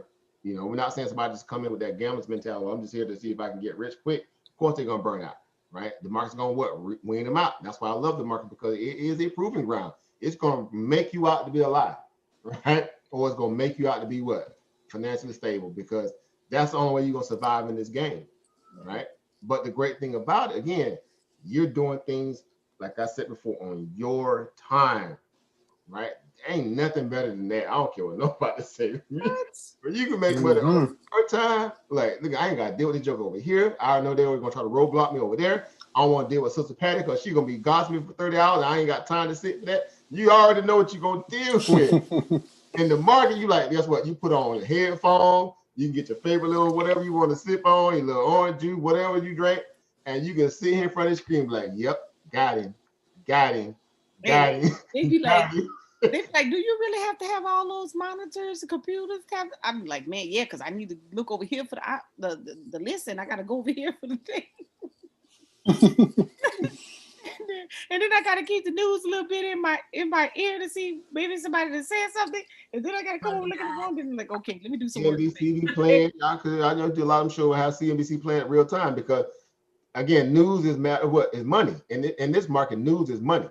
And so as soon as that news drop, if you ain't already on top of it and you be late, again, you can miss out. Again, SPI, again, case in point. When that news dropped early in the morning, you had to be kind of ready. You can't be sitting there trying to get ready. You got to be ready. I mean, you got to have money in your account that you can tap into to be able to tap into this asset. Right. And so again, like she said in the beginning, if it's just $5, you could have got that stock under $5 and rode it all the way through Gravy Valley with biscuit wheels to 46. Couldn't make this stuff up, right? That's the kind of scenario where I say, they may not have anybody would like. Of course, somebody would love to make 3,600% in one day. Who wouldn't, right? But the goal is that as long as you're in the market, you have access to be able to do it. Yes, because today when I seen it go, I was like, somebody got to go because I got to get on this one. And who I'm about to get a boot today. You're wrapping that portfolio. I know this. I started out like that at the very beginning. I got my crackhead stage. I got to go. You have so much money spread around. You only got a certain amount. You're like, man, I got to get rid of something. I don't want to get rid of that, but I got to get rid of it. All right. I mean, like somebody got to go today. And I was gonna say, you know what? That's a good thing too. When you have to struggle to find money to, give back to yourself to profit on something else, that's still a great feeling though. Facts. Over. Yep. 100%. I said, okay, all I need is $5. Which one of y'all losing I need to get rid of? Okay, no problem. Right there. Boom. There we go. I got me two out to get. Let me go and get some of that right there. Now I can get back in once I get my little profits. I get you back. Don't worry. Just stay over there. You should stay over there. I try not to sell all of it off. This time I leave little bits of it in there. Okay. You need to take little profits on the top, leave some fraction of shares over there in there, so I remember too, like which ones I had in there. Yeah. But my experience is like it's crazy because I working in the bank, working in the hospital, and in the top, like I worked at Chase, I worked at Goldman Sachs, I worked at everywhere. I worked at Lazard Frere, I worked at Salmon Brothers, doing consulting, just secretarial work and data entry, word processing. And in Goldman, I worked in all the centers. So when you work in the financial, you kind of get the whole world in different groups, because like in Goldman, they have the health department, the health and fitness, the war, every center is specializing in a certain area. So right now that I've been out of that since that's like in 2000. So this is like 2020, and I could use the same philosophy where, you diversify, you put a little bit in each center or in each group. I mean, that's how they do it, So I learned that from Goldman, but working in the hospital, you learn how the funds get allocated as far as, medications and pharmaceuticals. And I went through the whole period of where they used to have a lot of kickbacks. We used to have the big conferences and then they stopped that. So you got to know where money goes and where they put most of their money in, That's how I learned, like what I'm doing right now, how I predict things in the market because I don't know how to read the trends like you guys. Yes. But I did sleep work. So in sleep, I'm a sleep technician by trade. And in sleep, we learn how to read brainwaves. So we do it by alpha, beta, theta, delta. And I could use that. I apply it to reading the charts too. So I'm trying to make that connection with the different waveforms. So that's how I can see a certain pattern, like the parabolic patterns, you know? That's how I can see it right away. I don't need to really draw it, but I'm learning how it affects the outcome of a certain trend. So I do have like diverse experience. That's what I could bring here. But I appreciate you guys. Y'all are teaching me a lot. Add into that toolbox. Yeah, that's really interesting. Yeah, I mean, it's all, you know, understanding frequencies and the way that, you know, waves move. Just similar with me, I'm an audio engineer, so I read sound waves in a similar way. So, you know, I definitely understand where you're coming from on that. And yeah, and it's interesting that you say that because like that's one of the ways that I meditate, using those, trying to get in those different brain states. In order to meditate and also to commit myself to certain goals, I know you have to be in a certain wave state to fully commit to certain goals, or, you know, and things of that nature. That's deep. That's yeah, interesting. definitely. I used to have a Fitbit. I love those. I mean, Fitbits are great because it's like having a mini monitor. Well, it is a monitor, but you could see your body's waveforms with those Fitbit or the smartphone. I think the smartphones do it too. You know, you could put in the app where you could read your body, the way you're breathing or your heart is going, and the market moves just like that too. Eventually, we all catch a certain wave, a certain flow. You know. Yeah, The definitely. sound right there, that's creation. So it's so deep. We could really take this really deep as far as magnetic force, torsion, and sound. We definitely can create, we can make certain things happen just by our attention and the energy that we put in it. Yeah, that's facts. And yeah, like you speak about, you know, working at Goldman Sachs, and, you know, being in an environment and seeing, because I also intern at a hedge fund, and it's interesting just to see the way they operate in there. Like, they don't play in. It's a whole different game. You know, the way they actually operate, and like you say, the way that they diversify. Like, many of the traders, they'll have like 15 to 22 different positions on just to offset the other positions. Like, they don't just put on one or two positions. You know, they have a whole plan that they have worked out of how they're gonna go about doing this, and they even work with other hedge funds as well to, you know, coordinate these things. So it's a whole different game when you start to dive deep and you talk about things on that level. And if you're able to apply it as an individual trader, you can do a lot more, because when you're playing with that much money, it's only so much you can do, because you move the price whenever you're, you know, putting in orders that are that high. Like, you it's going to be slippage. It's going to be things that happen. But when you're an individual trader, you know, you can really go all out. You know, you don't have to worry about those same type of things that they have to do. So, like, in hedge funds, they have to, in order for them to really to get in the positions they want to get in and make the money that they want to make in their margins, they have to take other people's positions. They have to fake other people out of their positions and steal their orders, use their orders as liquidity before they can get to where they want to go, to avoid, you know, slippage and losing money on their margins, because they're moving the price when they buy so much of it or they sell so much of it. So it's just really interesting when you talk about things on that top level.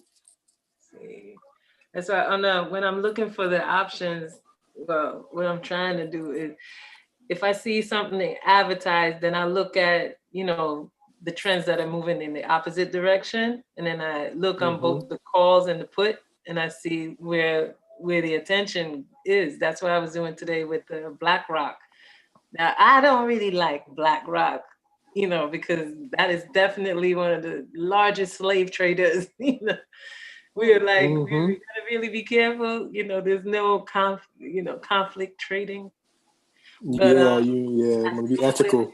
They are moving things that way, exactly how you said it. You know, so we have our own plan. We can have our own plan and work that. Yeah, and if you recognize that, you can use that to your advantage. You can see when they're making their moves, and you can follow them. Because at the end of the day, you know, you can't do nothing against these hedge funds and these big corporations. They're gonna move price. They're gonna move price. You're not moving price. They're moving the price. So your best bet is to ride the wave and not go against the grain, because they're gonna take you out every time. Exactly. Damn, that's deep. Yeah. Yeah, most of it is honestly is manipulation. Most of it is manipulation. Most of it is trying to get an emotional response out of the retail traders and use that as liquidity to get in their positions. That's really the name. That's really the name of the game. They understand what these retail traders, what they've learned in these textbooks. You know, they have all these textbook patterns, these ascending triangles, and these animal patterns and butterflies and all this. Like, they understand these things. They know where your entry is. They know where your stop loss is. They know where you want to take profits. They can see your stop losses. So they're going to run your stop losses before the price a lot of times even go where it needs to go.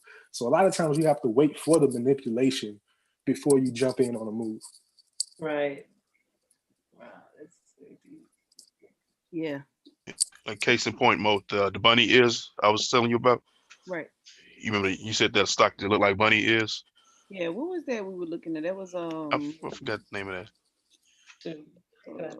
Was it like IGS or IMGS or something like that? They had the bunny ears. I think I wrote it down. Hold on. I put it in the chat thing. Good screenshot. Yeah, I had wrote them IGMS. I think that's what it was. Yeah, that bio, that's that IBO. Let me pull up the chart. IGM, bioscience. Yeah. IGMS. Yeah. Right.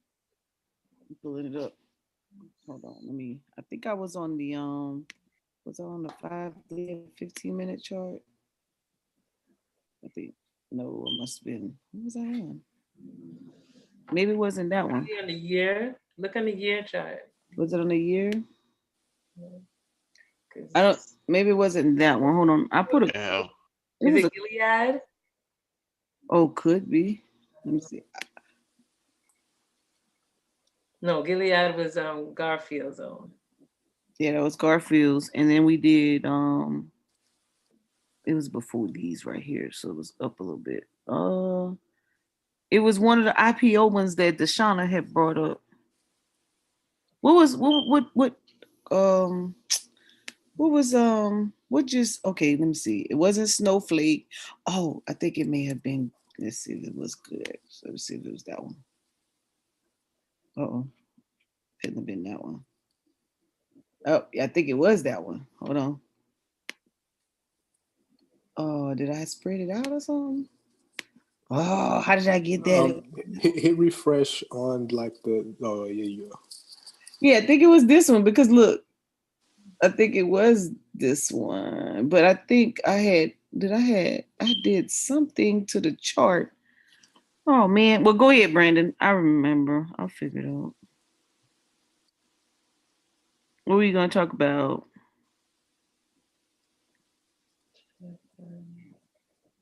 Where Brandon went? Oh no, I'm here. Yeah, I ain't clicked the microphone, but no, this is just the whole manipulation. What brother was talking about, like in the market, like this is it right here. They'll wait, watch everybody's stop orders or stop losses, see where it is, and they'll just blow right past it, then come right back down to the normal price. Mm-hmm. Right. Yeah, it's like you can look and see like at the on your chart, you see where there's this like where the orders are building up on the left hand side, right? Mm-hmm. Over and here, you see right here on the left hand side going up. These orders are building up. Then the price goes down, and they take out everybody who was long above that line, right? Take out all these positions, run the price down, give a couple fake outs. Those are the W's. Bring it back. Give you a couple fake outs, and then they bring it back and take out everybody who was short in those positions. Yep. That's where we're at now. They took out all the shorts. Okay. Yeah, see that? They're taking out all the shorts from way back then. Everyone who was short, they're taking them out of their positions. They tripped all their stop losses, which became liquidity for them, because what is a stop loss? A stop loss is a buy order. So they're using that as liquidity to bring the price up. Oh. So yeah, because your stop loss, boom, you out of here. Yeah, exactly. And even, if you look at an anatomy of a candle, or better yet, if you look at it, like if you can switch from the candle view to the bar view. Okay. Right? Oh, wait. You mean these right here? Right there, yep. And switch to the bar chart. And, go right there at the beginning, you see where there's the M patterns, right? The M. Zoom in right here on those M patterns. Yeah, zoom in there. Oh, I knew you was going to say that. I don't know how to do that. I got to get the mounts.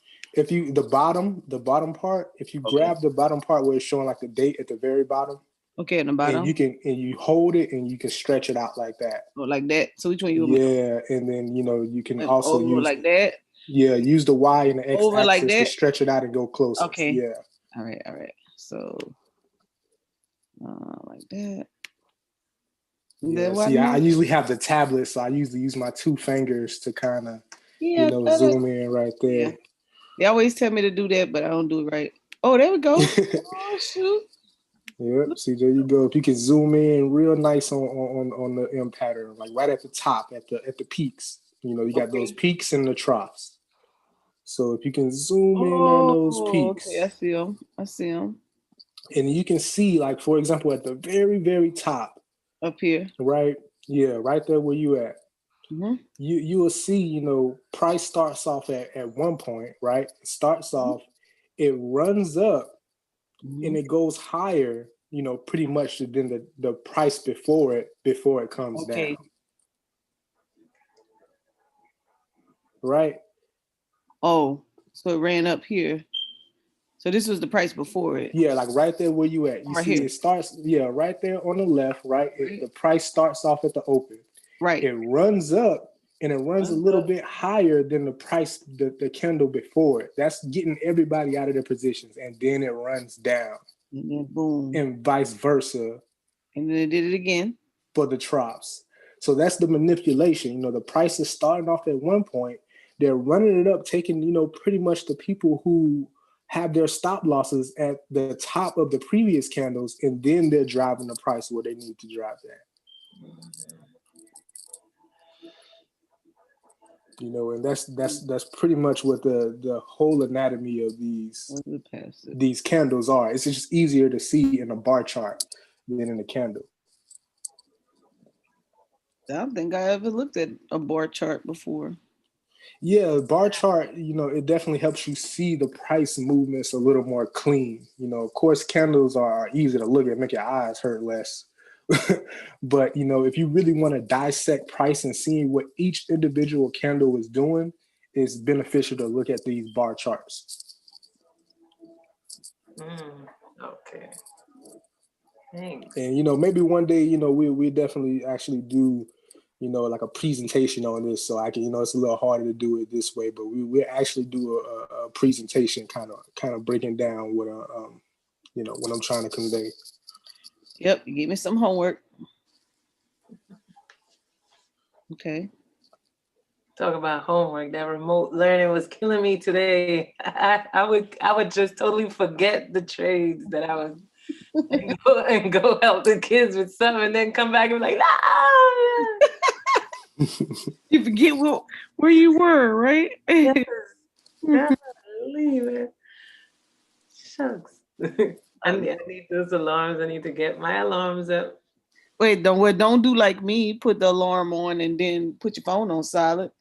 And you hear the alarm. You look up. You're like, oh snap! I'm making money. And you're like, well, wait, what happened? I could have been made money. I could have been and came out and came back in. Yeah, exactly. That's what's going. Today was great. Today was a lot of opportunities happening. Yeah. Even with that QD. Okay, that's what I want to do. I did it. If I did it a little earlier, I would have made some more, but I caught it before it was going back up or going back down, whatever, and I missed it. So look at this one, Marquise. Okay, so they got these lines. You probably want to go back to the candle on that because it's not really enough data to really populate it correct. Yeah. Okay. Wow.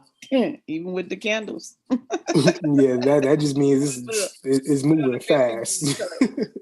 Put on a 15-minute chart. Hey, don't it look like all the candles are going down? Like, hey, can y'all some of y'all point up? Okay. Now let me see if I can hold on. Let me see if I can I was gonna change my who am I gonna take off? Oh no, okay. I got the VWAP on there and I don't know why my little regression not showing. I thought I had paid for an extra view of Traderview. I need to check and see what they doing. Yeah. Remember at one point in time, I definitely used to use indicators. I kind of got to the point now I don't even use indicators at all. You didn't even need to see it, no. Yeah, I kind of already know, what the indicators would be at, just off the price action alone. I'm going to get there. Yeah, you definitely will. You definitely will. See, Monica, you could start producing music now. Yeah, right. But you know, this is what it is right here. Yeah, right. I used to manage music artists, and I used to go in the studios and I would watch the producers make the beats or when they were recording, watch the put the hook over here, put the sample over here. Yeah. Composing. Yeah, overlap and do all this. I had a good grade. This was back in 2007 to 2013. I think I did it all over. Ooh, music artists gave me a headache. They don't listen.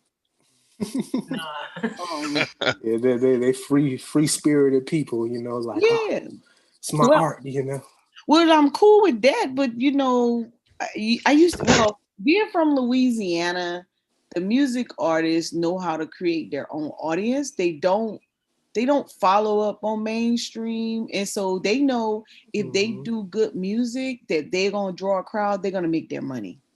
So if they never be on an award show, if they never be on TV, they don't care about that because when they come out, they know they drawing 400-500 people regardless. And so I used to try to talk to them about creating their own audience because that's what I knew. We were festival, we are festival people in Louisiana. So they make a festival out of all the foods. So you always have an opportunity to entertain. And so you always have an opportunity to make money. And I used to try, they had made good music and I used to try to get them, to be consistent and create your own audience. And sometimes create music for the people. You create music for you. But you want the people to buy it. And you rapping about what happened yesterday. Yeah. and they get bored. They got bored of their own music and people wanted to hear what they wanted to hear. Be disciplined. Yeah, you have to learn discipline. That's like martial arts. You have to you want to beat up everybody, but then you got to learn how to hold it in and control it, control those urges. Right. The same thing with I learned with the market and so some people's asking me, man, how'd you get where you are now? I'm like, I took it bit for bit. So, I wasn't using indicators. I would just listen and I said, you know what, if I'm gonna learn this, I gotta put the time in, and that means some people gonna have to get on the back burner because I'm not stopping my lives for to entertain people. So I put my phone on airplane mode And I sit and I listen, and then after I grasp one thing, okay, I got that in the toolbox. Let me add something else. Let me add something else and keep it moving. So, and me learning how to do an option, man, that put me on cloud nine. You couldn't tell me nothing. It was like, what more thing she doing? Shoot, multiple sources of income. I knew how to make multiple sources of income by getting jobs, by my skill set, what I knew, that kind of thing. But man, y'all done taught me how to do the market, and I ain't even a whole 12 months in. I went from having a goal of $1,000 to $5,000 to $10,000. I'm like, shoot, I'm trying to do the daily goal now, and just watching it work. That's why she's rich. That's why she's rich now. Stop that, man. Not yet. So now, my conversation, I think the discipline of the market has changed my conversation with people, because I was really, coming out of military, I was real aggressive, and I had zero tolerance for anything. It was a do or die mentality. But coming into the market, learning something new, I had to, get some humility and listen to other people.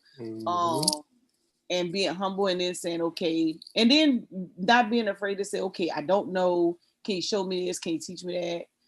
Can you take some time over here? And so, but it's also made me start reading again, because I had gotten, when I came out of the PhD program, I stopped, I stopped writing, I started reading, and I had outlined, I want to do a book for when I do my classes, when I do beginner people who, doing federal contractors and grants. And a lot of people, there's a lot of people out there who teaching people how to do business. And I always tell them, they be like, well, what makes you different? I said, because I teach people the ultimate maximum potential of getting a contract. Because if you think these department stores out here are just winning based on your consumer spending, you got another thing coming.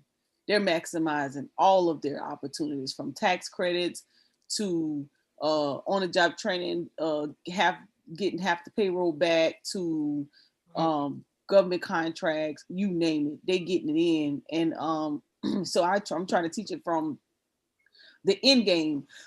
Your ultimate goal is to, even if you only got one contract and it was only for 5 years, or you only lasted a year, maximizing, taking that money, learning how to invest it, but actually doing more.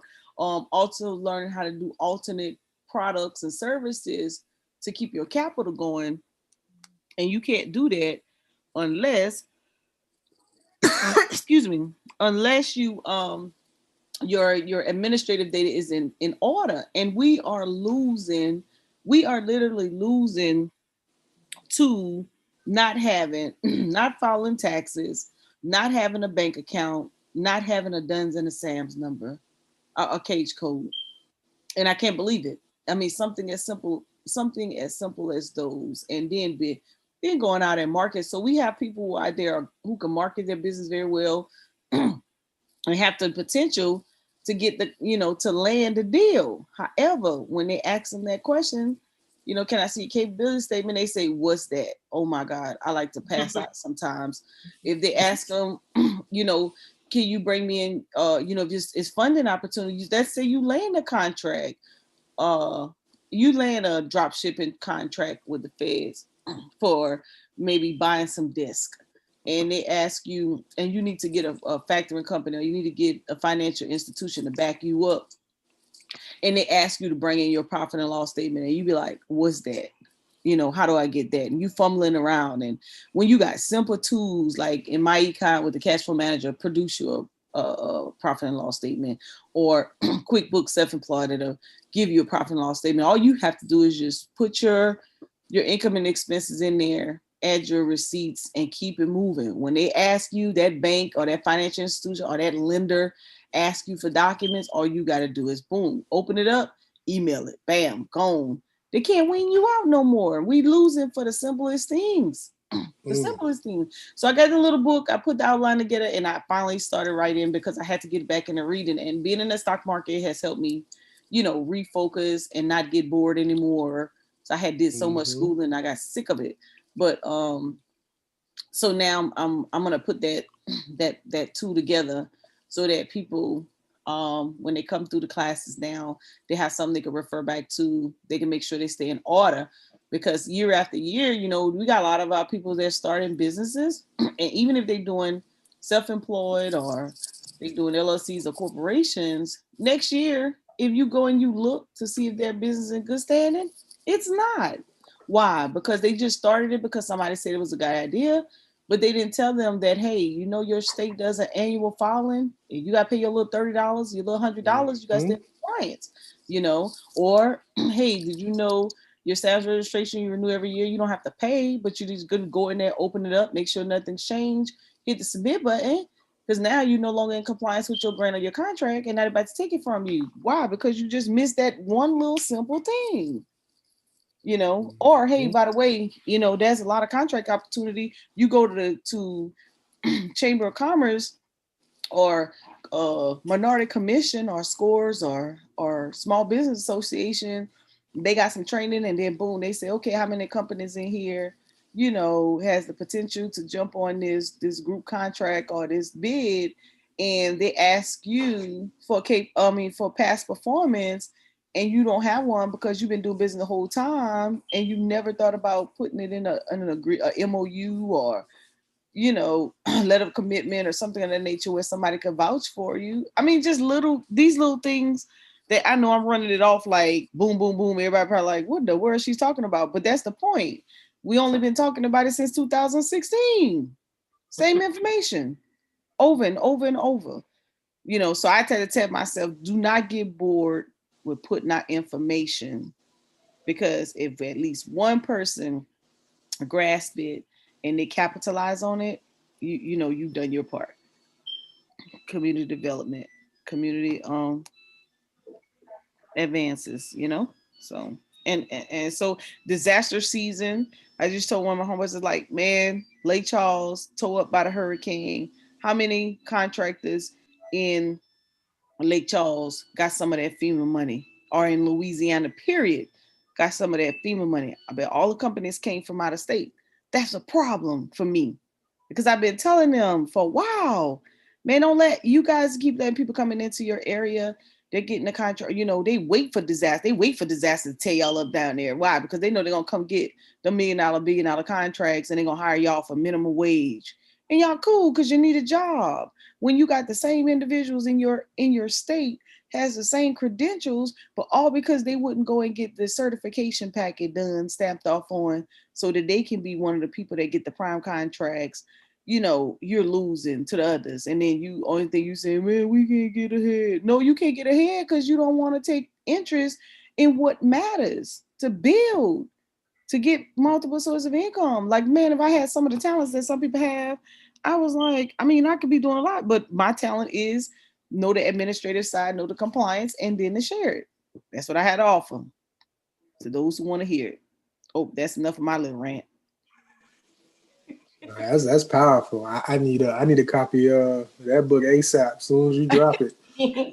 Yeah, autograph. I wrote 2 chapters. I let one of my buddies to see if I was headed in the right direction, and I chose the topics that flow and it makes sense. I'm not gonna make it very wordy because I need it to be practical. It's gonna include more of a like an activity type feel, so you can feel your stuff. So it can be like a go-to book where your stuff is at, and you can stay in order, and then you know you can maximize some of these opportunities. Because I'm telling you, a lot of the you know, one way or the other in reference to administrations, they put programs out, and because we so anti-government, it goes over our head.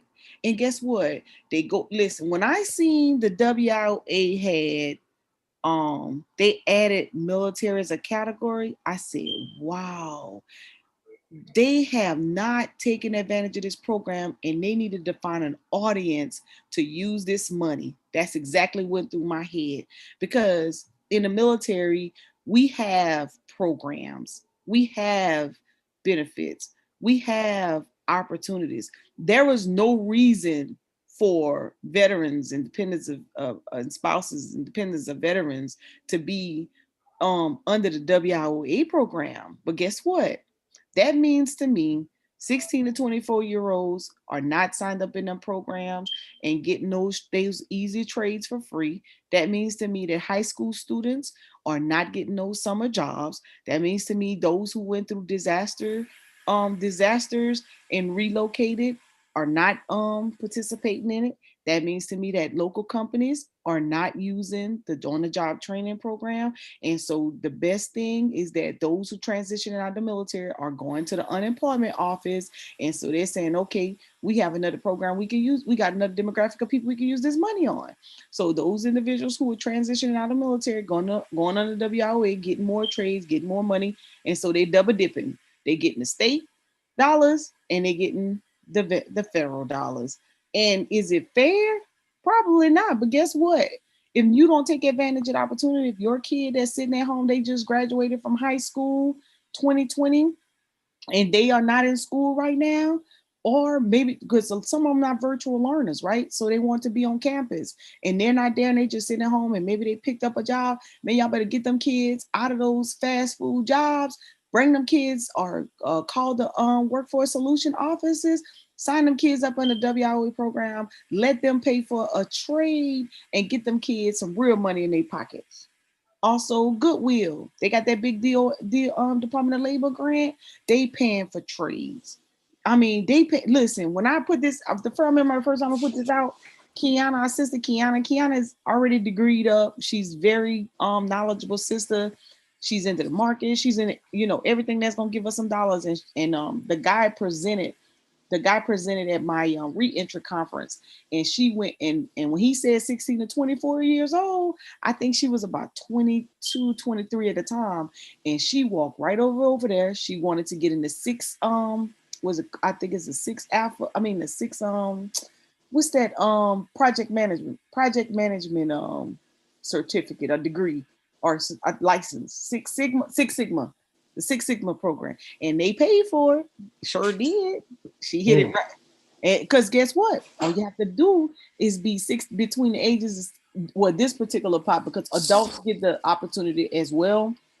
They have some categories. If you're a single mom, they pay for your daycare and they put you in the training, and then you get job placement, right? I mean, just everybody. There's a category for everybody, and she she's a graduate, HBCU graduate, whatever. She has an awesome job, but guess what? She wanted to get in that Six Sigma, and that guy said 16 to 24. She walked her little stuff right on over there and talked to him and got in the program and got her thing paid for. Too easy. Too easy, right? So no kid should be sitting around. No kid should be sitting around with nothing to do or no free opportunity because it's out there. It's out there. I just want everybody to know my training paid off. I just crossed my leg for the first time in 3 years. Shit, I'm about to be up and over again. It's about to be on. Congratulations. What you say, Brandon? Congratulations with all that CMOS you drinking. Yes, and you know what, Brandon? I told my trainer, I said, I remember, Brandon, what was it? Maybe about 4 weeks ago, we was in a Tuesday training, and you said, Mo, stop messing with all of those medication and get with Brother African. Yep. And I said back and crazy. Yes. And I said back and I thought about it. And I said, okay, Brandon trying to tell me something. I need to think about what he's trying to tell me, and I need to think about Brother African Poor and where are we going with this, Because it wasn't direct. It was just like, you need to give Brother African. But then Brother African Emporium is sitting back saying, I'm at the flea market. He's saying, yo, you need to get with my brother David. And I'm like, okay, all right. So, they trying to put something together, but we'll figure it out. And sure enough, he's selling the CMOS. He's fair personal trainer. Man, that's a wrap. If I could show y'all me just, you know what? I could look. I'm gonna show off. That's what's up. Listen, I'm thick as all get out. I ain't used to be this big.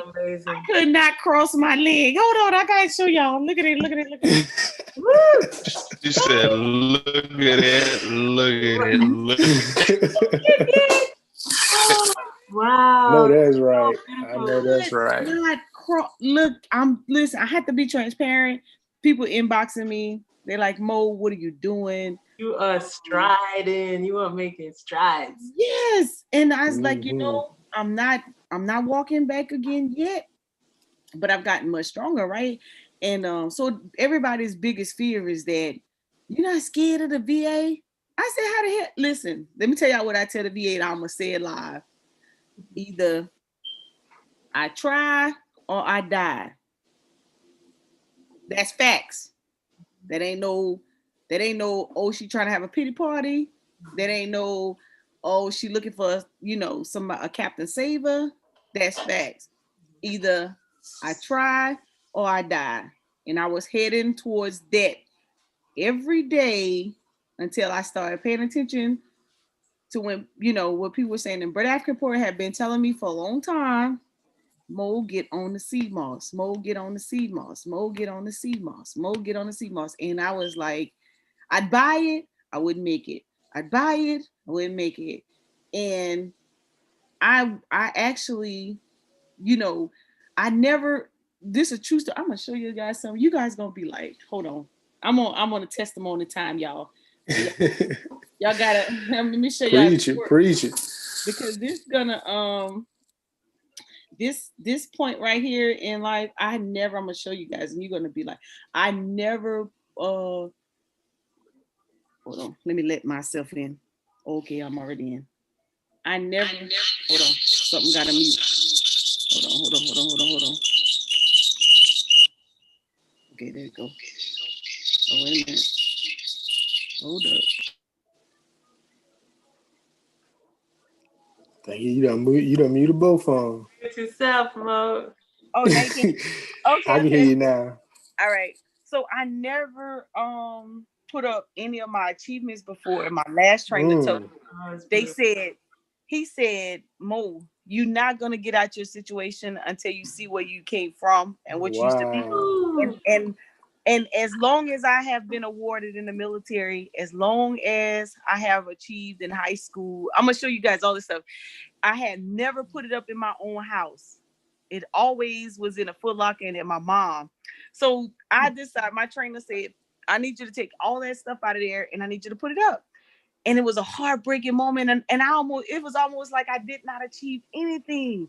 And I was like, it doesn't mean anything. He was like, yeah, it does. It means a lot. It means a lot. You just have to see it. You don't want to see it because you can't do it no more. And so you're giving up. So watch, let me show you. So amazing. That's such good advice. And I decided, one of my veteran friends came, and if I get closer, and they put it up. And you see on top of my hold on, I don't know if you can see that. Your colors in your house. If you can see all the way up on top of my cabinet up there, the trophies. That's all trophies. And so what happened was,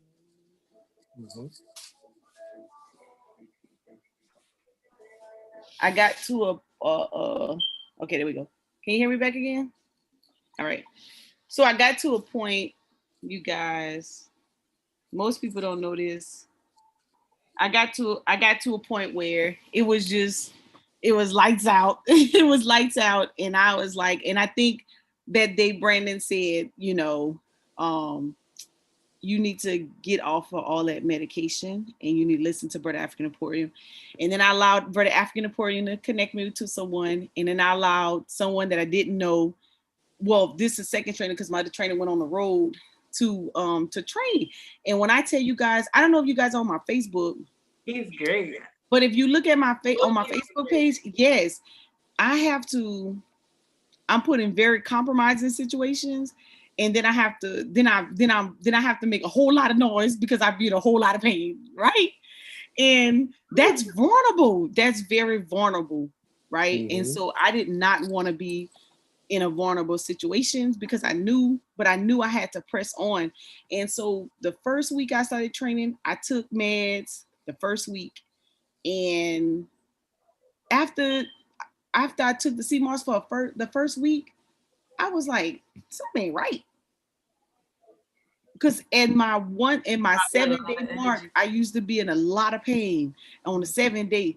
So I was like, okay, I'm gonna let this go. Maybe I'm gonna go, another half a week, and we're gonna see where this is at. Okay, I was working. I was like, oh snap! All right, Mo, you're doing a little something. Let me get another 8 of them 16 ounces of CMOS smoothies. Okay, let me get that. So I got another one, and I was like, oh snap! I'm alert. I was getting it, boy. I was like, I want to do everything. I want to work out every day. I want to work out by 2-3 hours. So he never said anything. He just watched, and so I would just do extra things. And on the 4-week mark, he's like, okay, you gotta get on this this bench, and you gotta lift the weights. I was looking at him like, man, I'm not lifting that. I'm not lifting that. And he was like, okay, you can never say I can't, and you can't say never. I was like, what? I'm sitting there. Yeah, because I'm sitting there and I'm looking at the weights like, man, and I want to say it so bad, like, man, I can't do this, but I don't say it. I'm just looking at it. I'm giving that look. I'm making these ugly faces. So I was like, okay. So not only did I get on the bench, he brings out these ankle weights, right? And so I'm like, this nigga crazy.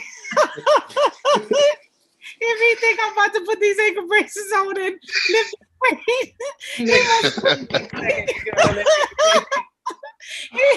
he got to be crazy. He got to be crazy. I'm not doing this. And so I let him do it. So what happened was, this is what gave me courage, right? So I'm sitting on the bench. So he brings the ankle weights. He's like, okay, Mo, what you gonna do? What you gonna do, Mo? What you gonna do? So I'm sitting there. So he was like, I said, you really want me to put this on? And he was like, yeah. So I lift my knee up. Y'all, I have not lifted my knee in 3 years. I don't care who called me pseudo.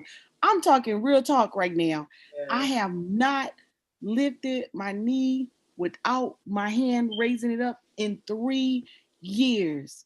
So I lifted my knee for him to put the ankle weight on, and he stepped back 2 steps, and he looked at me. He was like, go, Momo. I was like, what? He said, you realize you just lifted your knee with no, all this crazy exotic stuff you be doing, making all these noises, making all these faces. And I was like, oh, snap, I did. So I put the ankle weights on. So I sit up and I was like, okay.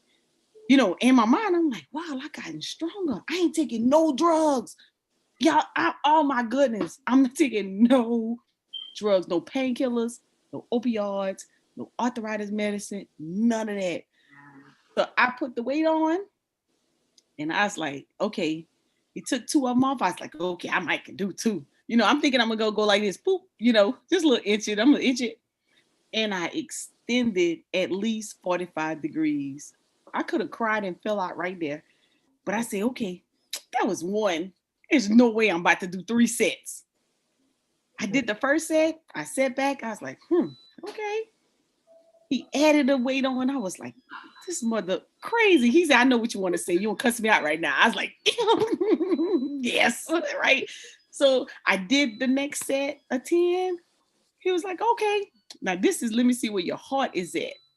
He added that 2.5 pounds on there again. And I was like, okay, Mo. And when I did it, and you guys could go see the video. This is no lie. And he was like, wow, do you really see it? And at the time, I got conflicted emotions. I got conflicted emotions right now. Cause I'm like, in my mind, I'm thinking like, okay, I ain't taking no drugs. This is godly. Okay, what's really going on? The only thing I'm taking, I kid you not, if anybody going through an injury, I kid you not, if you're a veteran, you got joint pain, came back from the desert, Iraq, Afghanistan, y'all know this is one of our biggest issues right now, joint pain. Get yourself some Z-balls for real. And when yes, and so when I not yesterday, I think it was Monday. He made me stand up. He's like, now you gotta start doing things that you don't want to do, but you gotta do it. And I was like, oh my God. okay, first, here's the first problem. I don't like people getting close to me. So, but I knew I had to rely on them. So I was like, oh my God, he gotta get close to me. Oh my, I gotta show strength and you gotta get close to me. Woo, okay, let's see how this is gonna work out. And I stood up. I said, okay, I'm gonna do it. And some stuff y'all don't get to see on camera because I'm very dramatic. I'll be like, no, not yet. Okay, I'm gonna do it. Okay, no, yeah, not yet. You know? I'm doing that like I'm doing jumping jack. He said, okay, we're just gonna wait on you. And when I got up, and even though I'm not standing straight up just yet, I was able to stand up and do side leg raises with no help. That's dope. Listen, I said by my birthday, I want to be walking again and mobile again. So I got into the VA. I'm going to be doing some physical therapy, some training, and then I'll be with the chiropractor in sometime in October or whatever. And I'll make sure I keep tabs on it because I know I have veteran friends and I know what they're going through because I've been through it, and I know that they don't know how to reach out to people because sometimes it's a little embarrassing coming from being this hoorah person in the military and then coming back and then having to rely on people. And I said, you know what, this testimony gonna be there for somebody who gonna need it, but I have to make it transparent and have to let people see the transparency because what happened with me, I'll gain all my energy back and go back to my rightful place, and you'll be like, there's no way you was injured.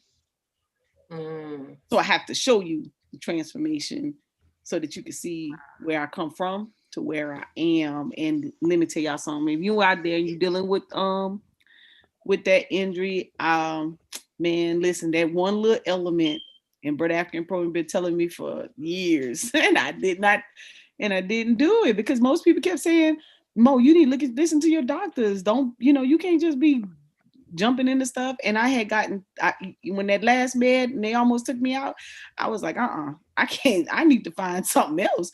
And right now I done been through what the doctors told me. So I'm just going to do something organic and I can share different people who gave me those underlying indications. But I think that night when we were on that Tuesday night and Brandon was like, you need to get off all the meds. And I was like, man, it's live, and it reduces inflammation. So that inflammation. A lot of things, but inflammation and lubricating joints. I think are the number one things.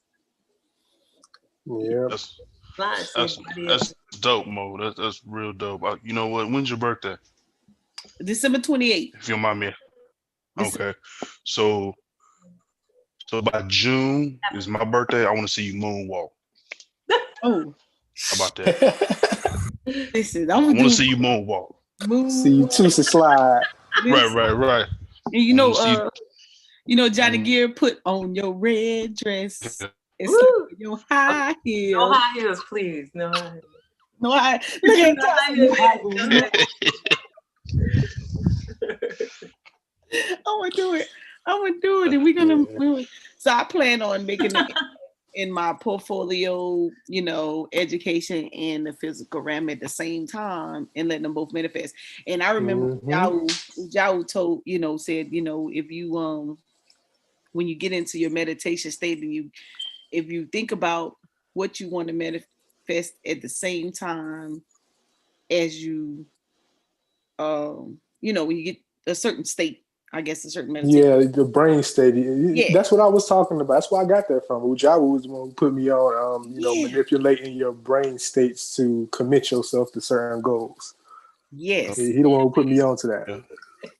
Yeah, it's like that movie Secret. Yes, I'm sorry. Yes. I've never seen it. What's called Secret? It's called Secret. I forgot the director, but it's all about that, like tricking your mind into doing things that you can't do. Law of Attraction, the one about the Law of Attraction, The Secret. Yeah, that one. Yep. Yeah. It's serious. It works. Believe me, it does. It does. It works. I do it every night. I have a YouTube playlist that goes through each state and it uses binary beats to help you get into those relaxed states, and I do affirmations, all that. Like it's like you say, you can call it pseudo, but results speak for themselves. At the end of the day, yeah, at the end of the day. And yeah, that CMOS is something serious. I had got into it from Red Pill and Blue Pill put me on, and I started getting it from their mom when I was in Atlanta. And, you know, it did wonders for me. That Moringa, you know, that was doing wonders for me because I had an experience like with gout. Yeah. You know, which was crazy because I've never had any medical issues in my life. I've never even had a broken bone. So it tripped me out when I woke up one day and it was like in between my big toe on the side, and it was just like the worst pain I've ever felt in my life. Like even if a piece of the cover touched it, it just felt like I was being hammered. And it was crazy. And it wasn't until I started down to your feet. Yeah, and it was crazy. And ultimately, I was jumping around. I couldn't even walk to the bathroom. I'm jumping around on one leg to go to the bathroom. Like it was crazy. And I had to change my lifestyle. I had to change the way I eat. I had to change everything up. And I haven't had an issue ever since. I changed everything. First, I did keto, like a keto diet to reduce the inflammation and stuff like that. Then I gradually start more with like the Moringa and CMOS and everything, and I lost a ton of weight. So I understand exactly where you're coming from. Yes, and you know what's crazy? I haven't stepped on the scale, but I know I haven't lost the weight that I thought I would go down to before I started doing some stuff, and that's why I'm impressed. I'm like, oh my God, I haven't even gotten the weight down yet. So, oh boy, just think, I did try to go more plant-based. And so soon as, you know, once that stuff started getting under control, I'm like, oh my goodness. And so now people are like, I don't know if I want you to be healed. You move around so much now. What's going to happen when she get, because a lot of people in this area don't really know me from that aspect. You know, from the whole soldier thing or the whole, you know, coming out of college basketball thing, none of that. They don't know none of that stuff. They just know what they see now. So I have to correct them. Like, hold on. You played basketball in college? Yeah. Okay. Listen, that's the first place I'm going. Unless once I get that mobility and I'm able to do any type of running, I'm going straight to the gym. I know that's right. straight to the gym. It's gonna be like I don't even know if I could. Well, I guess you don't really lose it, right? It's just a matter of getting familiarized with getting your wind back and getting your muscle memory back. Right. Well, what I do now, thanks, brother. After pouring, he put the CMOS on the screen too. What I do now is when I'm working out, I'll actually call the cadence while working out, you know, or sing the song to get my wind. So, you know, I know a little something about training. I just couldn't get it done by myself. And I had to rely on somebody else to help out. So look, that is on the screen. And all of these health benefits right here, it's impacting me right now. I can cross my leg. Wait till I put my dress on.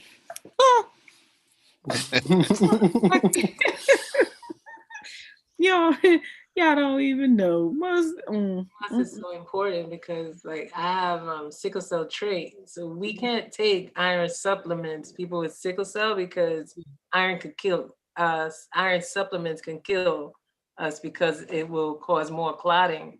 Wow. But I only have the trait, but the natural iron in the CMOS that I'm looking at now, it gives you so much energy. Like I have some in the fridge right now because my Rasta friend makes it for me, and it's amazing.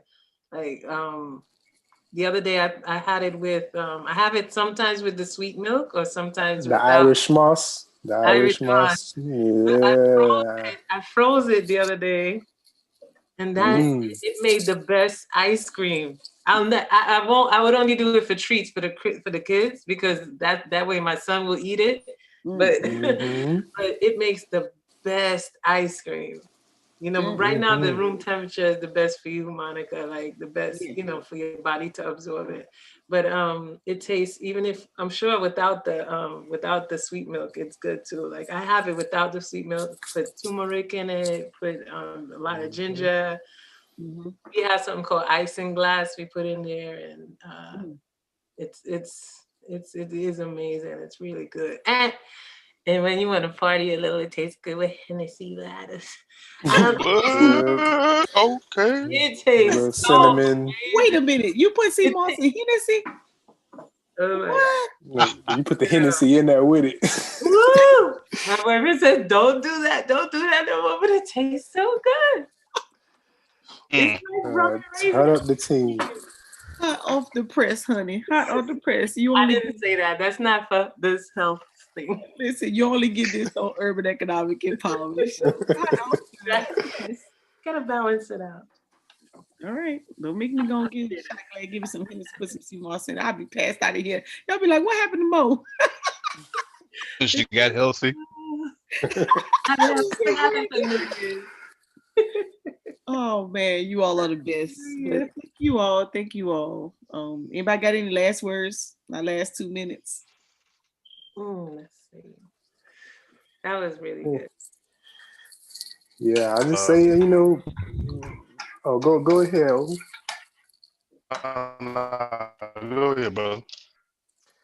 Yeah, I was just gonna say, you know, at the end of the day, you know, even if you feel challenged to do something new, you know, whether it's finance, whether it's health, you know, you got to get your feet wet. You got to start somewhere, and it's, you know, when you have somebody, you know, willing to drop some information and guide you, you know, it should be a no-brainer, and you just have to have that resilience to keep at it once you do get your feet wet. You know, a lot of times we hear these things, we hear these terms, and it just goes over our head, and it reminds me of how, you know, I used to feel when I first heard about investing and stuff like that. You know, it just went over your head, but once you get your feet wet and you start get your gears turning, it becomes familiar. You become familiar with these things, and they come to pass. So, you know, that's all I got to say. You know, if you're feeling any doubt, or, you know, you just get your feet wet. Start somewhere. Open up a chart, download something, read a book. You know, just get your feet wet. You know.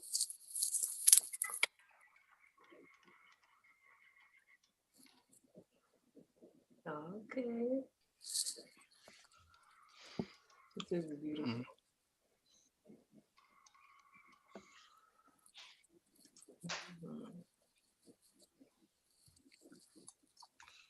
This is definitely a blessing. Thank Yeah, Open Emporium, man. You gotta send me the plug for the CMOS, man, when you get a chance. But no, what I can say is pretty much, you know, watch the market, or learn from the market, watch the market, and take from the market. Like always, never be hesitant to jump into something that you don't know nothing about, because if you don't, you won't know anything about it. Always be, you know, mindful and always look for new opportunities in every aspect. That's facts. Be afraid to ask questions, you know. Monica, I was gonna ask you about, there's a lot of COVID certifications for a lot of different things. Like they had COVID certification for what they call tracers. And then a friend of mine, she does like hairdressing, and she just got a certification for, I think they call it barbicide. I was like, what is that? So you might know about that for different programs if you want to, you know, like adding staff to the programs, COVID-19 certificate. I really can't believe they're still going on with this thing. The CMOS helps everything. The CMOS cleans everything out your system. And one more question, African Emporium, do you use mushrooms for anything?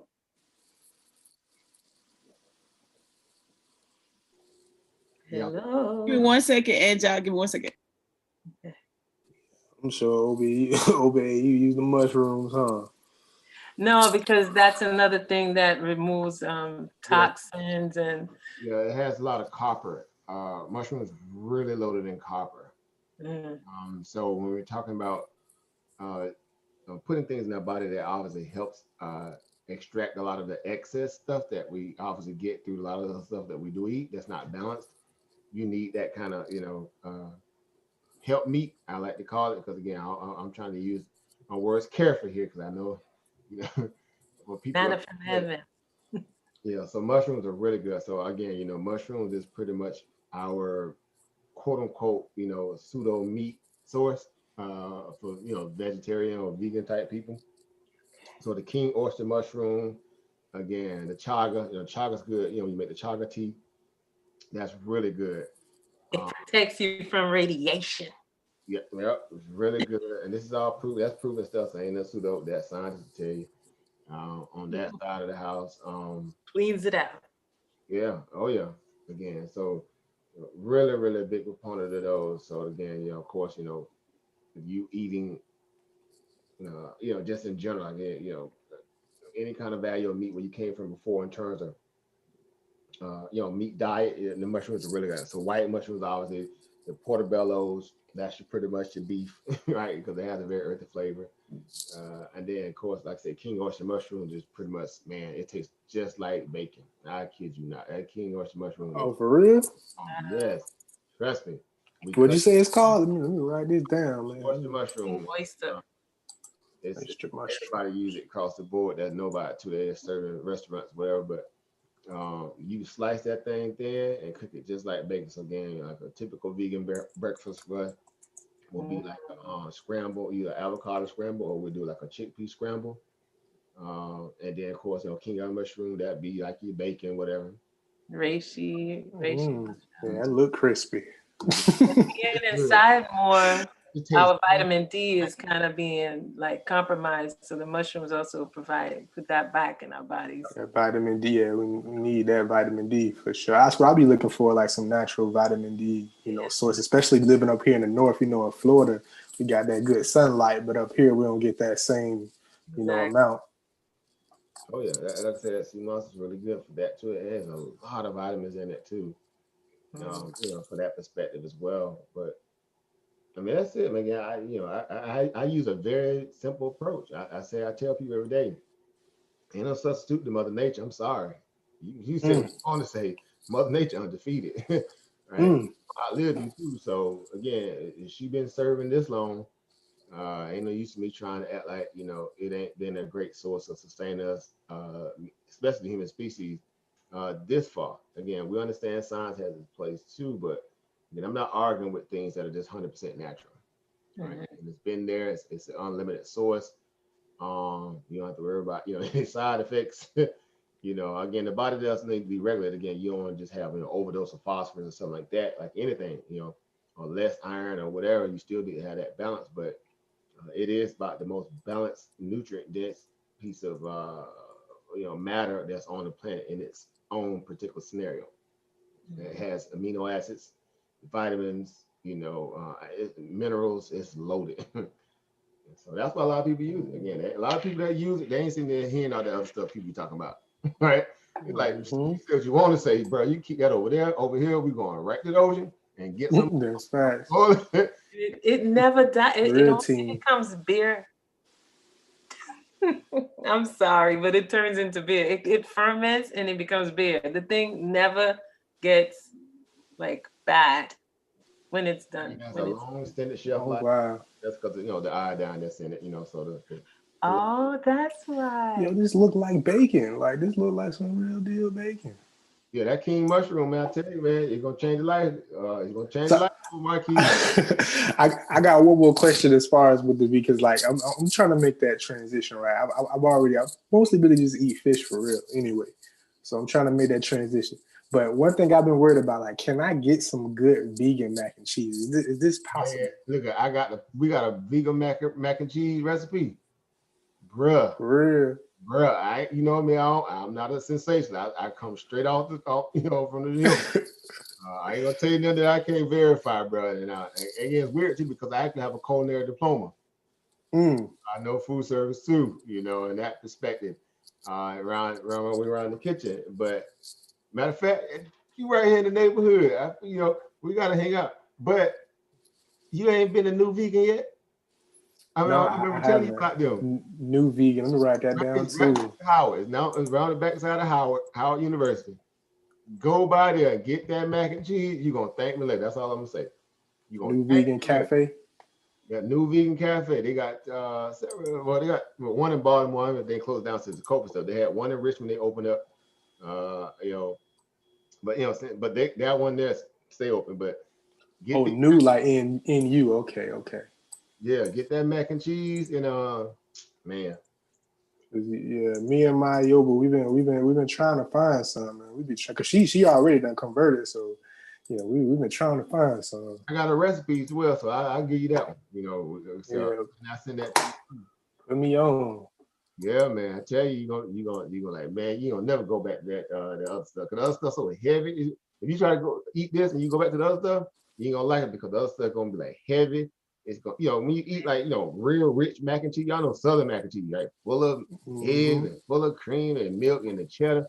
It's oily and thick. You eat the vegan mac, it's like, man, bro, it just go down like it's like cotton candy almost. Yeah, I'm gonna go ahead. I'm gonna check this out this weekend. Yeah, hit them up. Like I said, I know the owners of them over there because I built relationship with a lot of these people over time, but they solid, bro. Everybody go to New Vegan. When I say everybody, meaning people that know what's up. Even people who still eat meat, they go to New Vegan because they's like, I gotta switch it up. I go to place. Their greens be on point. Everything in there on point. I mean, they got the mushroom medleys. They got everything, literally, that you would eat on on the meat side in a vegan form somewhat, and it's solid. The okra in there solid. Man, look. You'll get lost in New Vegan, trust me. That's what's up. That's how it is. That's how kind of hot Tassili's is in Atlanta. Yep, I know Tassili's personally. Back National Convention, the very inaugural one with Dr. was walking. Remember that when I was with them, his team on that side, and we did it at the Black Madonna Theater, right down the street, right after that, Abernathy. Tassili sits right down there on the corner. I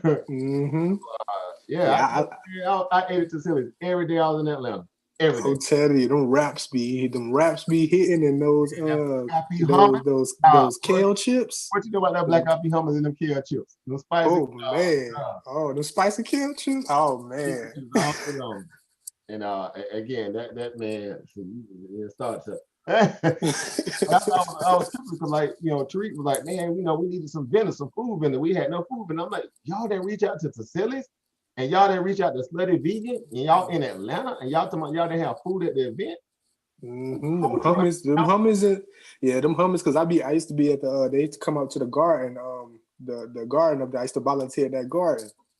And they a lot of times they'll do events with them with the hummus and them kale chips, man. So yeah, they definitely should have used that. Man, Tassili is she just another, to me, she just cleaner full sister, right? Think about it, she's just another cleaner, and she's full of energy. She looks phenomenal. She stopped, man. Facts. Man, that food there, everything in there hitting. Everything in Tassili's hitting. That's facts. But yeah, but Atlanta, like I said, it's a great black food scene. I was just surprised to hear them say they didn't have food at the event, or they wouldn't. I don't know. You got Busy Bee, you got everything. Simply's, stuff, off Metropolitan. I mean, I don't know what's going on, but yeah, they ain't talk to the right people. That's what it was. I was like, shut, bro. Y'all mess around and man, y'all. I don't know what was going on. But I guess next time they say they're gonna fix all that. But if you guys are in the greater Atlanta area, and you are trying to find really good, it ain't hard to find it in Atlanta. Atlanta got a really good food scene. I will say that. But really quality, and especially if you want to get it from your people, definitely check out Tassili's. I guarantee if you go on anybody's timeline that's in Atlanta, that obviously does both sides, they definitely gonna tell you about Tassili's first. And then facts. Really taking off, since whole issue she dealt with that went public and viral. But other than that, it's really good food there. Whatever. But yeah, you can't lose there. You will not lose, and hanging out with Tassili's. But yeah, so yeah, New Vegan Cafe right there on the backside of Howard. Check it out. If you guys in the DC area, it's very simple to find. Just put in New Vegan, spelled with an NU Vegan Cafe, New Vegan Cafe. You will not be disappointed. And get that mac and cheese, get them collard greens, and collard greens gonna put you to sleep. They so good. And they got the greens too. They got meat in it, and there ain't no meat in it. Trust me when I say that, I ain't lying, bro. and they be yes, you know, the good leads. They ain't all cut up. Man, look. yeah, I'm excited. I'm excited for their weekend. Yeah. And they solid in there. So I know a couple other ones too, but you know how they. Let's start small. I don't overload everybody. That's it. So yeah, if you guys want to see Moss, I got it. You know, I don't want to make it sound like a shameless plug, but I ain't afraid to advocate for Mother Nature. That's one thing about me. I am not ashamed to advocate for Mother Nature. So if you need to see Moss, you want to get it, I have it. The purple and the gold. All my stuff wildcrafted is all sourced out of the Caribbean. So I ain't got none of that, you know, that wild, that pool grown stuff they call it. Stuff coming straight out the ocean. You got it in jail form? I can make it for the jail for people that want to ship, but I typically, you know, in the dry and just show people how to make it, you know. But I do ship. I can ship to jail if a person just needs. You know, it just costs a little extra for the shipping. Yeah, that'll work for me. Heavier. But it's real easy to make. It's hard. It's so simple. Really, it takes no more than. It's not hard at all. If you just soaking it, you just rehydrating it. You know, reconstitute it out because it comes, you know, sun dried, and then you rinse it off really good, and then you just, you know, put a little bit of. The faster way to do it, just put like a cup or a cup and a half of hot water out of a kettle or, you know, glass little hot water bottle what the thing's called, the urns, whatever, and it'll soften it up, and then just throw that joker right on in the blender when it gets to room temperature. After it gets soft, you put your water in there. You make sure you have, you know, you could have 33 fluid ounces. 1 ounce. 1 ounce should give you 33 ounces basically, and just blend it. And take it straight to your mason jar after that. Make sure you put it in glass because you don't want to put it in an inferior piece of, you know, plastic. Pour it in. Look, Kim says she wants some. Oh yeah, I got you. I got you. You say what's the difference between Irish moss and sea moss? Irish moss is misnomer. I've said that before plenty of times. Or you got people that's in the Caribbean island that's getting the moss off their land, out of their oceans, and they calling it what? Yep. Irish moss. And it's the name of their drink. They call it Irish. Yeah, it's the name of their drink too. But they even call the moss Irish moss. They got so comfortable and call it. That's because they put milk in it, but without the milk, it's just sea moss. Right, but a lot of them still just call it Irish. Irish moss. Yeah. Still call it Irish. You know, matter of fact, its genome, its file name, it's, you know, in terms of its classification, it's called Chondrus crispus. That's the real Chondrus crispus. Wow. Ondrus crispus. Crispus. You can Google it. That's the real deal. And you're only gonna get that kind of 2 places. The Caribbean islands, all down there, you know, y'all know all the little places, Belize, Lucia, all the layers down there, right? Jamaica, Grenada, all that, and then the west coast of Africa. The moss it was getting out of what's the name, or what, Europe, that's Ireland. It's thicker, right? Because that's the water up there is more so, you know, it's more salinity, right? Because it's cold water. The salt is much more concentrated in the European, you know, ecosystem. Unlike the Caribbean water is like the best, you know, come on, it's the best eco on the planet. Y'all see them waters on the picture. You see my background right now. Do a Bobby with some moss. But you know, we get a influx of fresh and salt water together. That's why it's the most purest water, you know, on the planet, right? That's why everybody want to get down the Caribbean. That's how I tell people, like, yo, Garth, I see Garfield and Pop. I envy you guys, man. And people grew up in them Caribbean on that, man. Look, y'all got the man. Look, strong. All the yachties. Good. Anja. It's crazy because a lot of people, you won't believe, they don't even know how to swim. You have to really live on the coast to swim. It's like, what? Crazy. I'm like a fish in New York. Go to Jamaica, it's so gorgeous. It's beautiful. I mean, all throughout the island, you know, from Bahamas and, you know, Bermuda, everything down there. Again, you can't. Man, look. I tell you. I got a lot of Jamaican family. Always made that drink. That was always on deck. Yeah, that's all it is. Just some people use carnation milk. You know what I'm saying? And you know, they add a little rum to it. You know, sweeten it up. You know, add a little kick to it. You know, some people add a little molasses to it. There's so many ways you can make it.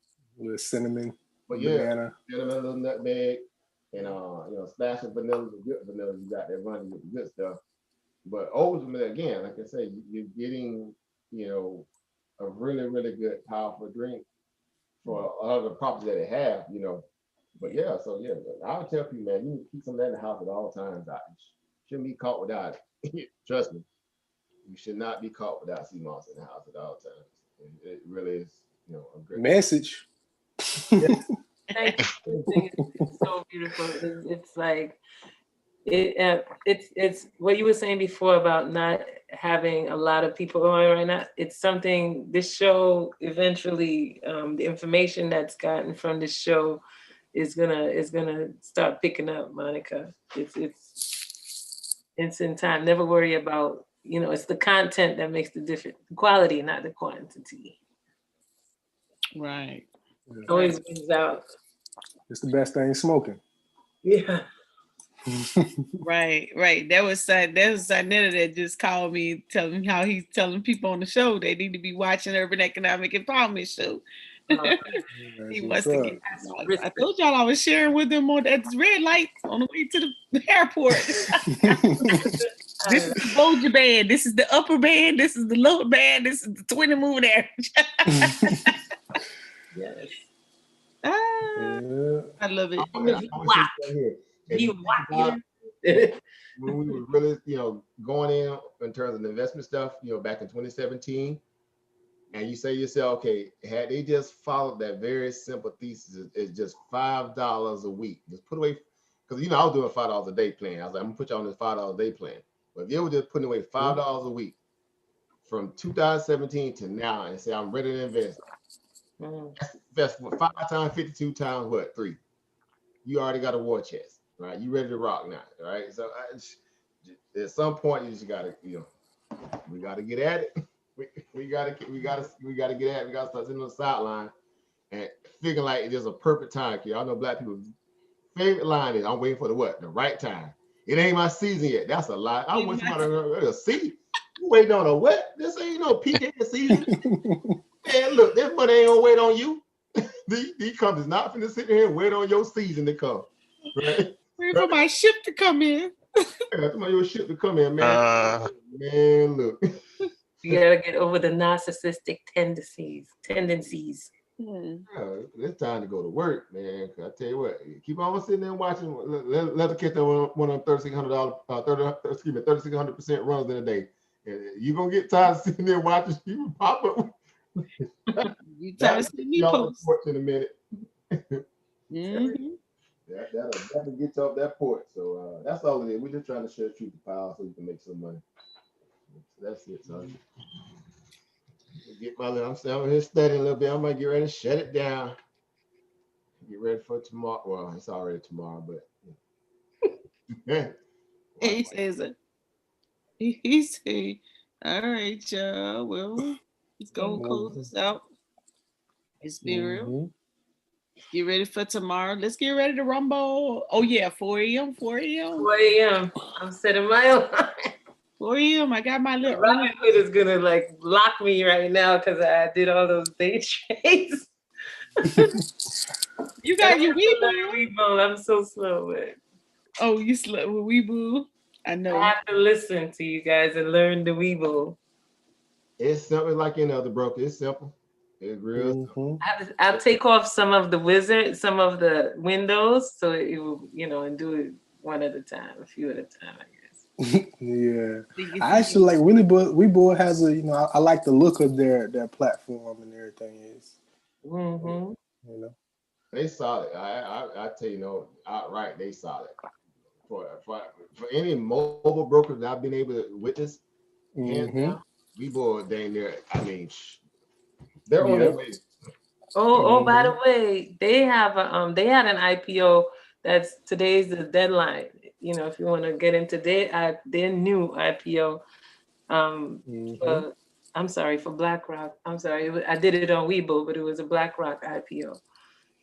Yeah, I saw that message too. I saw that message pop up too. Yeah. Yeah, they got a couple. Yep. Yeah. One of the other ones had to have the minimum. I put all of it on the BlackRock one, and it was like I couldn't get the next one. Right. That one may do pretty. I've seen it too. So again, you know, it's a subsidiary scenario of them. It's another branch of their, you know, their arm of influence. So it, you know, from the aspect of, you know, finance, you know, because they're always in that space, whatever. But it may probably do pretty well, you know, overall. That'd be the reason for those calls being so high. Yeah, next time we come on, you guys got to talk about the level 2 information. Level 2. Oh yeah. Mm-hmm. Yeah, level 2, level 1. It's also a level 3. That's next level. But yeah, so yeah, just learning how to read time and sales, and also again level 2. So weBull always giving people 3 months free right now on their site. So you'll get a chance to see, you know, the market's always in real time with the buyers and sellers coming in, which is really good, right? Really good. And being able to detect, you know, support, you know, points or resistance point when you have a big wall, big seller, and nobody buys, kind of clear him out, or that stock gonna come back down. They're like, man, we don't want that smoke today. And you trying to sell too much. That's what it happened. That's really what happened to it. Chase everybody off the bed, and the stock ended up pulling back. Right? Fall down, but that's why level 2 is good for that, because you can see, you know, when those people show up, right? And so you can strategize around those trades, you know, those positions. So yeah, we'll keep learning, keep, you know, a little bit at a time. That's how this stuff works. You get a little bit at every juncture in your, you know, in your journey in this, and you just keep piecing it together. Eventually, you become solid enough to the point where you know how to at least extract money from the markets, you know, on a more consistent basis, because that's the ultimate goal, right? You don't have to day trade every day. You don't have to even whatever, but just knowing that you can, that's the power in this. Yeah. That's the power. You say, okay, I need $100, quick $100, right? I ain't joking, hit me up. Okay, I need a quick $100. How can I get a quick $100? No problem. Give me a little minute. Give me about 2-3 hours. The market's open. Right? Don't bother me though. Right? Don't distract me. Don't distract me now. Let me work. Let the artist work. Right? Let the artist work. You know, that's it. Don't bother. You got unemployment claims at 8:30. You got Powell testifying at 10 a.m.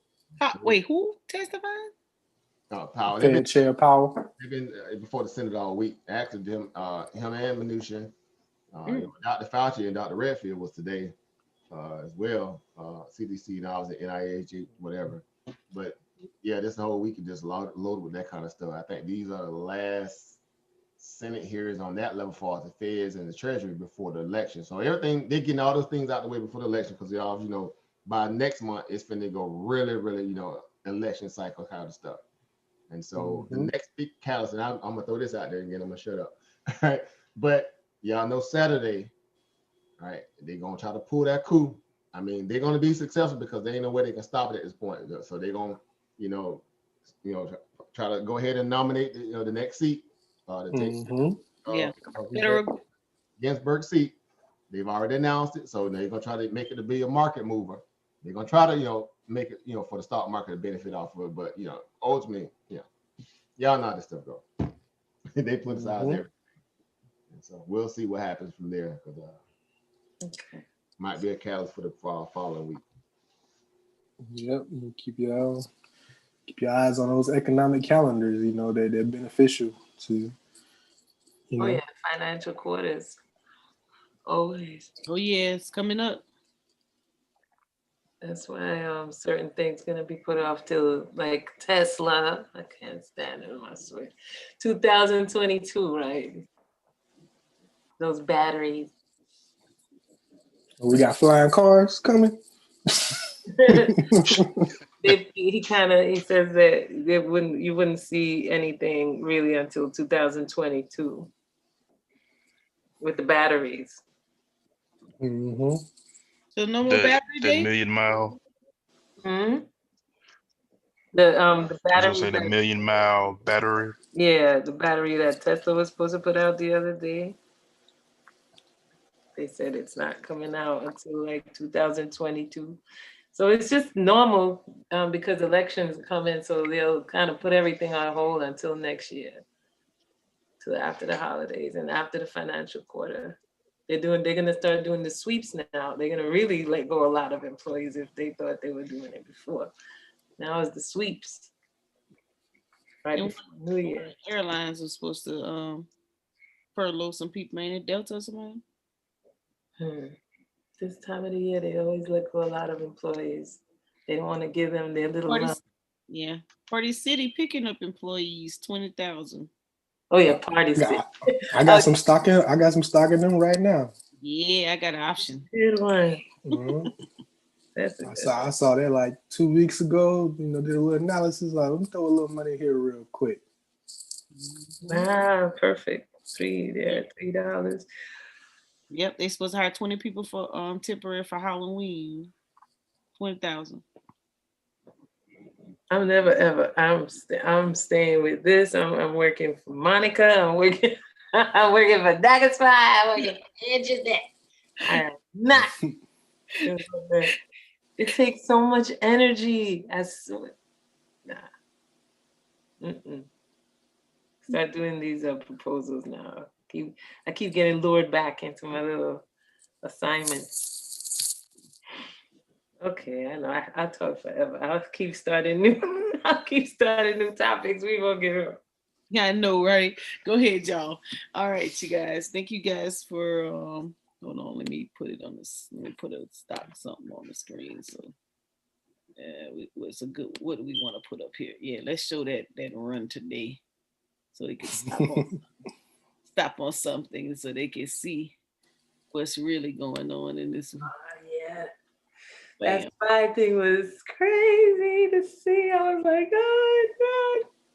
SPY was playing no games. Look at that. Look, Brandon. Man, that don't make no sense. Like, I can't believe it's still running. That was real. That was historical. Man, look at my regression, man. No 5-day, 5-minute chart. Look, Brandon. At the bottom. You know, broke the indicators. You know, broke the indicator. Right. Broke it. That's funny. Yeah, that's crazy. All right. That was not unreal. That was unreal. Let's see. Now you see with all of the, because they know that the market is really changing a lot, that a lot of people home are getting into trading. So it's different. You know, you get all of those notifications, unusual options activity, unusual options activity. Right. But them overvaluing that stock last week. I forgot which one it was. Which was it was what was it called? Snow. That one. Snowflake. Wasn't that the one that they overvalued? Yeah, it's the one they priced us out. Yeah, it seems like that's gonna be that's definitely gonna be a trend. Seeing how everybody just jumped on it like that, they expect that. It look like a lot of people run into these bonds too. Oh yeah. Mm-hmm. Because they're following the big trucks. Mm-hmm. Snowflake right here. All right, y'all. All right, because y'all know we don't stop. So you guys have y'all have a good night, and I'll see you guys Tuesday or Wednesday on the next stream. Oh, maybe Sunday. Brother African Poet might do some future live streams or something. We could get it in, or we do something great. We come back. So glad we talked about metals too. That was great. Well, I'm about to get in this crypto trade too. Bitcoin trade. I see you took. Yeah, we know you about to look. You better. I'm about for this. I'm about to go and get in my forex. Yeah, I ain't going to sleep until about 12 o'clock noon. Noon. Yep. What? Wait, what time zone? What you mean? Like tomorrow? Yeah, like tomorrow. I mean, like right today, like later on today? Yep. No. I would sleep all day. I got up when I hopped on, pretty much. I'm on a nocturnal schedule right now. So trading is your job too? Oh yeah, definitely. I definitely trade. I trade mostly. Now I'm picking them up on crypto, but I picked them up on Forex, but I've been trading crypto for a living for a minute now. Wow. Man, y'all getting in. And I also sell, crypto over the counter as well. What? Wait, what? Thank you. Like I sell crypto to people who want to buy Bitcoin. Of course you can buy it and sell it on the exchange, but I actually sell it to people for different payment methods. Say if they want to buy crypto, I sell them crypto for PayPal or, for a cashapp, but I might charge them a 12% premium or 15% premium. You know what I'm saying? And I do that on local Bitcoins and packs full. Creative minds. We are creators. It's a new hustle. Yeah, I made, when I told you they were shutting down my bank account, since I was running like 40,000, you know what I'm saying, like a month, just selling it. And they would just shut me down. They hate it. I'm like, man. Gee. Y'all be what? I'm gonna catch up. Oh man. All right, y'all. Y'all have a good night. You are there, Monica. You are there. Just take it easy the way you're doing it. You're going at the right pace. It's your pace. And you are creating also as you're going along. So pat yourself on the back. I told myself I gotta learn some frequency waves. I can read the chart like that. You do it already. See like what happened, like on this SPY right here, you see right in sleep, we will call this popping. Like when the leads are getting loose, we call it popping. So it's not a normal movement because it's almost like a big bubble. Once to get the correct reading, we have to reconnect the lead, right? Put it closer to the patient's head to get the right reading. So this would be what would be popping, and then it naturally will have to lay in its normal trend.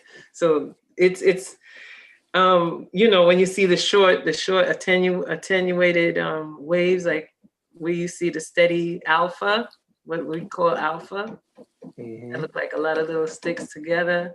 That's just a lot of busyness. Everybody's on it. And once you start, it's like that straight line in the middle where the P is right now on the SPY. Right here.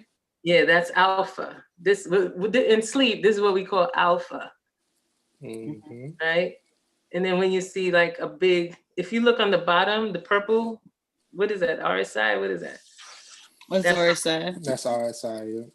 These big fat waves, these are like these fat. That might be a little popping, but over here it looks a little bit like what we would call delta. Yeah. On the right. It's gonna go back to an equilibrium, Right. In between those two big, like right in the middle again. Right here? No, at 12 o'clock. Okay, over here. Yeah, this is theta. This is theta. This is what they would call theta. But I'm gonna learn what you guys call theta, delta, and all of that. And with that, I say we more look at it. Maybe analyze it from the point of like Fibonacci. It might be the 6.618, or the 3.2, like those different Fibonacci retracements. Yeah, retracement levels. Like a lot of times I trade off the golden ratio, which is like the 618. Okay. A lot once it reached that level, a lot of times you're going to get a retracement once it reached to that extent back to equilibrium. So we'll learn. I'm gonna figure it out and correct myself, but I might be wrong. This has to be alpha because I just said it was alpha at the time. Anyway, we'll work on that. Yeah. What's the good sleep? Beta, right? That's me you in that good sleep, huh? The good sleep is delta actually. That's when you. Okay. It's like nothing. It's like that black sleep with no dreams, nothing. This one in the middle, theta waves will be like that dream, that REM state. Okay. So if I was saying the middle is actually more alpha, but the one after, the one about 4 o'clock, that would be like theta, I would say. A little wider than the alpha. But theta is REM sleep. Cool. Is that the one where you get ready to go to sleep? But when you see how it breaks right here, it 135, between 135. Like where it breaks, that would be, I guess it would cause for attention right away because it's, the lead would be off. Yeah. I'm gonna drop I'm gonna drop a YouTube video in the chat that I'll be using that breaks them down. And I always talk about the pearls on the chain. That's like from 1 o'clock to 1:30. Those two, where the Bollinger creates these parabolic movement and sleep. That's called paradoxical breathing. Paradoxical breathing when it's going against each other like this. That's paradoxical. So it's very much similar terms that they're using. It's all based on an Egyptian formula for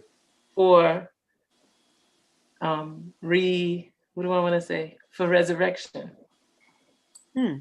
This whole thing is based on alchemy. That's where the Greeks got all of the names for these waves. Yeah. So the Wall Street, the philosophy is deep. The science is deep. Yeah, it is some real science now. I've done enough research to understand that this is real deal. Mm-hmm. This right here, this little gap, this where Sister Camille will be like, look at all that, look at that gap, look at all that liquidity. Oh, it got to come back up. You have to survive. They got to fill this gap right here. Right here. Mm-hmm. I'd be like, she's speaking that truth. Right here. I'd be like, where's? Yeah, that sister powerful, man. She changed my whole perspective. Okay, guys. Okay, guys. All right, y'all. Good night. All right, peace, power, profit, fam.